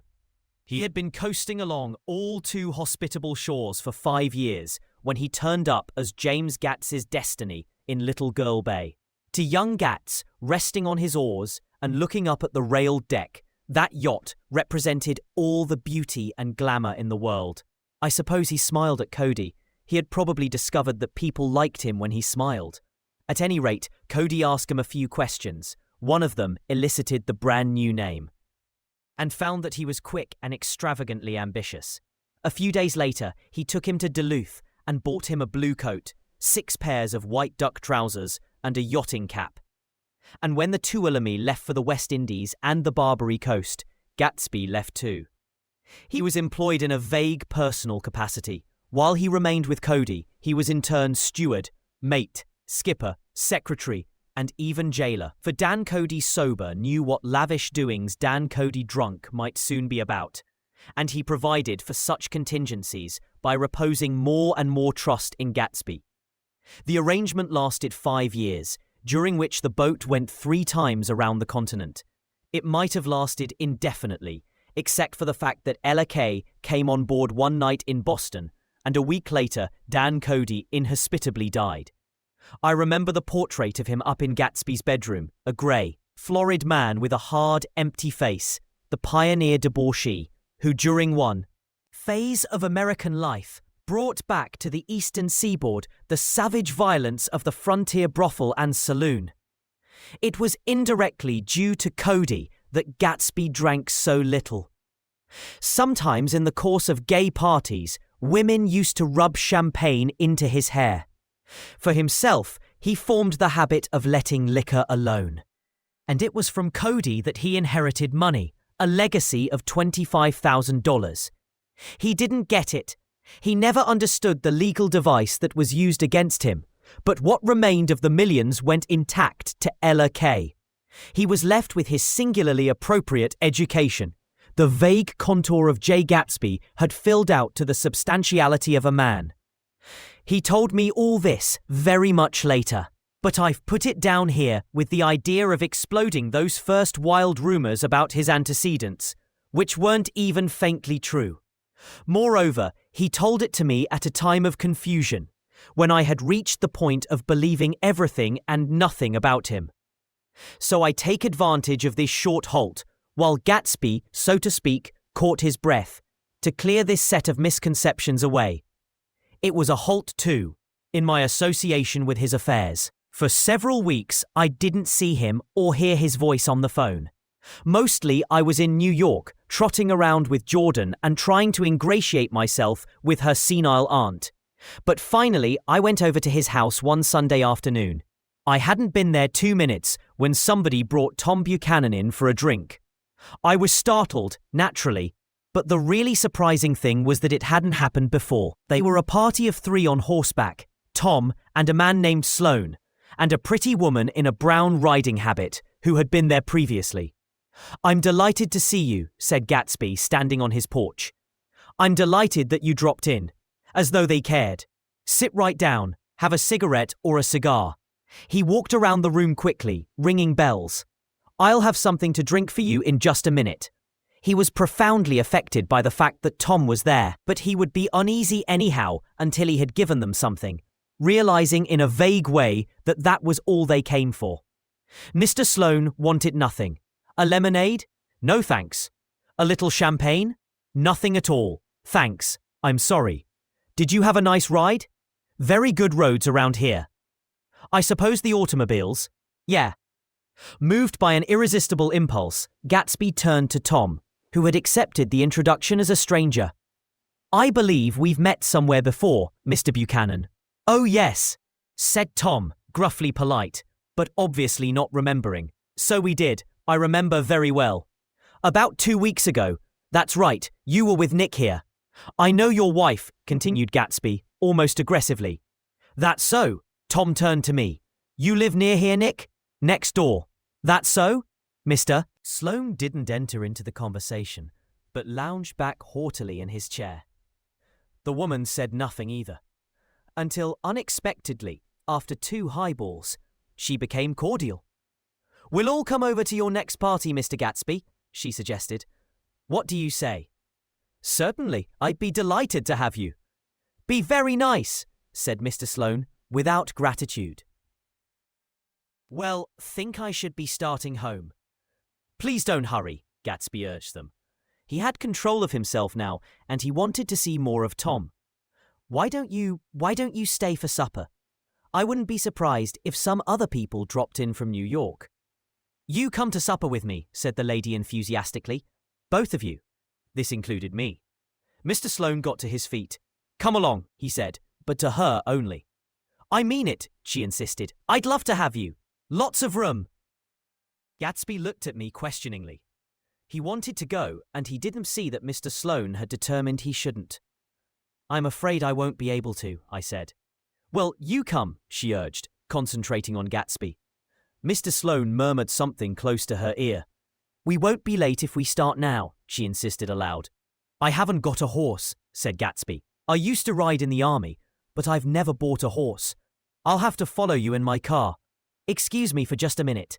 The rest of us walked out on the porch, where Sloane and the lady began an impassioned conversation aside. "My God, I believe the man's coming," said Tom. "Doesn't he know she doesn't want him?" "She says she does want him. She has a big dinner party and he won't know a soul there."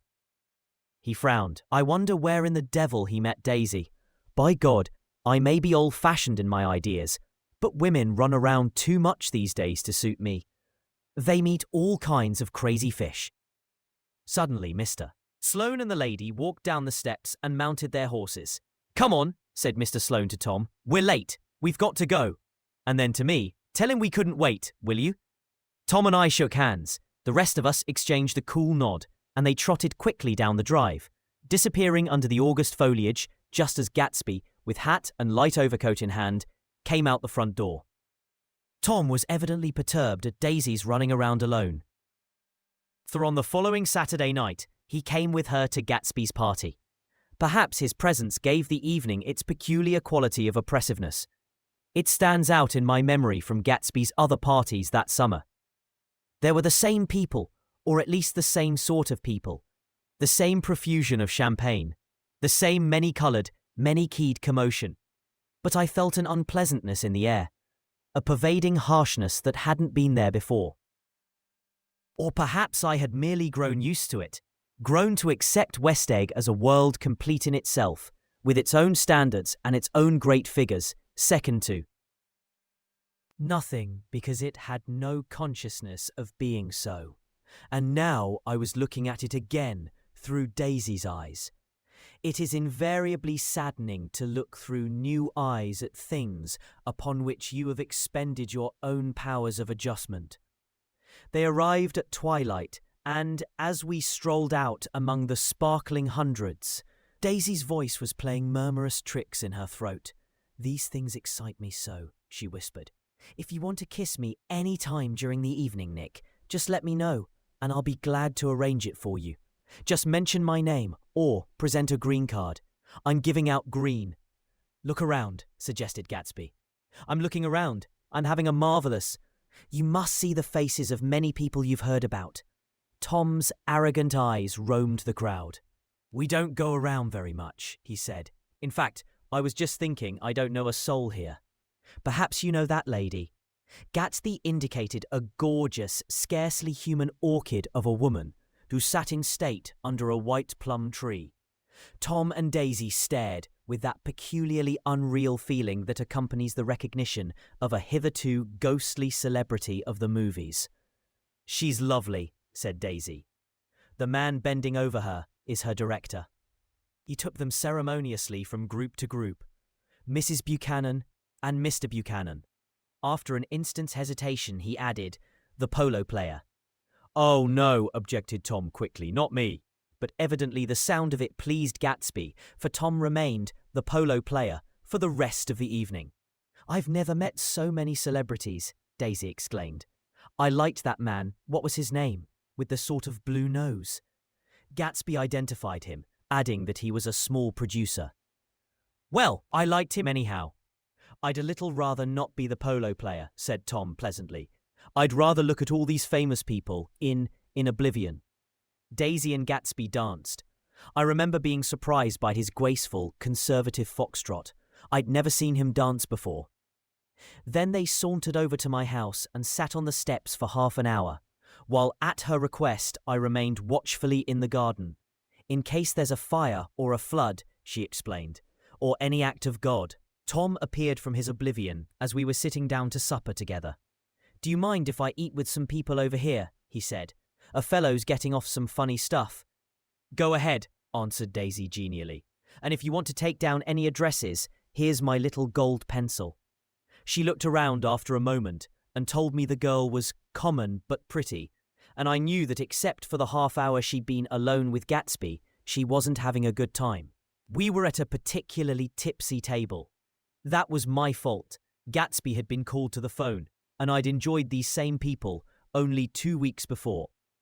But what had amused me then turned septic on the air now. "How do you feel, Miss Baedeker?"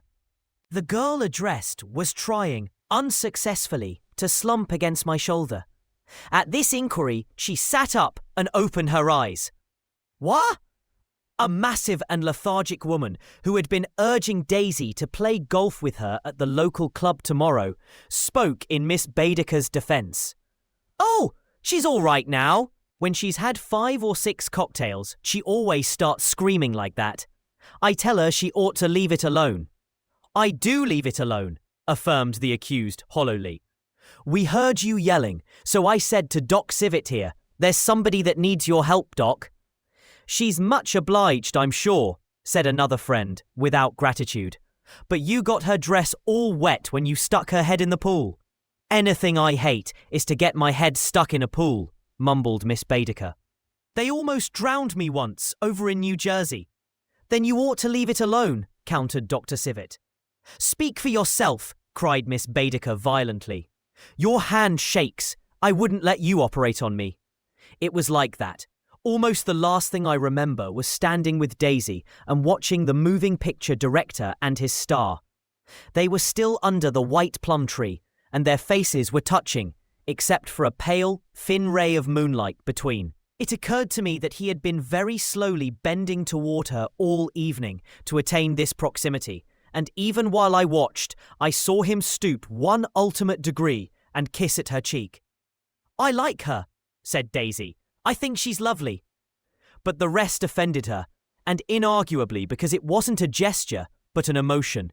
She was appalled by West Egg, this unprecedented place. That Broadway had begotten upon a Long Island fishing village, appalled by its raw vigour that chafed under the old euphemisms, and by the too obtrusive fate that herded its inhabitants along a shortcut from nothing to nothing. She saw something awful in the very simplicity she failed to understand. I sat on the front steps with them while they waited for their car. It was dark here in front. Only the bright door sent 10 square feet of light volleying out into the soft black morning. Sometimes a shadow moved against a dressing room blind above, gave way to another shadow, an indefinite procession of shadows, who rouged and powdered in an invisible glass. "Who is this Gatsby anyhow?" demanded Tom suddenly. "Some big bootlegger? Where'd you hear that?" I inquired. "I didn't hear it. I imagined it. A lot of these newly rich people are just big bootleggers, you know, not Gatsby," I said shortly. He was silent for a moment. The pebbles of the drive crunched under his feet.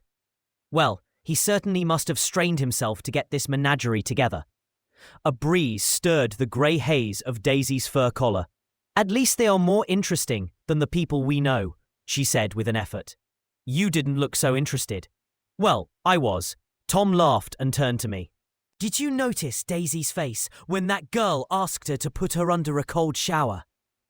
Daisy began to sing with the music in a husky, rhythmic whisper, bringing out a meaning in each word that it had never had before and would never have again.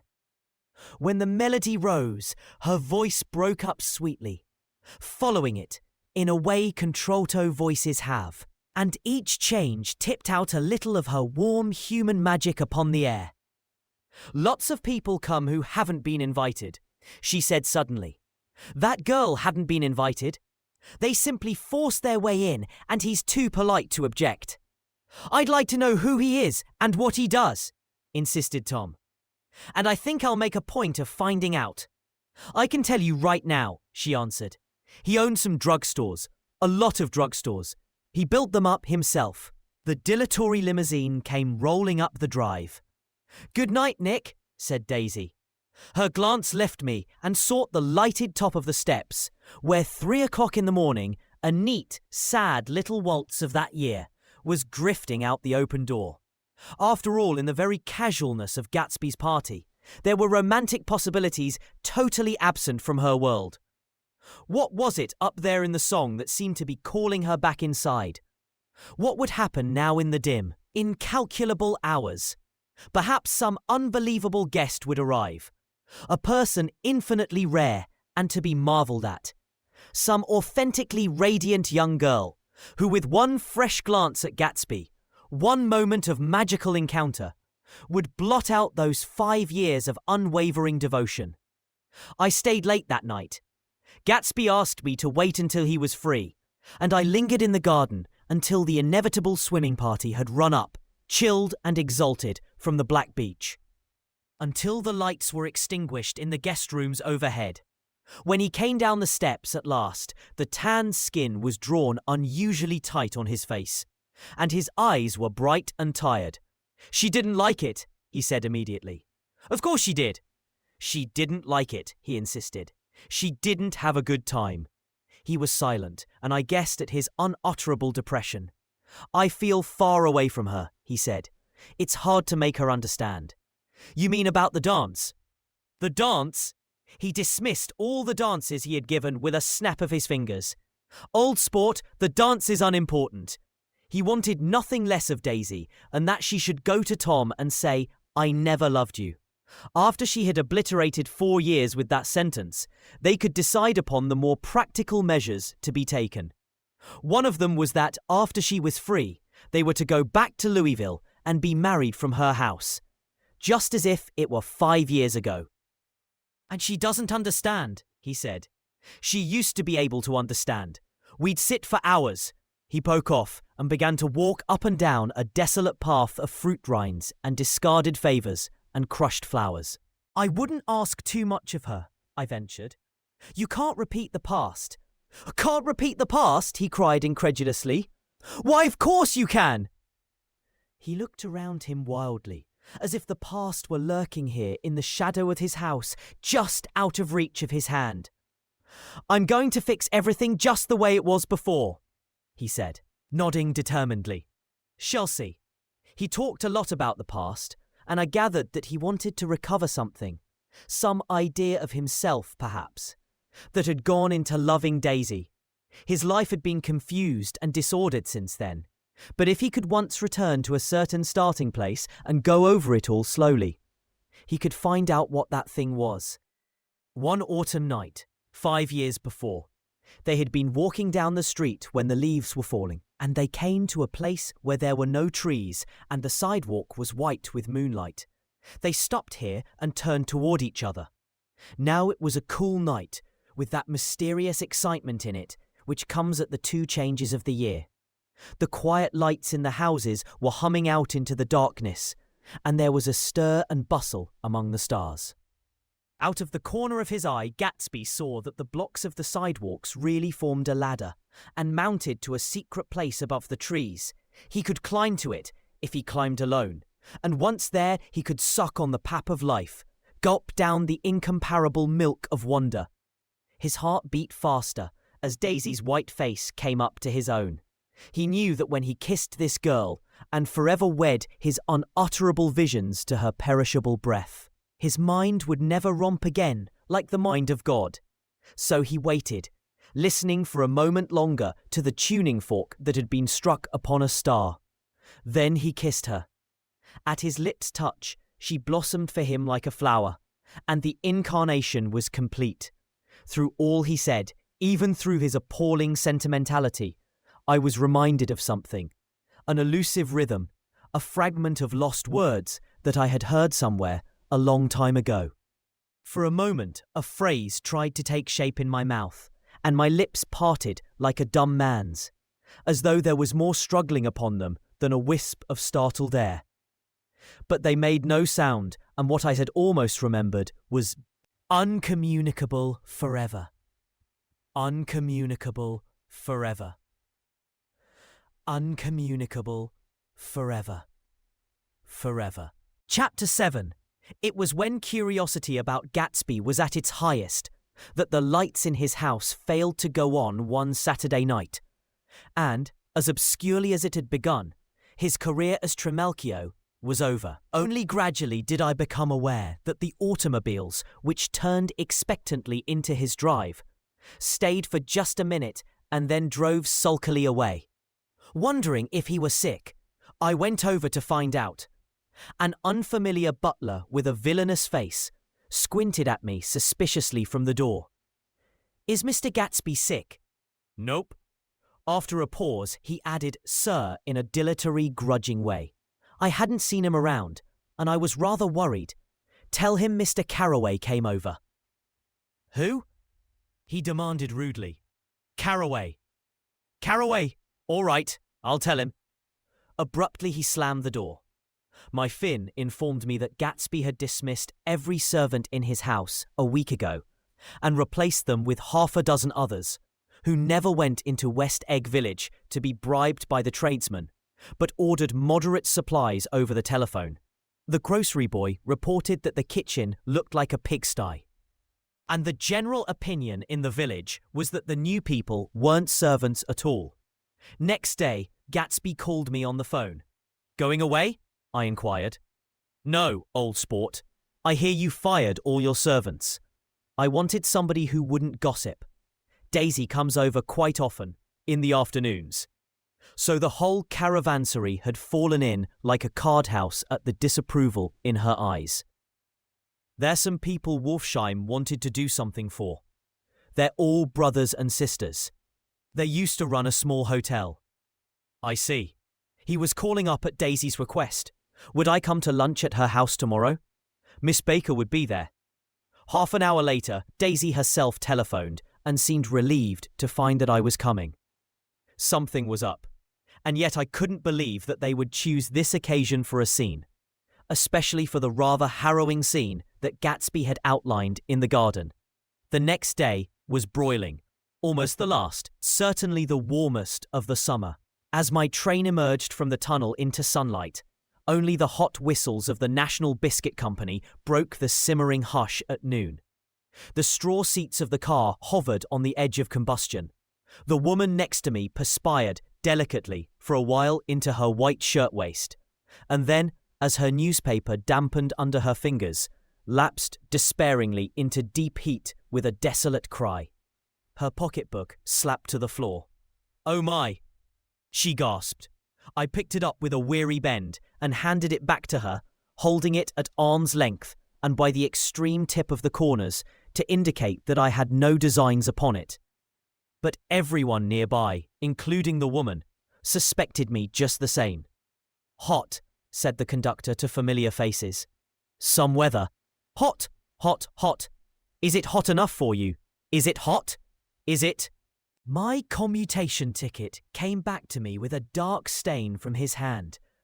That anyone should care in this heat, whose flushed lips he kissed, whose head made damp the pyjama pocket over his heart.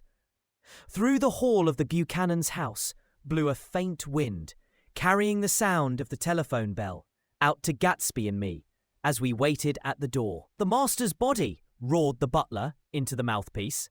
"I'm sorry, madame, but we can't furnish it. It's far too hot to touch this noon." What he really said was, "Yes, yes, I'll see." He set down the receiver and came toward us, glistening slightly, to take our stiff straw hats. "Madame expects you in the salon," he cried, needlessly indicating the direction. In this heat, every extra gesture was an affront to the common store of life. The room, shadowed well with awnings, was dark and cool. Daisy and Jordan lay upon an enormous couch, like silver idols weighing down their own white dresses against the singing breeze of the fans. "We can't move," they said together. Jordan's fingers, powdered white over their tan, rested for a moment in mine. "And Mr. Thomas Buchanan, the athlete?" I inquired. Simultaneously, I heard his voice, gruff, muffled, husky, at the hall telephone. Gatsby stood in the center of the crimson carpet and gazed around with fascinated eyes. Daisy watched him and laughed, her sweet, exciting laugh. A tiny gust of powder rose from her bosom into the air. "The rumor is," whispered Jordan, "that that's Tom's girl on the telephone." We were silent. The voice in the hall rose high with annoyance. "Very well then, I won't sell you the car at all. I'm under no obligations to you at all. And as for your bothering me about it at lunchtime, I won't stand that at all."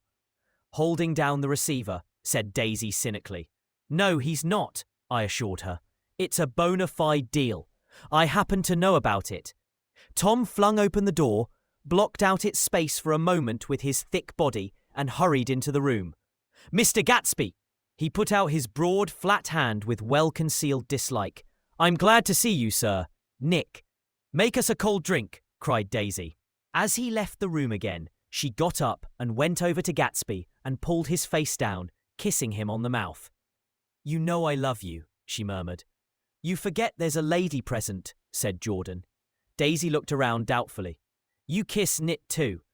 "What a low, vulgar girl." "I don't care," cried Daisy, and began to clog on the brick fireplace. Then she remembered the heat and sat down guiltily on the couch, just as a freshly laundered nurse, leading a little girl, came into the room.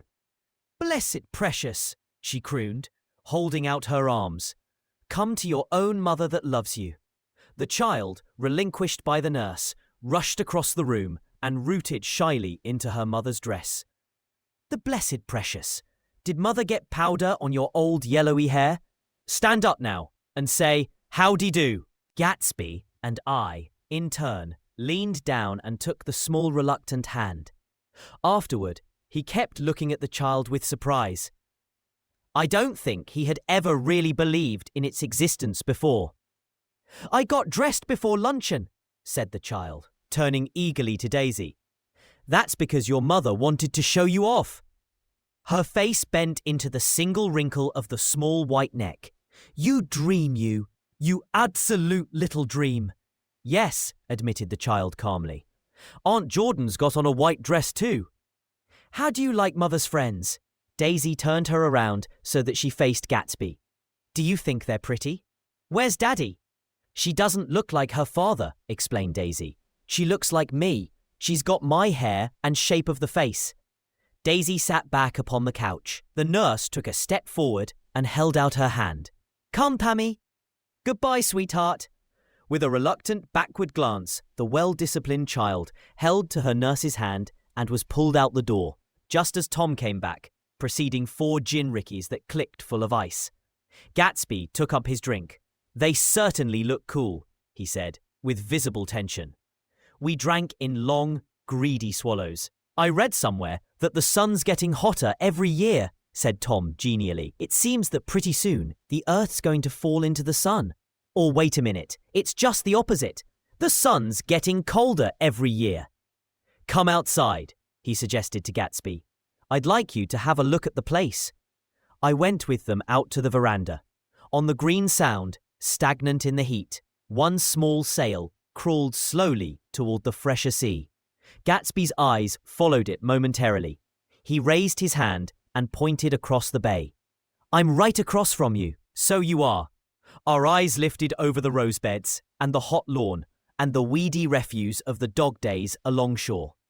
Slowly, the white wings of the boat moved against the blue cool limit of the sky. Ahead lay the scalloped ocean and the abounding blessed isles. There's sport for you, said Tom, nodding. I'd like to be out there with him for about an hour. We had luncheon in the dining room, darkened too against the heat, and drank down nervous gaiety with the cold ale. What'll we do with ourselves this afternoon? Cried Daisy. And the day after that, and the next 30 years. Don't be morbid, Jordan said. Life starts all over again when it gets crisp in the fall. But it's so hot, insisted Daisy, on the verge of tears. And everything's so confused. Let's all go to town. Her voice struggled on through the heat, beating against it, moulding its senselessness into forms. I've heard of making a garage out of a stable. Tom was saying to Gatsby, but I'm the first man who ever made a stable out of a garage. Who wants to go to town? Demanded Daisy insistently. Gatsby's eyes floated toward her. Ah, she cried, you look so cool. Their eyes met, and they stared together at each other, alone in space. With an effort, she glanced down at the table. You always look so cool, she repeated. She had told him that she loved him, and Tom Buchanan saw. He was astounded. His mouth opened a little, and he looked at Gatsby, and then back at Daisy, as if he had just recognized her as someone he knew a long time ago. You resemble the advertisement of the man, she went on innocently. You know the advertisement of the man. All right, broke in Tom quickly. I'm perfectly willing to go to town. Come on, we're all going to town. He got up, his eyes still flashing between Gatsby and his wife. No one moved. Come on. His temper cracked a little. What's the matter anyhow? If we're going to town, let's start. His hand, trembling with his effort at self-control, bore to his lips the last of his glass of ale. Daisy's voice got us to our feet and out onto the blazing gravel drive. Are we just going to go? She objected. Like this? Aren't we going to let anyone smoke a cigarette first? Everybody smoked all through lunch. Oh, let's have fun, she begged him. It's too hot to fuss. He didn't answer. Have it your own way, she said. Come on, Jordan. They went upstairs to get ready, while we 3 men stood there shuffling the hot pebbles with our feet. A silver curve of the moon hovered already in the western sky. Gatsby started to speak, changed his mind, but not before Tom wheeled and faced him expectantly. Have you got your stables here? Asked Gatsby with an effort. About a quarter of a mile down the road. Oh, a pause. I don't see the idea as going to town, broke out Tom savagely. Women get these notions in their heads. Shall we take anything to drink? Called Daisy from an upper window. I'll get some whiskey, answered Tom. He went inside. Gatsby turned to me rigidly. I can't say anything in his house, old sport. She's got an indiscreet voice, I remarked. It's full of... I hesitated. Her voice is full of money, he said suddenly. That was it. I'd never understood before. It was full of money. That was the inexhaustible charm that rose and fell in it. The jingle of it, the cymbals' song of it. High in a white palace, the king's daughter, the golden girl. Tom came out of the house, wrapping a quart bottle in a towel, followed by Daisy and Jordan wearing small tight hats of metallic cloth and carrying light capes over their arms. "Shall we all go in my car?" suggested Gatsby. He felt the hot green leather of the seat. "I ought to have left it in the shade." "Is it standard shift?" demanded Tom. "Yes." "Well, you take my coupe and let me drive your car to town." The suggestion was distasteful to Gatsby. "I don't think there's much gas," he objected. "Plenty of gas," said Tom boisterously. He looked at the gauge. "And if it runs out, I can stop at a drugstore. You can buy anything at a drugstore nowadays." A pause followed this apparently pointless remark. Daisy looked at Tom, frowning, and an indefinable expression, at once definitely unfamiliar and vaguely recognizable, as if I had only heard it described in words, passed over Gatsby's face. "Come on, Daisy," said Tom, pressing her with his hand toward Gatsby's car. "I'll take you in this circus wagon." He opened the door, but she moved out from the circle of his arm. "You take Nick and Jordan. We'll follow you in the coupe." She walked close to Gatsby, touching his coat with her hand. Jordan and Tom and I got into the front seat of Gatsby's car. Tom pushed the unfamiliar gears tentatively, and we shot off into the oppressive heat, leaving them out of sight behind. "Did you see that?" demanded Tom. "See what?" He looked at me keenly, realizing that Jordan and I must have known all along. "You think I'm pretty dumb, don't you?" he suggested. "Perhaps I am, but I have almost a second sight, sometimes, that tells me what to do. Maybe you don't believe that, but science—" He paused. The immediate contingency overtook him, pulled him back from the edge of theoretical abyss. "I've made a small investigation of this fellow," he continued. "I could have gone deeper if I'd known." "Do you mean you've been to a medium?" inquired Jordan humorously. "What?"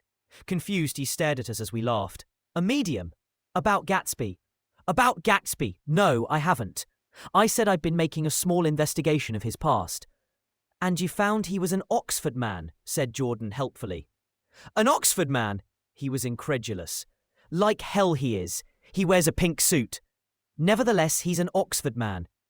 "Oxford, New Mexico," snorted Tom contemptuously. "Or something like that. Listen, Tom, if you're such a snob—" "Why did you invite him to lunch?" demanded Jordan crossly. "Daisy invited him. She knew him before we were married. God knows where." We were all irritable now with the fading ale, and aware of it, we drove for a while in silence. Then, as Dr. T.J. Eckelberg's faded eyes came into sight down the road, I remembered Gatsby's caution about gasoline. "We've got enough to get us to town," said Tom. "But there's a garage right here," objected Jordan. "I don't want to get stalled in this baking heat." Tom threw on both brakes impatiently, and we slid to an abrupt, dusty stop under Wilson's sign. After a moment, the proprietor emerged from the interior of his establishment and gazed hollow-eyed at the car. "Let's have some gas," cried Tom roughly. "What do you think we stopped for? To admire the view?" "I'm sick," said Wilson without moving. "Been sick all day." "What's the matter?" "I'm all run down." "Well, shall I help myself?" Tom demanded. "You sounded well enough on the phone." With an effort, Wilson left the shade in support of the doorway and, breathing hard, unscrewed the cap of the tank. In the sunlight, his face was green. "I didn't mean to interrupt your lunch," he said, "but I need money pretty bad, and I was wondering what you were going to do with your old car." "How do you like this one?" inquired Tom. "I bought it last week." "It's a nice yellow one," said Wilson as he strained at the handle. "Like to buy it?" "Big chance," Wilson smiled faintly. "No, but I could make some money on the other." "What do you want money for all of a sudden?" "I've been here too long. I want to get away. My wife and I want to go west." "Your wife does?" exclaimed Tom, startled. "She's been talking about it for 10 years. He rested for a moment against the pump, shading his eyes. And now she's going whether she wants to or not. I'm going to get her away. The coupe flashed by us with a flurry of dust and the flash of a waving hand. What do I owe you? Demanded Tom harshly. I just got wised up to something funny the last 2 days, remarked Wilson. That's why I want to get away. That's why I've been bothering you about the car. What do I owe you? $20. The relentless beating heat was beginning to confuse me, and I had a bad moment there, before I realized that so far his suspicions hadn't alighted on Tom. He had discovered that Myrtle had some sort of life apart from him in another world. And the shock had made him physically sick. I stared at him and then at Tom, who had made a parallel discovery less than an hour before. And it occurred to me that there was no difference between men, in intelligence or race, so profound as the difference between the sick and the well. Wilson was so sick that he looked guilty, unforgivably guilty, as if he had just got some poor girl with child. I'll let you have that car, said Tom. I'll send it over tomorrow afternoon. That locality was always vaguely disquieting, even in the broad glare of afternoon. And now I turned my head as though I had been warned of something behind. Over the ash heaps, the giant eyes of Dr. T.J. Eckelberg kept their vigil. But I perceived, after a moment, that other eyes were regarding us with peculiar intensity from less than 20 feet away. In one of the windows over the garage, the curtains had been moved aside a little. And Myrtle Wilson was peering down at the car. So engrossed was she that she had no consciousness of being observed, and one emotion after another crept into her face like objects into a slowly developing picture. Her expression was curiously familiar. It was an expression I had often seen on women's faces, but on Myrtle Wilson's face it seemed purposeless and inexplicable, until I realized that her eyes, wide with jealous terror, were fixed not on Tom, but on Jordan Baker, whom she took to be his wife. There is no confusion like the confusion of a simple mind, and as we drove away, Tom was feeling the hot whips of panic. His wife and his mistress, until an hour ago secure and inviolate, were slipping precipitately from his control. Instinct made him step on the accelerator, with the double purpose of overtaking Daisy and leaving Wilson behind. And we sped along toward Astoria at 50 miles an hour, until among the spidery girders of the elevated, we came in sight of the easygoing blue coupe. Those big movies around 50th Street are cool, suggested Jordan. I love New York on summer afternoons when everyone's away. There's something very sensuous about it, overripe, as if all sorts of funny fruits were going to fall into your hands. The word sensuous had the effect of further disquieting Tom, but before he could invent a protest, the coupe came to a stop, and Daisy signalled us to draw up alongside. Where are we going? She cried. How about the movies? It's so hot, she complained. You go. We'll ride around and meet you after. With an effort, her wit rose faintly. We'll meet you on some corner. I'll be the man smoking 2 cigarettes. We can't argue about it here, Tom said impatiently, as a truck gave out a cursing whistle behind us. You follow me to the south side of Central Park, in front of the plaza. Several times he turned his head and looked back for their car, and if the traffic delayed them, he slowed up until they came into sight. I think he was afraid they would dart down a side street and out of his life forever. But they didn't, and we all took the less explicable step of engaging the parlour of a suite in the Plaza Hotel. The prolonged and tumultuous argument that ended by herding us into that room eludes me, though I have a sharp physical memory that in the course of it, my underwear kept climbing like a damp snake around my legs, and intermittent beads of sweat raced cool across my back. The notion originated with Daisy's suggestion that we hire 5 bathrooms and take cold baths, and then assumed more tangible form as a place to have a mint julep. Each of us said over and over that it was a crazy idea. We all talked at once to a baffled clerk and thought, or pretended to think, that we were being very funny. The room was large and stifling, and though it was already 4 o'clock, Opening the windows admitted only a gust of hot shrubbery from the park. Daisy went to the mirror and stood with her back to us, fixing her hair. "It's a swell suite," whispered Jordan respectfully, and everyone laughed. "Open another window," commanded Daisy, without turning around. "There aren't any more." "Well, we'd better telephone for an axe." "The thing to do is to forget about the heat," said Tom impatiently. "You make it 10 times worse by crabbing about it."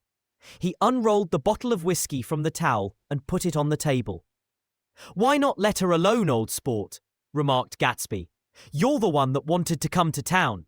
There was a moment of silence. The telephone book slipped from its nail and splashed to the floor, whereupon Jordan whispered, "Excuse me." But this time, no one laughed. "I'll pick it up," I offered. "I've got it." Gatsby examined the parted string, muttered, in an interested way, and tossed the book on a chair. "That's a great expression of yours, isn't it?" said Tom sharply. "What is?" "All this old sport business. Where'd you pick that up?" "Now see here, Tom," said Daisy, turning around from the mirror. "If you're going to make personal remarks, I won't stay here a minute. Call up and order some ice for the mint julep." As Tom took up the receiver, the compressed heat exploded into sound, and we were listening to the portentous chords of Mendelssohn's Wedding March from the ballroom below.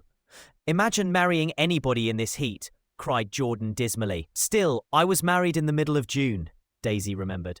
"Louisville in June. Somebody fainted. Who was it fainted, Tom?" "Biloxi," he answered shortly. "A man named Biloxi. Biloxi. And he made boxes. That's a fact. And he was from Biloxi, Tennessee." "They carried him into my house," appended Jordan, "because we lived just 2 doors from the church.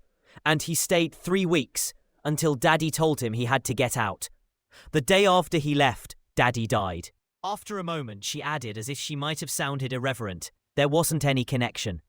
"I used to know a Bill Biloxi from Memphis," I remarked. "That was his cousin.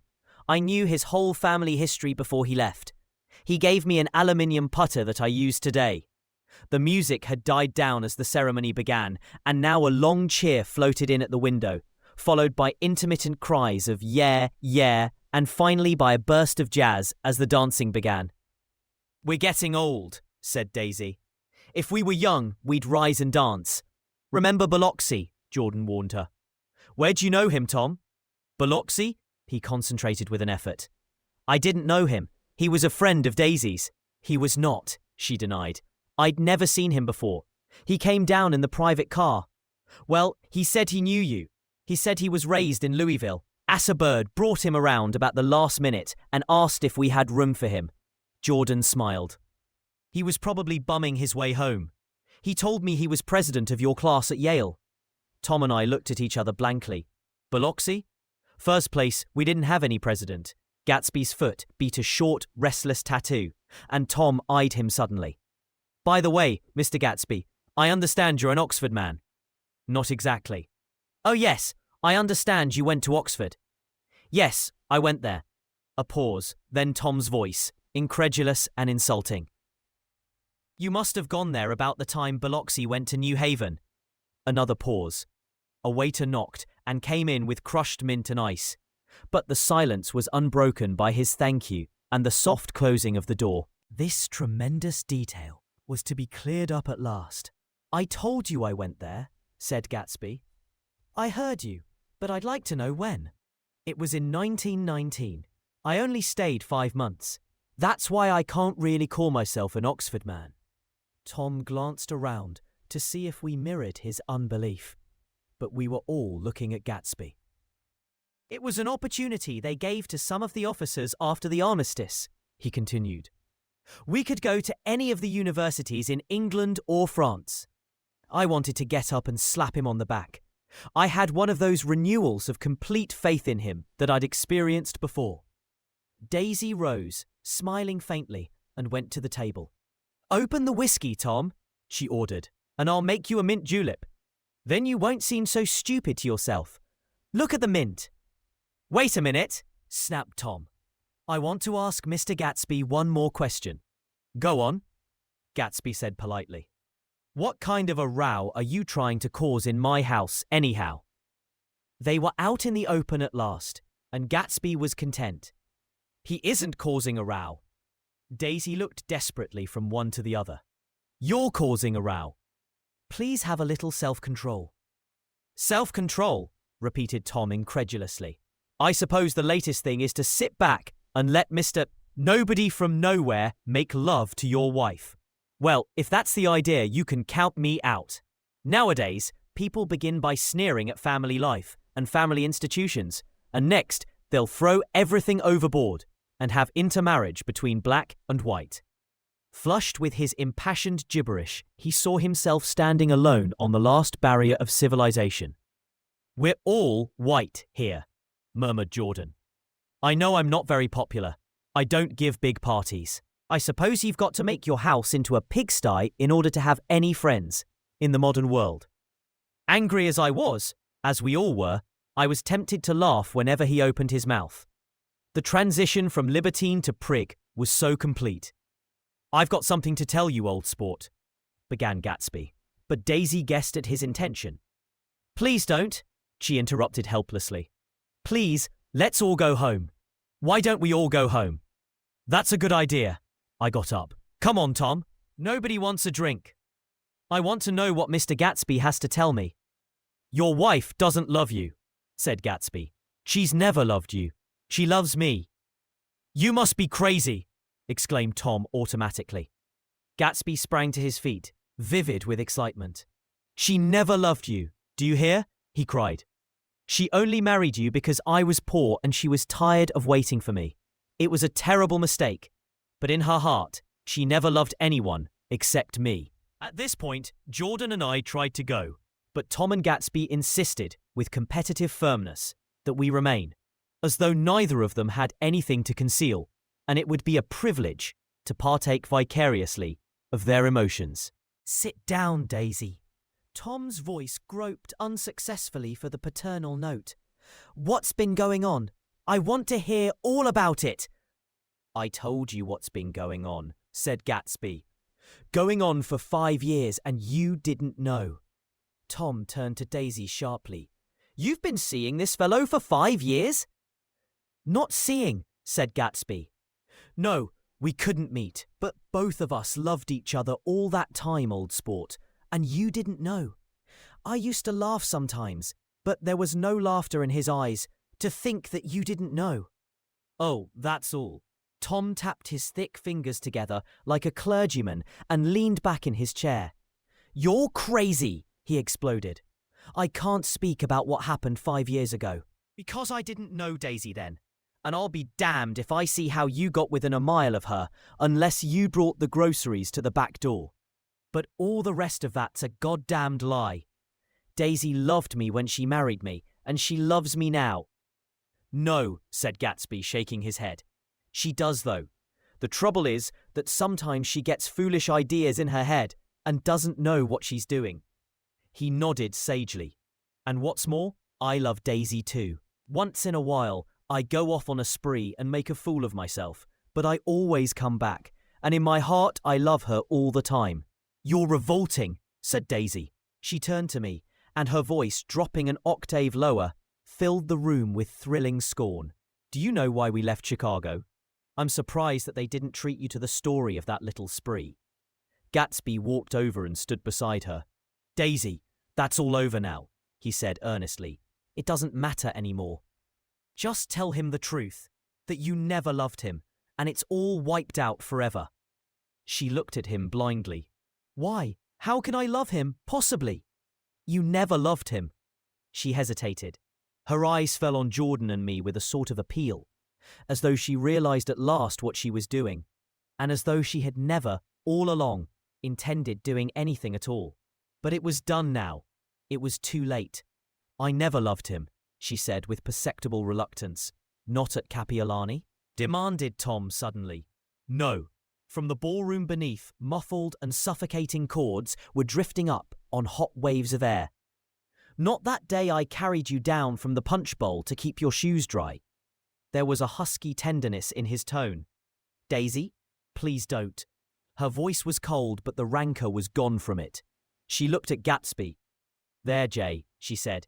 but her hand as she tried to light a cigarette was trembling. Suddenly she threw the cigarette and the burning match on the carpet. "Oh, you want too much," she cried to Gatsby. "I love you now. Isn't that enough? I can't help what's past." She began to sob helplessly. "I did love him once, but I loved you too." Gatsby's eyes opened and closed. "You loved me too," he repeated. "Even that's a lie," said Tom savagely. "She didn't know you were alive." "Why? There's things between Daisy and me that you'll never know. Things that neither of us can ever forget." The words seemed to bite physically into Gatsby. "I want to speak to Daisy alone," he insisted. "She's all excited now." "Even alone, I can't say I never loved Tom," she admitted in a pitiful voice. "It wouldn't be true." "Of course it wouldn't," agreed Tom. She turned to her husband. "As if it mattered to you," she said. "Of course it matters. I'm going to take better care of you from now on." "You don't understand," said Gatsby with a touch of panic. "You're not going to take care of her anymore." "I'm not?" Tom opened his eyes wide and laughed. He could afford to control himself now. "Why's that?" "Daisy's leaving you." "Nonsense." "I am, though," she said with a visible effort. "She's not leaving me." Tom's words suddenly leaned down over Gatsby. Certainly not for a common swindler who'd have to steal the ring he put on her finger. "I won't stand this," cried Daisy. "Oh, please let's get out." "Who are you anyhow?" broke out Tom. "You're one of that bunch that hangs around with Maya Wolfsheim. That much I happen to know. I've made a little investigation into your affairs, and I'll carry it further tomorrow." "You can suit yourself about that." "Old sport," said Gatsby steadily. "I found out what your drugstores were." He turned to us and spoke rapidly. He and this Wolfsheim bought up a lot of side street drugstores here and in Chicago and sold grain alcohol over the counter. That's one of his little stunts. I picked him for a bootlegger the first time I saw him, and I wasn't far wrong. "What about it?" said Gatsby politely. "I guess your friend Walter Chase wasn't too proud to come in on it. And you left him in the lurch, didn't you? You let him go to jail for a month over in New Jersey. God, you ought to hear Walter on the subject of you. He came to us dead broke. He was very glad to pick up some money, old sport." "Don't you call me old sport," cried Tom. Gatsby said nothing. Walter could have you up on the betting laws too, but Wolfsheim scared him into shutting his mouth. That unfamiliar yet recognizable look was back again in Gatsby's face. "That drugstore business was just small change," continued Tom slowly. "But you've got something on now that Walter's afraid to tell me about." I glanced at Daisy, who was staring terrified between Gatsby and her husband, and at Jordan, who had begun to balance an invisible but absorbing object on the tip of her chin. Then I turned back to Gatsby and was startled at his expression. He looked, and this is said in all contempt for the babbled slander of his garden, as if he had killed a man. For a moment the set of his face could be described in just that fantastic way. It passed, and he began to talk excitedly to Daisy, denying everything, defending his name against accusations that had not been made. But with every word, she was drawing further and further into herself. So he gave that up, and only the dead dream fought on as the afternoon slipped away, trying to touch what was no longer tangible, struggling unhappily, undespairingly, toward that lost voice across the room. The voice begged again to go. "Please, Tom, I can't stand this anymore." Her frightened eyes told that whatever intentions, whatever courage she had had, were definitely gone. "You two start on home, Daisy," said Tom, in Mr. Gatsby's car. She looked at Tom, alarmed now, but he insisted with magnanimous scorn. "Go on, he won't annoy you. I think he realizes that his presumptuous little flirtation is over." They were gone, without a word. Snapped out, made accidental, isolated, like ghosts, even from our pity. After a moment, Tom got up and began wrapping the unopened bottle of whiskey in the towel. "Want any of this stuff? Jordan? Nick?" I didn't answer. "Nick?" he asked again. "What? Want any?" "No. I just remembered that today's my birthday. I was 30. Before me stretched the portentous, menacing road of a new decade. It was 7 o'clock when we got into the coupe with him and started for Long Island. Tom talked incessantly, exulting and laughing, but his voice was as remote from Jordan and me as the foreign clamour on the sidewalk or the tumult of the elevated overhead. Human sympathy has its limits, and we were content to let all their tragic arguments fade with the city lights behind. 30. The promise of a decade of loneliness. A thinning list of single men to know, a thinning briefcase of enthusiasm, thinning hair. But there was Jordan beside me, who, unlike Daisy, was too wise ever to carry well-forgotten dreams from age to age. As we passed over the dark bridge, her wan face fell lazily against my coat's shoulder, and the formidable stroke of 30 died away with the reassuring pressure of her hand. So we drove on toward death through the cooling twilight. Who ran the coffee joint beside the ash heaps was the principal witness at the inquest. He had slept through the heat until after 5, when he strolled over to the garage and found George Wilson sick in his office. Really sick. Pale as his own pale hair and shaking all over. Michaelis advised him to go to bed, but Wilson refused, saying that he'd miss a lot of business if he did.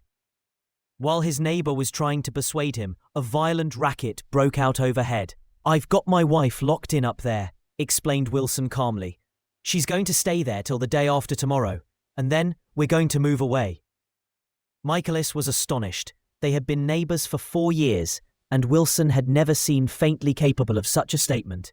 Generally, he was one of these worn-out men. When he wasn't working, he sat on a chair in the doorway and stared at the people and the cars that passed along the road. When anyone spoke to him, he invariably laughed in an agreeable, colourless way. He was his wife's man and not his own. So naturally, Michaelis tried to find out what had happened. But Wilson wouldn't say a word. Instead, he began to throw curious, suspicious glances at his visitor and ask him what he'd been doing at certain times on certain days. Just as the latter was getting uneasy, some workmen came past the door bound for his restaurant, and Michaelis took the opportunity to get away, intending to come back later. But he didn't. He supposed he forgot to, that's all. When he came outside again a little after 7, he was reminded of the conversation because he heard Mrs. Wilson's voice, loud and scolding, downstairs in the garage. "Beat me," he heard her cry. "Throw me down and beat me, you dirty little coward." A moment later, she rushed out into the dusk, waving her hands and shouting. Before he could move from his door, the business was over. The death car, as the newspapers called it, didn't stop. It came out of the gathering darkness, wavered tragically for a moment, and then disappeared around the next bend. Mavro Michaelis wasn't even sure of its colour. He told the first policeman that it was light green. The other car, the one going toward New York, came to rest 100 yards beyond, and its driver hurried back to where Myrtle Wilson, her life violently extinguished, knelt in the road and mingled her thick dark blood with the dust. Michaelis and this man reached her first, but when they had torn open her shirtwaist, still damp with perspiration, they saw that her left breast was swinging loose, like a flap, and there was no need to listen for the heart beneath. The mouth was wide open and ripped a little at the corners, as though she had choked a little in giving up the tremendous vitality she had stored so long. We saw the 3 or 4 automobiles and the crowd when we were still some distance away. "Wreck," said Tom. "That's good. Wilson'll have a little business at last." He slowed down, but still without any intention of stopping, until, as we came nearer, the hushed, intent faces of the people at the garage door made him automatically put on the brakes. "We'll take a look," he said doubtfully. "Just a look." I became aware now of a hollow, wailing sound, which issued incessantly from the garage, a sound which, as we got out of the coupe and walked toward the door, resolved itself into the words, "Oh my God," uttered over and over in a gasping moan. "There's some bad trouble here," said Tom excitedly. He reached up on tiptoes and peered over a circle of heads into the garage, which was lit only by a yellow light in a swinging metal basket overhead.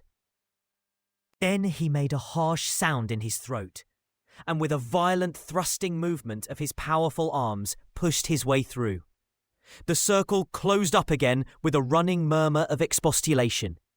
It was a minute before I could see anything at all. Then new arrivals deranged the line, and Jordan and I were pushed suddenly inside. Myrtle Wilson's body, wrapped in a blanket, and then in another blanket, as though she suffered from a chill in the hot night, lay on a work table by the wall, and Tom, with his back to us, was bending over it, motionless.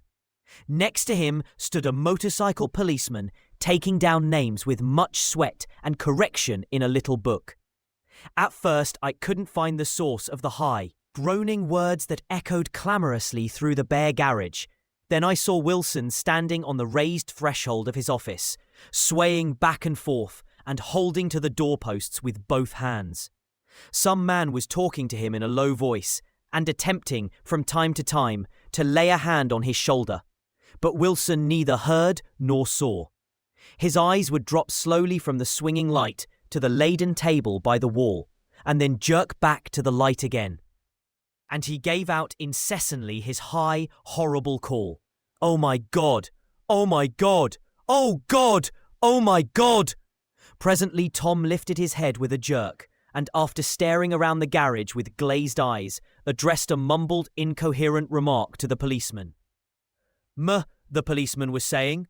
"Or, no, rah," corrected the man. Rah. "Listen to me," muttered Tom fiercely. "R," said the policeman. "Or, g." He looked up as Tom's broad hand fell sharply on his shoulder. "What you want?" "Fella, what happened? That's what I want to know." "Auto hit her. Instantly killed," repeated Tom, staring. "She ran out in a road. Son of a bitch didn't even stop us car." "There was 2 cars," said Michaelis. "One coming, one going, see?" "Going where?" asked the policeman keenly. "One going each way." "Well, His hand rose toward the blankets, but stopped halfway and fell to his side. "She ran out there, and the one coming from New York knocked right into her, going 30 or 40 miles an hour. "What's the name of this place here?" demanded the officer. "Hasn't got any name." A pale, well-dressed Negro stepped near. "It was a yellow car," he said. "Big yellow car. New." "See the accident?" asked the policeman. "No, but the car passed me down the road. Going faster than 40. Going 50, 60. Come here, and let's have your name. Look out now. I want to get his name." Some words of this conversation must have reached Wilson, swaying in the office door, for suddenly a new theme found voice among his grasping cries. "You don't have to tell me what kind of car it was. I know what kind of car it was." Watching Tom, I saw the wad of muscle back of his shoulder tighten under his coat. He walked quickly over to Wilson, and standing in front of him, seized him firmly by the upper arms. "You've got to pull yourself together," he said with soothing gruffness. Wilson's eyes fell upon Tom. He started up on his tiptoes and then would have collapsed to his knees had not Tom held him upright. "Listen," said Tom, shaking him a little. "I just got here a minute ago, from New York. I was bringing you that coupe we've been talking about. That yellow car I was driving this afternoon wasn't mine. Do you hear? I haven't seen it all afternoon." Only the Negro and I were near enough to hear what he said, but the policeman caught something in the tone and looked over with truculent eyes. "What's all that?" he demanded. "I'm a friend of his." Tom turned his head, but kept his hands firm on Wilson's body.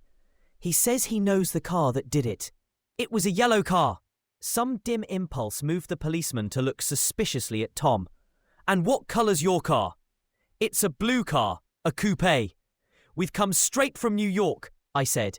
Someone who'd been driving a little behind us confirmed this, and the policeman turned away. "Now, if you'll let me have that name again correct." Picking up Wilson like a doll, Tom carried him into the office, set him down in a chair, and came back. "If somebody'll come here and sit with him," he snapped authoritatively. He watched while the 2 men standing closest glanced at each other and went unwillingly into the room. Then Tom shut the door on them and came down the single step, his eyes avoiding the table. As he passed close to me, he whispered, "Let's get out."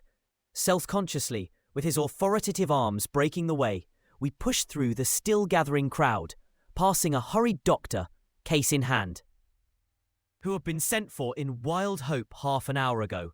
Tom drove slowly until we were beyond the bend. Then his foot came down hard and the coupe raced along through the night. In a little while, I heard a low, husky sob and saw that the tears were overflowing down his face. "The goddamned coward," he whimpered. "He didn't even stop his car." End of the part.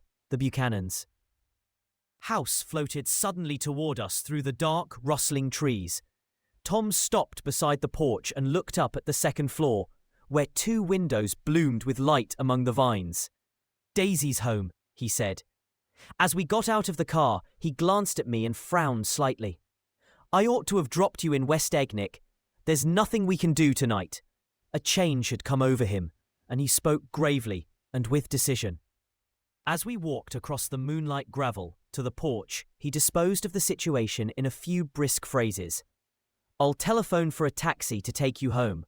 And while you're waiting, you and Jordan better go in the kitchen and have them get you some supper, if you want any." He opened the door. "Come in."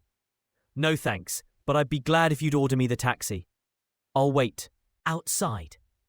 Jordan put her hand on my arm. "Won't you come in, Nick?" "No, thanks. I was feeling a little sick, and I wanted to be alone." But Jordan lingered for a moment more. "It's only 9:30, she said. I'd be damned if I'd go in. I'd had enough of all of them for one day. And suddenly, that included Jordan too. She must have seen something of this in my expression, for she turned abruptly away and ran up the porch steps into the house. I sat down for a few minutes with my head in my hands until I heard the phone taken up inside and the butler's voice calling a taxi. Then I walked slowly down the drive away from the house, intending to wait by the gate.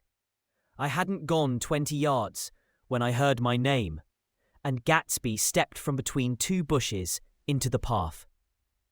I must have felt pretty weird by that time, because I could think of nothing except the luminosity of his pink suit under the moon. "What are you doing?" I inquired. "Just standing here, old sport." Somehow, that seemed a despicable occupation. For all I knew, he was going to rob the house in a moment. I wouldn't have been surprised to see sinister faces, the faces of Wolfsheim's people, behind him in the dark shrubbery. "Did you see any trouble on the road?" he asked after a minute. "Yes." He hesitated. "Was she killed?" "Yes. I thought so. I told Daisy I thought so. It's better that the shock should all come at once. She stood it pretty well." He spoke as if Daisy's reaction was the only thing that mattered. "I got to West Egg by a side road," he went on, "and left the car in my garage. I don't think anybody saw us, but of course I can't be sure." I disliked him so much by this time, but I didn't find it necessary to tell him he was wrong. "Who was the woman?" he inquired. "Her name was Wilson. The husband owns the garage." "How the devil did it happen?" "Well, I tried to swing the wheel," he broke off, and suddenly I guessed at the truth. "Was Daisy driving?" "Yes," he said after a moment. "But of course I'll say I was. You see, when we left New York, she was very nervous, and she thought it would steady her to drive. And this woman rushed out at us just as we were passing a car coming the other way. It all happened in a minute, but it seemed to me that she wanted to speak to us, thought we were somebody she knew. Well, first, Daisy turned away from the woman toward the other car, and then she lost her nerve and turned back. The second my hand reached the wheel, I felt the shock. It must have killed her instantly. It ripped her open." "Don't tell me, old sport," he winced. "Anyhow, Daisy stepped on it. I tried to make her stop, but she couldn't, so I pulled on the emergency brake. Then she fell over into my lap, and I drove on. She'll be all right tomorrow," he said presently. "I'm just going to wait here and see if he tries to bother her about that unpleasantness this afternoon. She's locked herself into her room, and if he tries any brutality, she's going to turn the light out and on again." "He won't touch her," I said. "He's not thinking about her. I don't trust him, old sport. How long are you going to wait? All night if necessary. Anyhow, till they all go to bed. A new point of view occurred to me. Suppose Tom found out that Daisy had been driving. He might think he saw a connection in it. He might think anything. I looked at the house. There were 2 or 3 bright windows downstairs and the pink glow from Daisy's room on the ground floor. You wait here, I said. I'll see if there's any sign of a commotion. I walked back along the border of the lawn, traversed the gravel softly, and tiptoed up the veranda steps. The drawing-room curtains were open, and I saw that the room was empty. Crossing the porch where we had dined that June night 3 months before, I came to a small rectangle of light, which I guessed was the pantry window. The blind was drawn, but I found a rift at the sill. Daisy and Tom were sitting opposite each other at the kitchen table, with a plate of cold fried chicken between them and 2 bottles of ale. He was talking intently across the table at her, and in his earnestness his hand had fallen upon and covered her own. Once in a while she looked up at him and nodded in agreement. They weren't happy, and neither of them had touched the chicken or the ale, and yet they weren't unhappy either.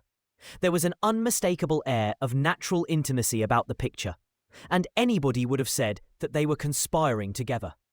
As I tiptoed from the porch, I heard my taxi feeling its way along the dark road toward the house. Gatsby was waiting where I had left him in the drive. "Is it all quiet up there?" he asked anxiously. "Yes, it's all quiet." I hesitated. "You'd better come home and get some sleep." He shook his head. "I want to wait here till Daisy goes to bed. Good night, old sport." He put his hands in his coat pockets and turned back eagerly to his scrutiny of the house, as though my presence marred the sacredness of the vigil. So I walked away and left him standing there in the drive. Old speak. Noonlight, watching over nothing. Chapter 8. I couldn't sleep all night. A foghorn was groaning incessantly on the sound, and I tossed half sick between grotesque reality and savage, frightening dreams. Toward dawn, I heard a taxi go up Gatsby's drive, and immediately I jumped out of bed and began to dress. I felt that I had something to tell him, something to warn him about, and morning would be too late. Crossing his lawn, I saw that his front door was still open, and he was leaning against a table in the hall, heavy with dejection or sleep. "Nothing happened," he said wanly. I waited, and about 4 o'clock she came to the window and stood there for a minute, and then turned out the light. His house had never seemed so enormous to me as it did that night, when we hunted through the great rooms for cigarettes. We pushed aside curtains that were like pavilions, and felt over innumerable feet of dark wall for electric light switches. Once I tumbled with a sort of splash upon the keys of a ghostly piano. There was an inexplicable amount of dust everywhere, and the rooms were musty, as though they hadn't been aired for many days. I found the humidor on an unfamiliar table, with 2 stale, dry cigarettes inside. Throwing open the French windows of the drawing room, we sat smoking out into the darkness. "You ought to go away," I said. "It's pretty certain they'll trace your car." "Go away now, old sport. Go to Atlantic City for a week, or up to Montreal." He wouldn't consider it. He couldn't possibly leave Daisy until he knew what she was going to do. He was clutching at some last hope, and I couldn't bear to shake him free. It was this night that he told me the strange story of his youth with Dan Cody.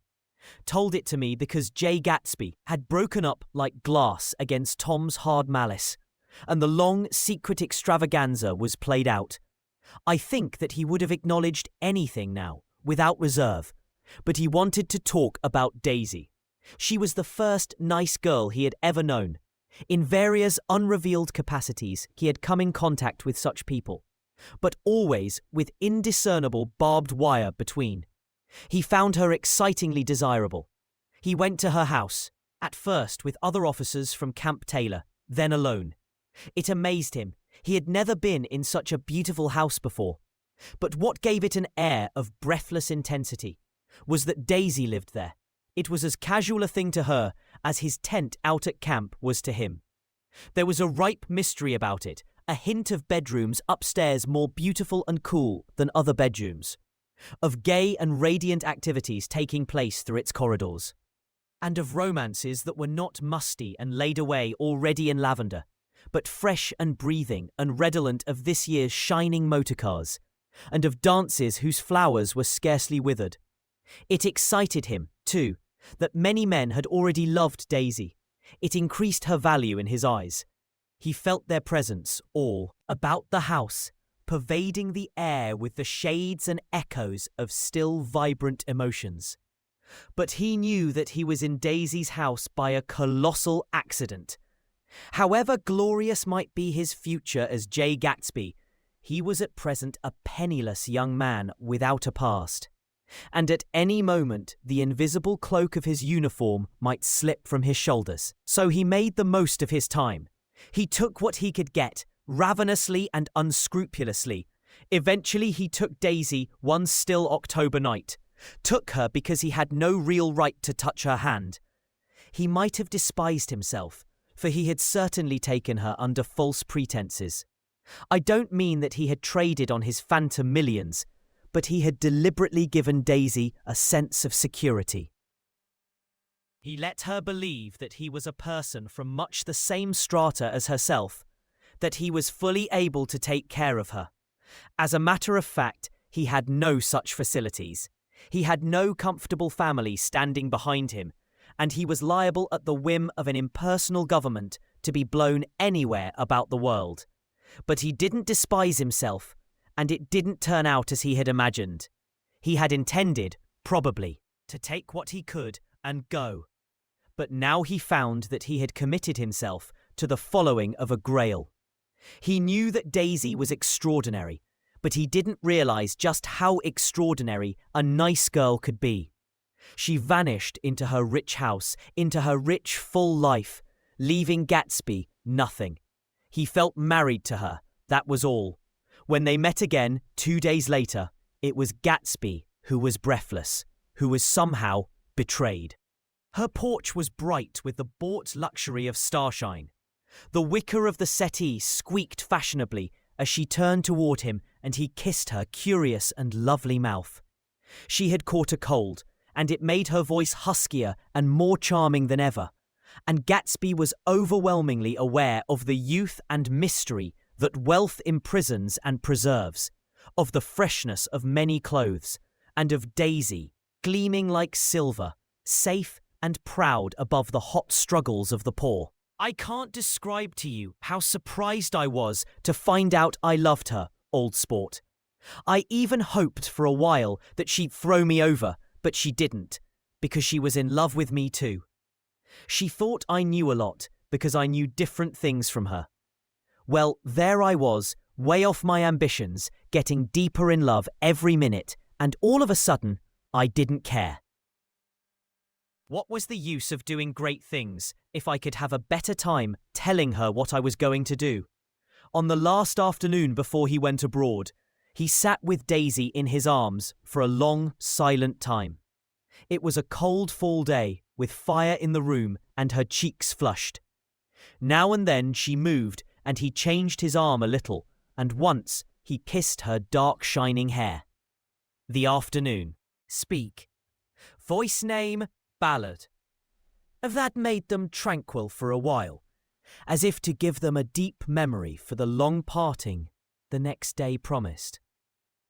They had never been closer in their month of love, nor communicated more profoundly one with another, than when she brushed silent lips against his coat's shoulder, or when he touched the end of her fingers gently, as though she were asleep.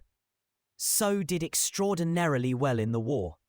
He was a captain before he went to the front, and following the Argonne battles, he got his majority and the command of the divisional machine guns. After the armistice, he tried frantically to get home, but some complication or misunderstanding sent him to Oxford instead. He was worried now. There was a quality of nervous despair in Daisy's letters. She didn't see why he couldn't come. She was feeling the pressure of the world outside, and she wanted to see him and feel his presence beside her and be reassured that she was doing the right thing after all. For Daisy was young and her artificial world was redolent of orchids and pleasant, cheerful snobbery and orchestras which set the rhythm of the year, summing up the sadness and suggestiveness of life in new tunes. All night the saxophones wailed the hopeless comment of the Beale Street Blues, while 100 pairs of golden and silver slippers shuffled the shining dust.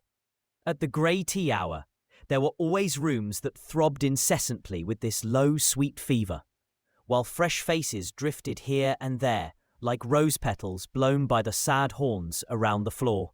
Through this twilight universe, Daisy began to move again with the season. Suddenly she was again keeping 6 dates a day with 6 men, and drowsing asleep at dawn with the beads and chiffon of an evening dress tangled among dying orchids on the floor beside her bed. And all the time, something within her was crying for a decision. She wanted her life shaped now, immediately, and the decision must be made by some force, of love, of money, of unquestionable practicality, that was close at hand. That force took shape in the middle of spring with the arrival of Tom Buchanan. There was a wholesome bulkiness about his person and his position, and Daisy was flattered. Doubtless there was a certain struggle and a certain relief. The letter reached Gatsby while he was still at Oxford. Say. It was dawn now on Long Island, and we went about opening the rest of the windows downstairs, filling the house with grey-turning, gold-turning light. The shadow of a tree fell abruptly across the dew, and ghostly birds began to sing among the blue leaves. There was a slow, pleasant movement in the air, scarcely a wind, promising a cool, lovely day. I don't think she ever loved him. Gatsby turned around from a window and looked at me challengingly. You must remember, old sport. She was very excited this afternoon. He told her those things in a way that frightened her, that made it look as if I was some kind of cheap sharper. And the result was, she hardly knew what she was saying. He sat down gloomily. Of course, she might have loved him just for a minute. When they were first married, and loved me more even then, do you see? Suddenly he came out with a curious remark. In any case, he said, it was just personal. What could you make of that, except to suspect some intensity in his conception of the affair that couldn't be measured? He came back from France when Tom and Daisy were still on their wedding trip, and made a miserable but irresistible journey to Louisville on the last of his army pay. He stayed there a week, walking the streets where their footsteps had clicked together through the November night, and revisiting the out-of-the-way places to which they had driven in her white car. Just as Daisy's house had always seemed to him more mysterious and gay than other houses, so his idea of the city itself, even though she was gone from it, was pervaded with a melancholy beauty. He left feeling that if he had searched harder, he might have found her, that he was leaving her behind. The day coach, he was penniless now, was hot. He went out to the open vestibule and sat down on a folding chair, and the stations slid away and the backs of unfamiliar buildings moved by. Then out into the spring fields, where a yellow trolley raced them for a minute, with people in it who might once have seen the pale magic of her face along the casual street. The track curved, and now it was going away from the sun, which, as it sank lower, seemed to spread itself in benediction over the vanishing city where she had drawn her breath. He stretched out his hand desperately, as if to snatch only a wisp of air, to save a fragment of the spot that she had made lovely for him. But it was all going by too fast now for his blurred eyes, and he knew that he had lost that part of it, the freshest and the best, forever. It was 9 o'clock when we finished breakfast and went out on the porch. The night had made a sharp difference in the weather, and there was an autumn flavour in the air. The gardener, the last one of Gatsby's former servants, came to the foot of the steps. I'm going to drain the pool today, Mr. Gatsby. Leaves'll start falling pretty soon, and then there's always trouble with the pipes. Don't do it today, Gatsby answered. He turned to me apologetically. You know, old sport, I've never used that pool all summer. I looked at my watch and stood up. 12 minutes to my train. I didn't want to go to the city. I wasn't worth a decent stroke of work, but it was more than that. I didn't want to leave Gatsby. I missed that train, and then another, before I could get myself away. I'll call you up, I said finally. Do, old sport. I'll call you about noon. We walked slowly down the steps. I suppose Daisy'll call too. He looked at me anxiously, as if he hoped I'd corroborate this. I suppose so. Well, goodbye. We shook hands and I started away.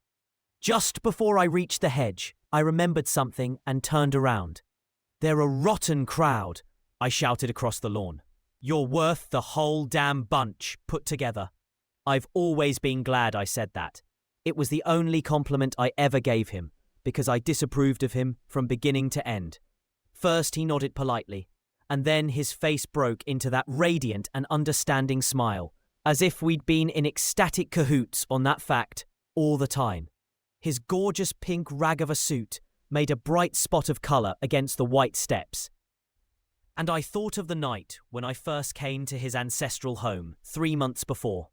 The lawn and drive had been crowded with the faces of those who guessed at his corruption, and he had stood on those steps, concealing his incorruptible dream, as he waved them goodbye. I thanked him for his hospitality. We were always thanking him for that, I and the others. Goodbye, I called. I enjoyed breakfast, Gatsby.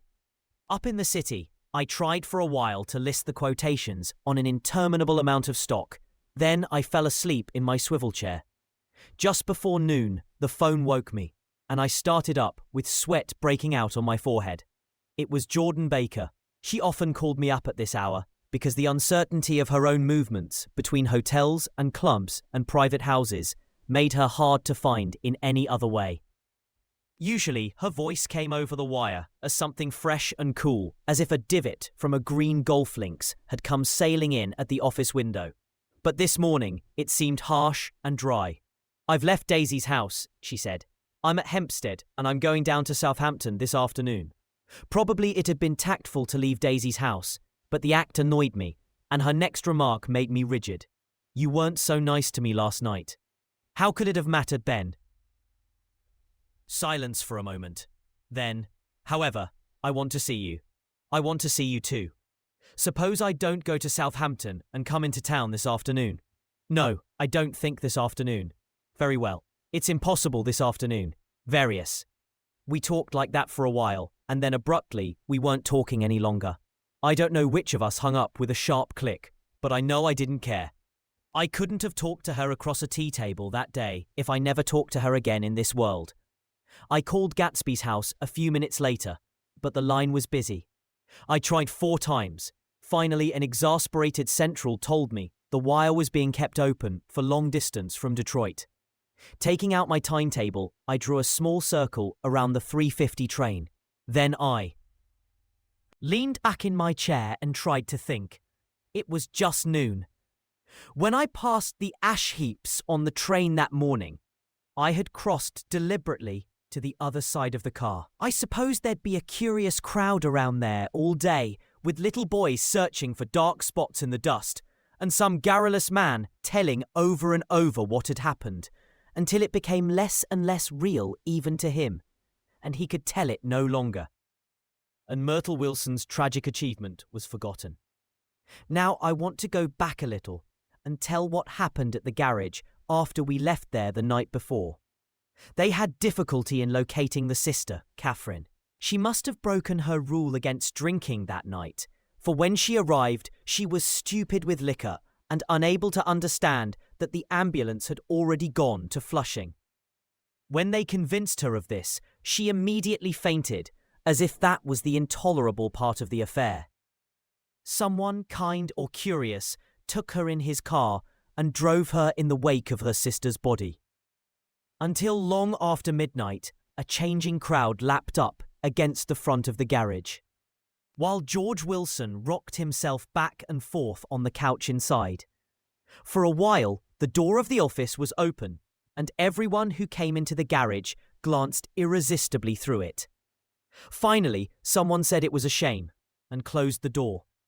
Michaelis and several other men were with him. First, 4 or 5 men, later 2 or 3 men. Michaelis had to ask the last stranger to wait there 15 minutes longer, while he went back to his own place and made a pot of coffee. After that, he stayed there alone with Wilson until dawn. About 3 o'clock, the quality of Wilson's incoherent muttering changed. He grew quieter and began to talk about the yellow car. He announced that he had a way of finding out whom the yellow car belonged to, and then he blurted out that a couple of months ago his wife had come from the city with her face bruised and her nose swollen. But when he heard himself say this, he flinched and began to cry, "Oh my God," again in his groaning voice. Michaelis made a clumsy attempt to distract him. "How long have you been married, George? Come on there, try and sit still a minute and answer my question. How long have you been married?" 12 years. Ever had any children? Come on, George, sit still. I asked you a question. Did you ever have any children? The hard-bound beetles kept thudding against the dull light, and whenever Michaelis heard a car go tearing along the road outside, it sounded to him like the car that hadn't stopped a few hours before. He didn't like to go into the garage because the workbench was stained where the body had been lying. So he moved uncomfortably around the office. He knew every object in it before morning, and from time to time sat down beside Wilson, trying to keep him more quiet. "Have you got a church you go to sometimes, George? Maybe even if you haven't been there for a long time. Maybe I could call up the church and get a priest to come over, and he could talk to you, see?" "Don't belong to any." "You ought to have a church, George, for times like this. You must have gone to church once. Didn't you get married in a church? Listen, George, listen to me. Didn't you get married in a church?" That was a long time ago. The effort of answering broke the rhythm of his rocking. For a moment, he was silent. Then the same half-knowing, half-bewildered look came back into his faded eyes. "Look in the drawer there," he said, pointing at the desk. "Which drawer?" "That drawer, that one." Michaelis opened the drawer nearest his hand. There was nothing in it but a small, expensive dog leash made of leather and braided silver. It was apparently new. "This?" he inquired, holding it up. Wilson stared and nodded. "I found it yesterday afternoon. She tried to tell me about it, but I knew it was something funny." "You mean your wife bought it?" "She had it wrapped in tissue paper on her bureau." Michaelis didn't see anything odd in that, and he gave Wilson a dozen reasons why his wife might have bought the dog leash. But conceivably, Wilson had heard some of these same explanations before, from Myrtle, because he began saying, "Oh my God," again in a whisper. His comforter left several explanations in the air. "Then he killed her," said Wilson. His mouth dropped open suddenly. "Who did? I have a way of finding out." "You're morbid, George," said his friend. "This has been a strain to you, and you don't know what you're saying. You'd better try and sit quiet till morning." "He murdered her." "It was an accident, George." Wilson shook his head. His eyes narrowed, and his mouth widened slightly with the ghost of a superior, "I know," he said definitely. "I'm one of these trusting fellas, and I don't think any harm to nobody. But when I get to know a thing, I know it. It was the man in that car." She ran out to speak to him, and he wouldn't stop. Michaelis had seen this too, but it hadn't occurred to him that there was any special significance in it. He believed that Mrs. Wilson had been running away from her husband, rather than trying to stop any particular car. How could she have been like that? "She's a deep one," said Wilson, as if that answered the question. "Ah." He began to rock again, and Michaelis stood twisting the leash in his hand. "Maybe you got some friend that I could telephone for, George?" This was a forlorn hope. He was almost sure that Wilson had no friend. There was not enough of him for his wife. He was glad a little later when he noticed a change in the room, a blue quickening by the window, and realized that dawn wasn't far off. About 5 o'clock it was blue. Enough outside to snap off the light. Wilson's glazed eyes turned out to the ash heaps, where small grey clouds took on fantastic shapes and scurried here and there in the faint dawn wind. "I spoke to her," he muttered, after a long silence. I told her she might fool me, but she couldn't fool God. I took her to the window. With an effort, he got up and walked to the rear window and leaned with his face pressed against it. And I said, God knows what you've been doing, everything you've been doing. You may fool me, but you can't fool God. Standing behind him, Michaelis saw with a shock that he was looking at the eyes of Dr. T.J. Eckelberg, which had just emerged, pale and enormous, from the dissolving night. God sees everything, repeated Wilson. That's an advertisement, Michaelis assured him. Something made him turn away from the window and look back into the room. But Wilson stood there a long time, his face close to the window pane, nodding into the twilight. By 6 o'clock, Michaelis was worn out and grateful for the sound of a car stopping outside. It was one of the watchers of the night before who had promised to come back, so he cooked breakfast for 3, which he and the other man ate together. Wilson was quieter now, and Michaelis went home to sleep. When he awoke 4 hours later and hurried back to the garage, Wilson was gone. His movements, he was on foot all the time, were afterward traced to Port Roosevelt and then to Gads Hill, where he bought a sandwich that he didn't eat and a cup of coffee. He must have been tired and walking slowly, for he didn't reach Gads Hill until noon. Thus far, there was no difficulty in accounting for his time. There were boys who had seen a man acting sort of crazy, and motorists at whom he stared oddly from the side of the road. Then for 3 hours he disappeared from view. The police, on the strength of what he said to Michaelis, that he had a way of finding out, supposed that he spent that time going from garage to garage thereabout, inquiring for a yellow car.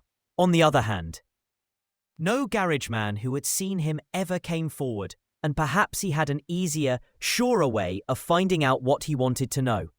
By 2:30, he was in West Egg, where he asked someone the way to Gatsby's house. So by that time he knew Gatsby's name. At 2 o'clock, Gatsby put on his bathing suit and left word with the butler that if anyone phoned, word was to be brought to him at the pool. He stopped at the garage for a pneumatic mattress that had amused his guests during the summer, and the chauffeur helped him to pump it up. Then he gave instructions that the open car wasn't to be taken out under any circumstances, and this was strange because the front right fender needed repair. Gatsby shouldered the mattress and started for the pool. Once he stopped and shifted it a little, and the chauffeur asked him if he needed help, but he shook his head and in a moment disappeared among the yellowing trees. No telephone message arrived, but the butler went without his sleep and waited for it until 4 o'clock, until long after there was anyone to give it to if it came. I have an idea that Gatsby himself didn't believe it would come, and perhaps he no longer cared. If that was true, he must have felt that he had lost the old warm world, paid a high price for living too long with a single dream. He must have looked up at an unfamiliar sky through frightening leaves and shivered as he found what a grotesque thing a rose is, and how raw the sunlight was upon the scarcely created grass. A new world, material without being real, where poor ghosts, breathing dreams like air, drifted fortuitously about, like that ashen, fantastic figure gliding toward him through the amorphous trees. The chauffeur, he was one of Wolshine's protégés, heard the shots. Afterwards he could only say that he hadn't thought anything much about them. I drove from the station directly to Gatsby's house, and my rushing anxiously up the front steps was the first thing that alarmed anyone. But they knew then, I firmly believe. With scarcely a word said, 4 of us, the chauffeur, butler, gardener and I, hurried down to the pool. There was a faint, barely perceptible movement of the water as the fresh flow from one end urged its way toward the drain at the other. With little ripples that were hardly the shadows of waves, the laden mattress moved irregularly down the pool. A small gust of wind that scarcely corrugated the surface was enough to disturb its accidental course with its accidental burden. The touch of a cluster of leaves revolved it slowly, tracing, like the leg of transit, A thin red circle in the water. It was after we started with Gatsby toward the house that the gardener saw Wilson's body a little way off in the grass, and the Holocaust was. Speak. Voice name ballad. Slow it down to 92%. Drop pitch 15%. Complete. Chapter 9. After 2 years, I remember the rest of that day, and that night, and the next day, only as an endless drill of police and photographers and newspaper men in and out of Gatsby's front door. A rope stretched across the main gate, and a policeman by it kept out the curious. But little boys soon discovered that they could enter through my yard, and there were always a few of them clustered open-mouthed about the pool. Someone with a positive manner, perhaps a detective, used the expression madman as he bent over Wilson's body that afternoon, and the adventitious authority of his voice set the key for the newspaper reports next morning. Most of those reports were a nightmare, grotesque, circumstantial, eager, and untrue. When Michaelis's testimony at the inquest brought to light Wilson's suspicions of his wife, I thought the whole tale would shortly be served up in racy pasquinade. But Catherine, who might have said anything, didn't say a word. She showed a surprising amount of character about it too, looked at the coroner with determined eyes under that corrected brow of hers, and swore that her sister had never seen Gatsby, that her sister was completely happy with her husband, that her sister had been into no mischief whatever. She convinced herself of it and cried into her handkerchief, as if the very suggestion was more than she could endure. So Wilson was reduced to a man deranged by grief, in order that the case might remain in its simplest form. And it rested there. But all this part of it seemed remote and unessential. I found myself on Gatsby's side and alone, from the moment I telephoned news of the catastrophe to West Egg Village. Every surmise about him and every practical question was referred to me. That first I was surprised and confused. Then, as he lay in his house and didn't move or breathe or speak, hour upon hour, it grew upon me that I was responsible, because no one else was interested. Interested, I mean, with that intense personal interest to which everyone has some vague right at the end. I called up Daisy half an hour after we found him, called her instinctively and without hesitation. But she and Tom had gone away early that afternoon and taken baggage with them. Left no address? No. Say when they'd be back? No. Any idea where they are? How I could reach them? I don't know. Can't say. I wanted to get somebody for him. I wanted to go into the room where he lay and reassure him. I'll get somebody for you, Gatsby. Don't worry. Just trust me, and I'll get somebody for you. Meyer Wolfsheim's name wasn't in the phone book. The butler gave me his office address on Broadway, and I called information. But by the time I had the number, it was long after 5, and no one answered the phone. Will you ring again? I've rung 3 times. It's very important. Sorry, I'm afraid no one's there. I went back to the drawing room and thought for an instant that they were chance visitors, all these official people who suddenly filled it. But though they drew back the sheet and looked at Gatsby with shocked eyes, his protest continued in my brain. Look here, old sport. You've got to get somebody for me. You've got to try hard. I can't go through this alone. Someone started to ask me questions, thus I broke away and going upstairs looked hastily through the unlocked parts of his desk. He'd never told me definitely that his parents were dead. But there was nothing, only the picture of Dan Cody, a token of forgotten violence, staring down from the wall. Next morning, I sent the butler to New York with a letter to Wolfsheim, which asked for information and urged him to come out on the next train. That request seemed superfluous when I wrote it. I was sure he'd start when he saw the newspapers, just as I was sure there'd be a wire from Daisy before noon. But neither a wire nor Mr. Wolfsheim arrived. No one arrived except more police and photographers and newspaper men. When the butler brought back Wolfsheim's answer, I began to have a feeling of defiance, of scornful solidarity between Gatsby and me, against them all. Dear Mr. Carraway, this has been one of the most terrible shocks of my life to me. I hardly can believe it that it is true at all. Such a mad act as that man did should make us all think.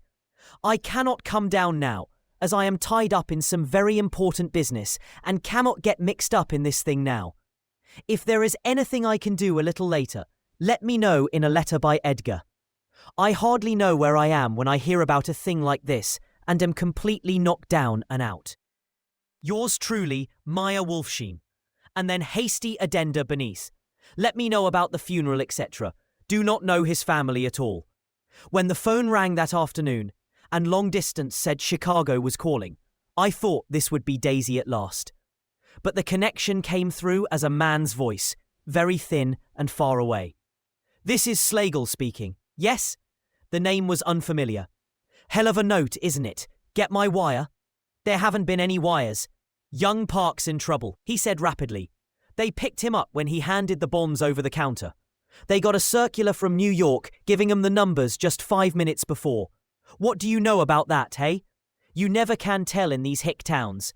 Hello, I interrupted breathlessly. Look here, this isn't Mr. Gatsby. Mr. Gatsby's dead. There was a long silence on the other end of the wire, followed by an exclamation, then a quick squawk as the connection was broken. I think it was on the third day that a telegram signed Henry C. Gatz arrived from a town in Minnesota. It said only that the sender was leaving immediately and to postpone the funeral until he came. It was Gatsby's father, a solemn old man, very helpless and dismayed, bundled up in a long, cheap ulster against the warm September day. His eyes leaked continuously with excitement, and when I took the bag and umbrella from his hands, he began to pull so incessantly at his sparse grey beard that I had difficulty in getting off his coat. He was on the point of collapse, so I took him into the music room and made him sit down while I sent for something to eat. But he wouldn't eat, and the glass of milk spilled from his trembling hand. I saw it in the Chicago newspaper, he said. It was all in the Chicago newspaper. I started right away. I didn't know how to reach you. His eyes, seeing nothing, moved ceaselessly about the room. It was a madman, he said. He must have been mad. Wouldn't you like some coffee? I urged him. I don't want anything. I'm all right now, Mr. Carraway. Well, I'm all right now. Where have they got Jimmy? I took him into the drawing room where his son lay and left him there. Some little boys had come up on the steps and were looking into the hall. When I told them who had arrived, they went reluctantly away. After a little while, Mr. Gatz opened the door and came out, his mouth ajar, his face flushed slightly, his eyes leaking isolated and unpunctual tears. He had reached an age where death no longer has the quality of ghastly surprise. And when he looked around him now for the first time and saw the height and splendour of the hall and the great rooms opening out from it into other rooms, his grief began to be mixed with an awed pride. I helped him to a bedroom upstairs. While he took off his coat and vest, I told him that all arrangements had been deferred until he came. I didn't know what you'd want, Mr. Gatsby. Gatz is my name. Mr. Gatz, I thought you might want to take the body west. He shook his head. Jimmy always liked it better down east. He rose up to his position in the east. Were you a friend of my boy's, mister? We were close friends. He had a big future before him, you know. He was only a young man, but he had a lot of brain power here. He touched his head impressively, and I nodded. If he'd have lived, he'd have been a great man. A man like James J. Hill. He'd have helped build up the country. That's true, I said, uncomfortably. He fumbled at the embroidered coverlet, trying to take it from the bed, and lay down stiffly, was instantly asleep. That night, an obviously frightened person called up and demanded to know who I was before he would give his name. This is Mr. Carraway, I said. Oh, he sounded relieved. This is Klipspringer. I was relieved too, for that seemed to promise another friend at Gatsby's grave. I didn't want it to be in the papers and draw a sightseeing crowd, so I'd been calling up a few people myself. They were hard to find. The funeral's tomorrow, I said. 3 o'clock, Here at the house. I wish you'd tell anybody who'd be interested. Oh, I will, he broke out hastily. Of course I'm not likely to see anybody, but if I do. His tone made me suspicious. Of course you'll be there yourself. Well, I'll certainly try. What I called up about is— Wait a minute, I interrupted. How about saying you'll come? Well, the fact is, the truth of the matter is, that I'm staying with some people up here in Greenwich, and they rather expect me to be with them tomorrow. In fact, there's a sort of picnic or something. Of course, I'll do my best to get away. I ejaculated an unrestrained, huh? And he must have heard me, for he went on nervously. What I called up about was a pair of shoes I left there. I wonder if it'd be too much trouble to have the butler send them on. You see, they're tennis shoes, and I'm sort of helpless without them. My address is care of B.F. I didn't hear the rest of the name because I hung up the receiver. After that, I felt a certain shame for Gatsby. One gentleman to whom I telephoned implied that he had got what he deserved. However, that was my fault, for he was one of those who used to sneer most bitterly at Gatsby on the courage of Gatsby's liquor, and I should have known better than to call him. The morning of the funeral, I went up to New York to see Meyer Wolsheim. I couldn't seem to reach him any other way. The door that I pushed open, on the advice of an elevator boy, was marked the Swastika Holding Company, and at first there didn't seem to be anyone inside. But when I'd shouted hello several times in vain, an argument broke out behind a partition, and presently a lovely Jewess appeared at an interior door and scrutinized me with black, hostile eyes. Nobody's in, she said. Mr. Wolsheim's gone to Chicago. The first part of this was obviously untrue, for someone had begun to whistle The Rosary tunelessly inside. Please say that Mr. Carroway wants to see him. I can't get him back from Chicago, can I? At this moment, a voice, unmistakably Wolsheim's, called Stella from the other side of the door.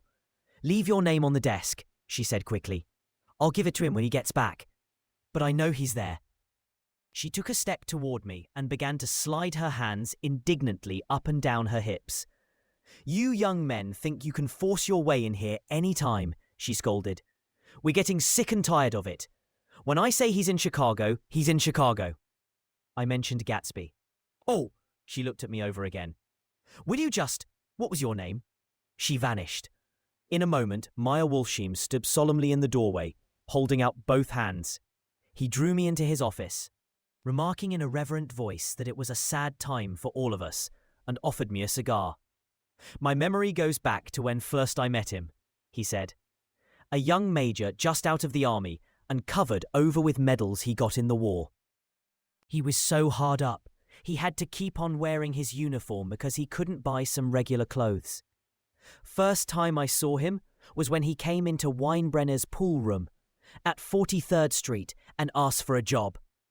He hadn't eat anything for a couple of days. Come on, have some lunch with me, I said. He ate more than $4 worth of food in half an hour. Did you start him in business? I inquired. Start him? I made him. Oh. I raised him up out of nothing, right out of the gutter. I saw right away he was a fine-appearing, gentlemanly young man, and when he told me he was at Oxford, I knew I could use him good. I got him to join the American Legion, and he used to stand high there. Right off, he did some work for a client of mine up to Albany. We were so thick like that in everything, he held up 2 Albus fingers. Always together.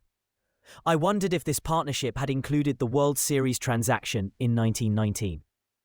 Now he's dead, I said after a moment.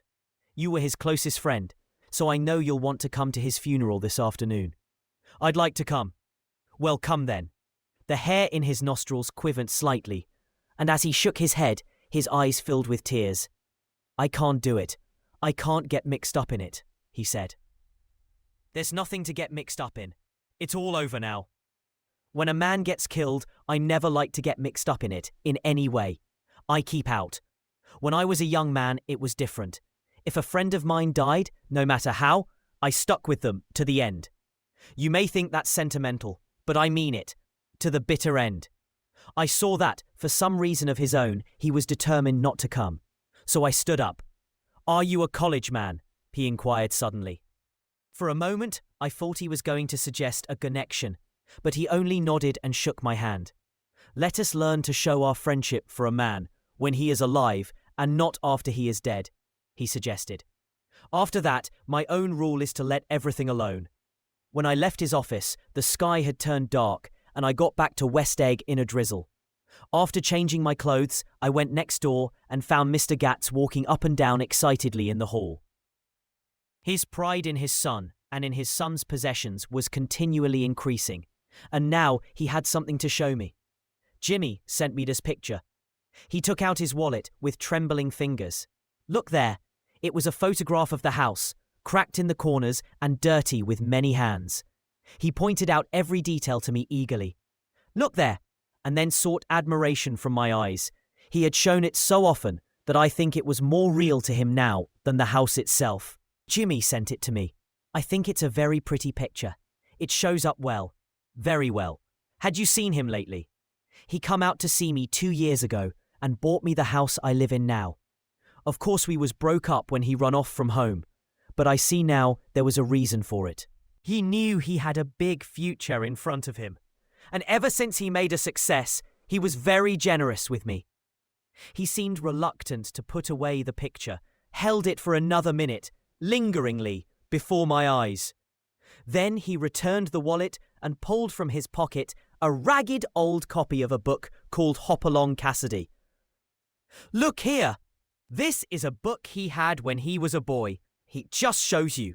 He opened it at the back cover and turned it around for me to see. On the last flyleaf was printed the word schedule and the date September the 12th, 1906. And underneath, rise from bed 6 a.m. Dumbbell exercise and wall scaling 6:15 to 6:30. Study electricity, etc. 7:15 to 8:15. Work 8:30 to 4:30 p.m. Baseball and sports 4:30 to 5 p.m. Practice elocution, poise and how to attain it 5 to 6 p.m. Study needed inventions 7 to 9. General resolves. No wasting time at shafters or indecipherable. No more smoking or chewing. Bath every other day. Read one improving book or magazine per week. Save $5 crossed out, $3 per week. Be better to parents. I came across this book by accident, said the old man. It just shows you, don't it? It just shows you. Jimmy was bound to get ahead. He always had some resolves like this, or something. Do you notice what he's got about improving his mind? He was always great for that. He told me I ate like a hog once, and I beat him for it. He was reluctant to close the book, reading each item aloud, and then looking eagerly at me. I think he rather expected me to copy down the list for my own use. A little before 3, the Lutheran minister arrived from Flushing, and I began to look involuntarily out the windows for other cars. So did Gatsby's father. And as the time passed and the servants came in and stood waiting in the hall, his eyes began to blink anxiously, and he spoke of the rain in a worried, uncertain way. The minister glanced several times at his watch, so I took him aside and asked him to wait for half an hour. But it wasn't any use. Nobody came. About 5 o'clock, our procession of 3 cars reached the cemetery and stopped in a thick drizzle beside the gate. First a motor hearse, horribly black and wet. Then Mr. Gatz and the minister and me in the limousine. And a little later, 4 or 5 servants and the postman from West Egg in Gatsby's station wagon, all wet to the skin. As we started through the gate into the cemetery, I heard a car stop and then the sound of someone splashing after us over the soggy ground. I looked around. It was the man with owl-eyed glasses whom I had found marvelling over Gatsby's books in the library one night 3 months before. I'd never seen him since then. I don't know how he knew about the funeral, or even his name. The rain poured down his thick glasses, and he took them off and wiped them to see the protecting canvas unrolled from Gatsby's grave. I tried to think about Gatsby then for a moment, but he was already too far away, and I could only remember, without resentment, that Daisy hadn't sent a message or a flower. Dimly I heard someone murmur, "Blessed are the dead that the rain falls on." And then the owl-eyed man said, "Amen to that," in a brave voice. We straggled down quickly through the rain to the cars. Owl-Eye spoke to me by the gate. "I couldn't get to the house," he remarked. Neither could anybody else. "Go on," he started. "Why, my God! They used to go there by the hundreds." He took off his glasses and wiped them again, outside and in. "The poor son of a bitch," he said. "One of my most vivid memories is of coming back west from prep school and later from college at Christmas time. Those who went farther than Chicago would gather in the old, dim Union Station at 6 o'clock of a December evening with a few Chicago friends, already caught up into their own holiday gaieties, to bid them a hasty goodbye. I remember the fur coats of the girls returning from Miss This or That's, and the chatter of frozen breath, and the hands waving overhead as we caught sight of old acquaintances, and the matchings of invitations. Are you going to the Ordways, the Herseys, the Schultzes, and the long green tickets clasped tight in our gloved hands? And last, the murky yellow cars of the Chicago, Milwaukee, and St. Paul Railroad looking cheerful as Christmas itself on the tracks beside the gate. When we pulled out into the winter night, and the real snow, our snow, began to stretch out beside us and twinkle against the windows, and the dim lights of small Wisconsin stations moved by, a sharp, wild brace came suddenly into the air. We drew in deep breaths of it as we walked back from dinner through the cold vestibules, unutterably aware of our identity with this country for one strange hour before we melted indistinguishably into it again. That's my Middle West, not the wheat or the prairies or the lost Swede towns, but the thrilling returning trains of my youth, and the street lamps and sleigh bells in the frosty dark, and the shadows of holly wreaths thrown by lighted windows on the snow. I am part of that, a little solemn with the feel of those long winters, a little complacent from growing up in the Caraway House in a city where dwellings are still called through decades by a family's name. I see now that this has been a story of the West, after all. Tom and Gatsby, Daisy and Jordan and I were all Westerners, and perhaps we possessed some deficiency in common which made us subtly unadaptable to Eastern life. Even when the East excited me most, even when I was most keenly aware of its superiority to the bored, sprawling, swollen towns beyond the Ohio, with their interminable inquisitions which spared only the children and the very old, even then it had always for me a quality of distortion. West Egg, especially, still figures in my more fantastic dreams. I see it as a night scene by El Greco, 100 houses, at once conventional and grotesque, crouching under a sullen, overhanging sky and a lustreless moon. In the foreground, 4 solemn men in dress suits are walking along the sidewalk with a stretcher on which lies a drunken woman in a white evening dress. Her hand, which dangles over the side, sparkles cold with jewels. Gravely the men turn in at a house, the wrong house, but no one knows the woman's name, and no one cares. After Gatsby's death, the East was haunted for me like that, distorted beyond my eyes' power of correction. So when the blue smoke of brittle leaves was in the air, and the wind blew the wet laundry stiff on the line, I decided to come back home. There was one thing to be done before I left, an awkward, unpleasant thing that perhaps had better have been let alone. But I wanted to leave things in order and not just trust that obliging and indifferent sea to sweep my refuse away. I saw Jordan Baker and talked over and around what had happened to us together and what had happened afterward to me. And she lay perfectly still, listening in a big chair. She was dressed to play golf, and I remember thinking she looked like a good illustration. Her chin raised a little jauntily, her hair the colour of an autumn leaf, her face the same brown tint as the fingerless glove on her knee. When I had finished, she told me without comment that she was engaged to another man. I doubted that, though there were several she could have married at a nod of her head, but I pretended to be surprised. For just a minute, I wondered if I wasn't making a mistake. Then I thought it all over again quickly and got up to say goodbye. "Nevertheless, you did throw me over," said Jordan suddenly. "You threw me over on the telephone. I don't give a damn about you now, but it was a new experience for me, and I felt a little dizzy for a while." We shook hands. "Oh, and do you remember," she added, "a conversation we had once about driving a car?" "Why, not exactly. You said a bad driver was only safe until she met another bad driver. Well, I met another bad driver, didn't I? I mean, it was careless of me to make such a wrong guess.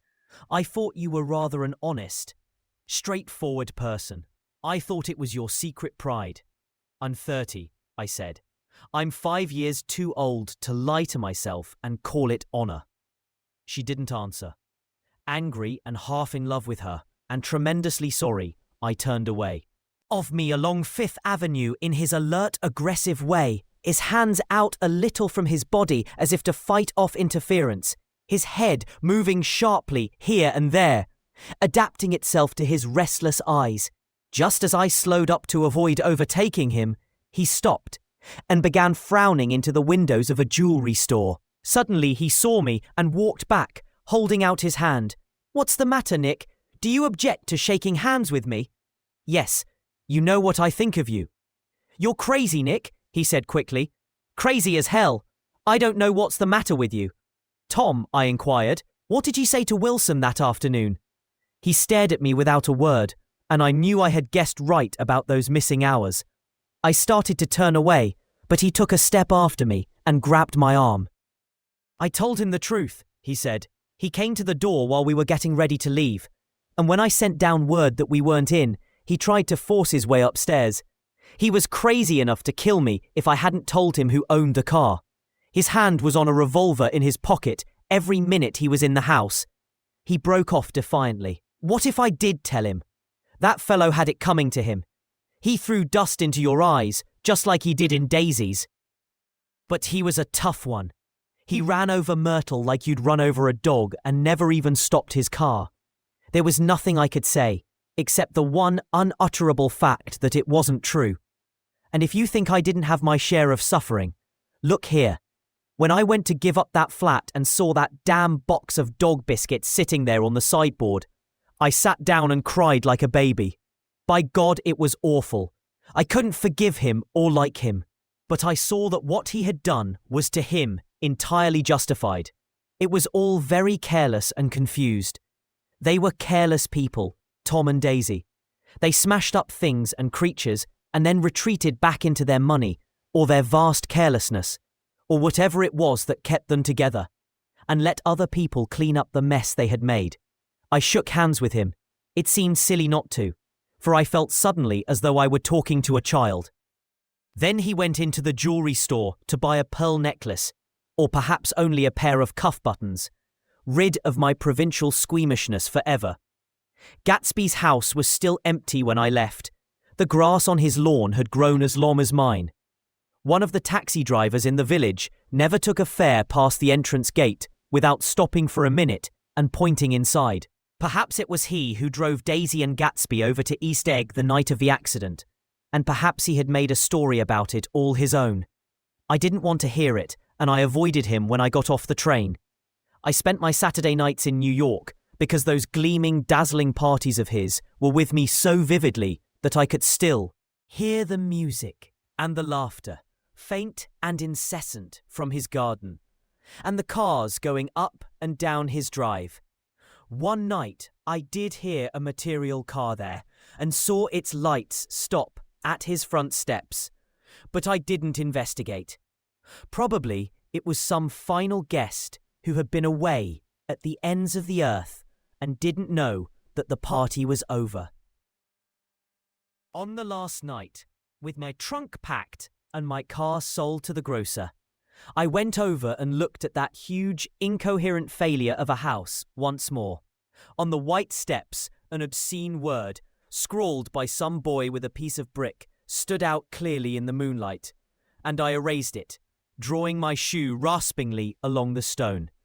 Then I wandered down to the beach and sprawled out on the sand. Most of the big shore places were closed now, and there were hardly any lights except the shadowy, moving glow of a ferryboat across the sound. And as the moon rose higher, the inessential houses began to melt away, until gradually I became aware of the old island here that flowered once for Dutch sailors' eyes, a fresh green breast of the New World. Its vanished trees, the trees that had made way for Gatsby's house, had once pandered in whispers to the last and greatest of all human dreams.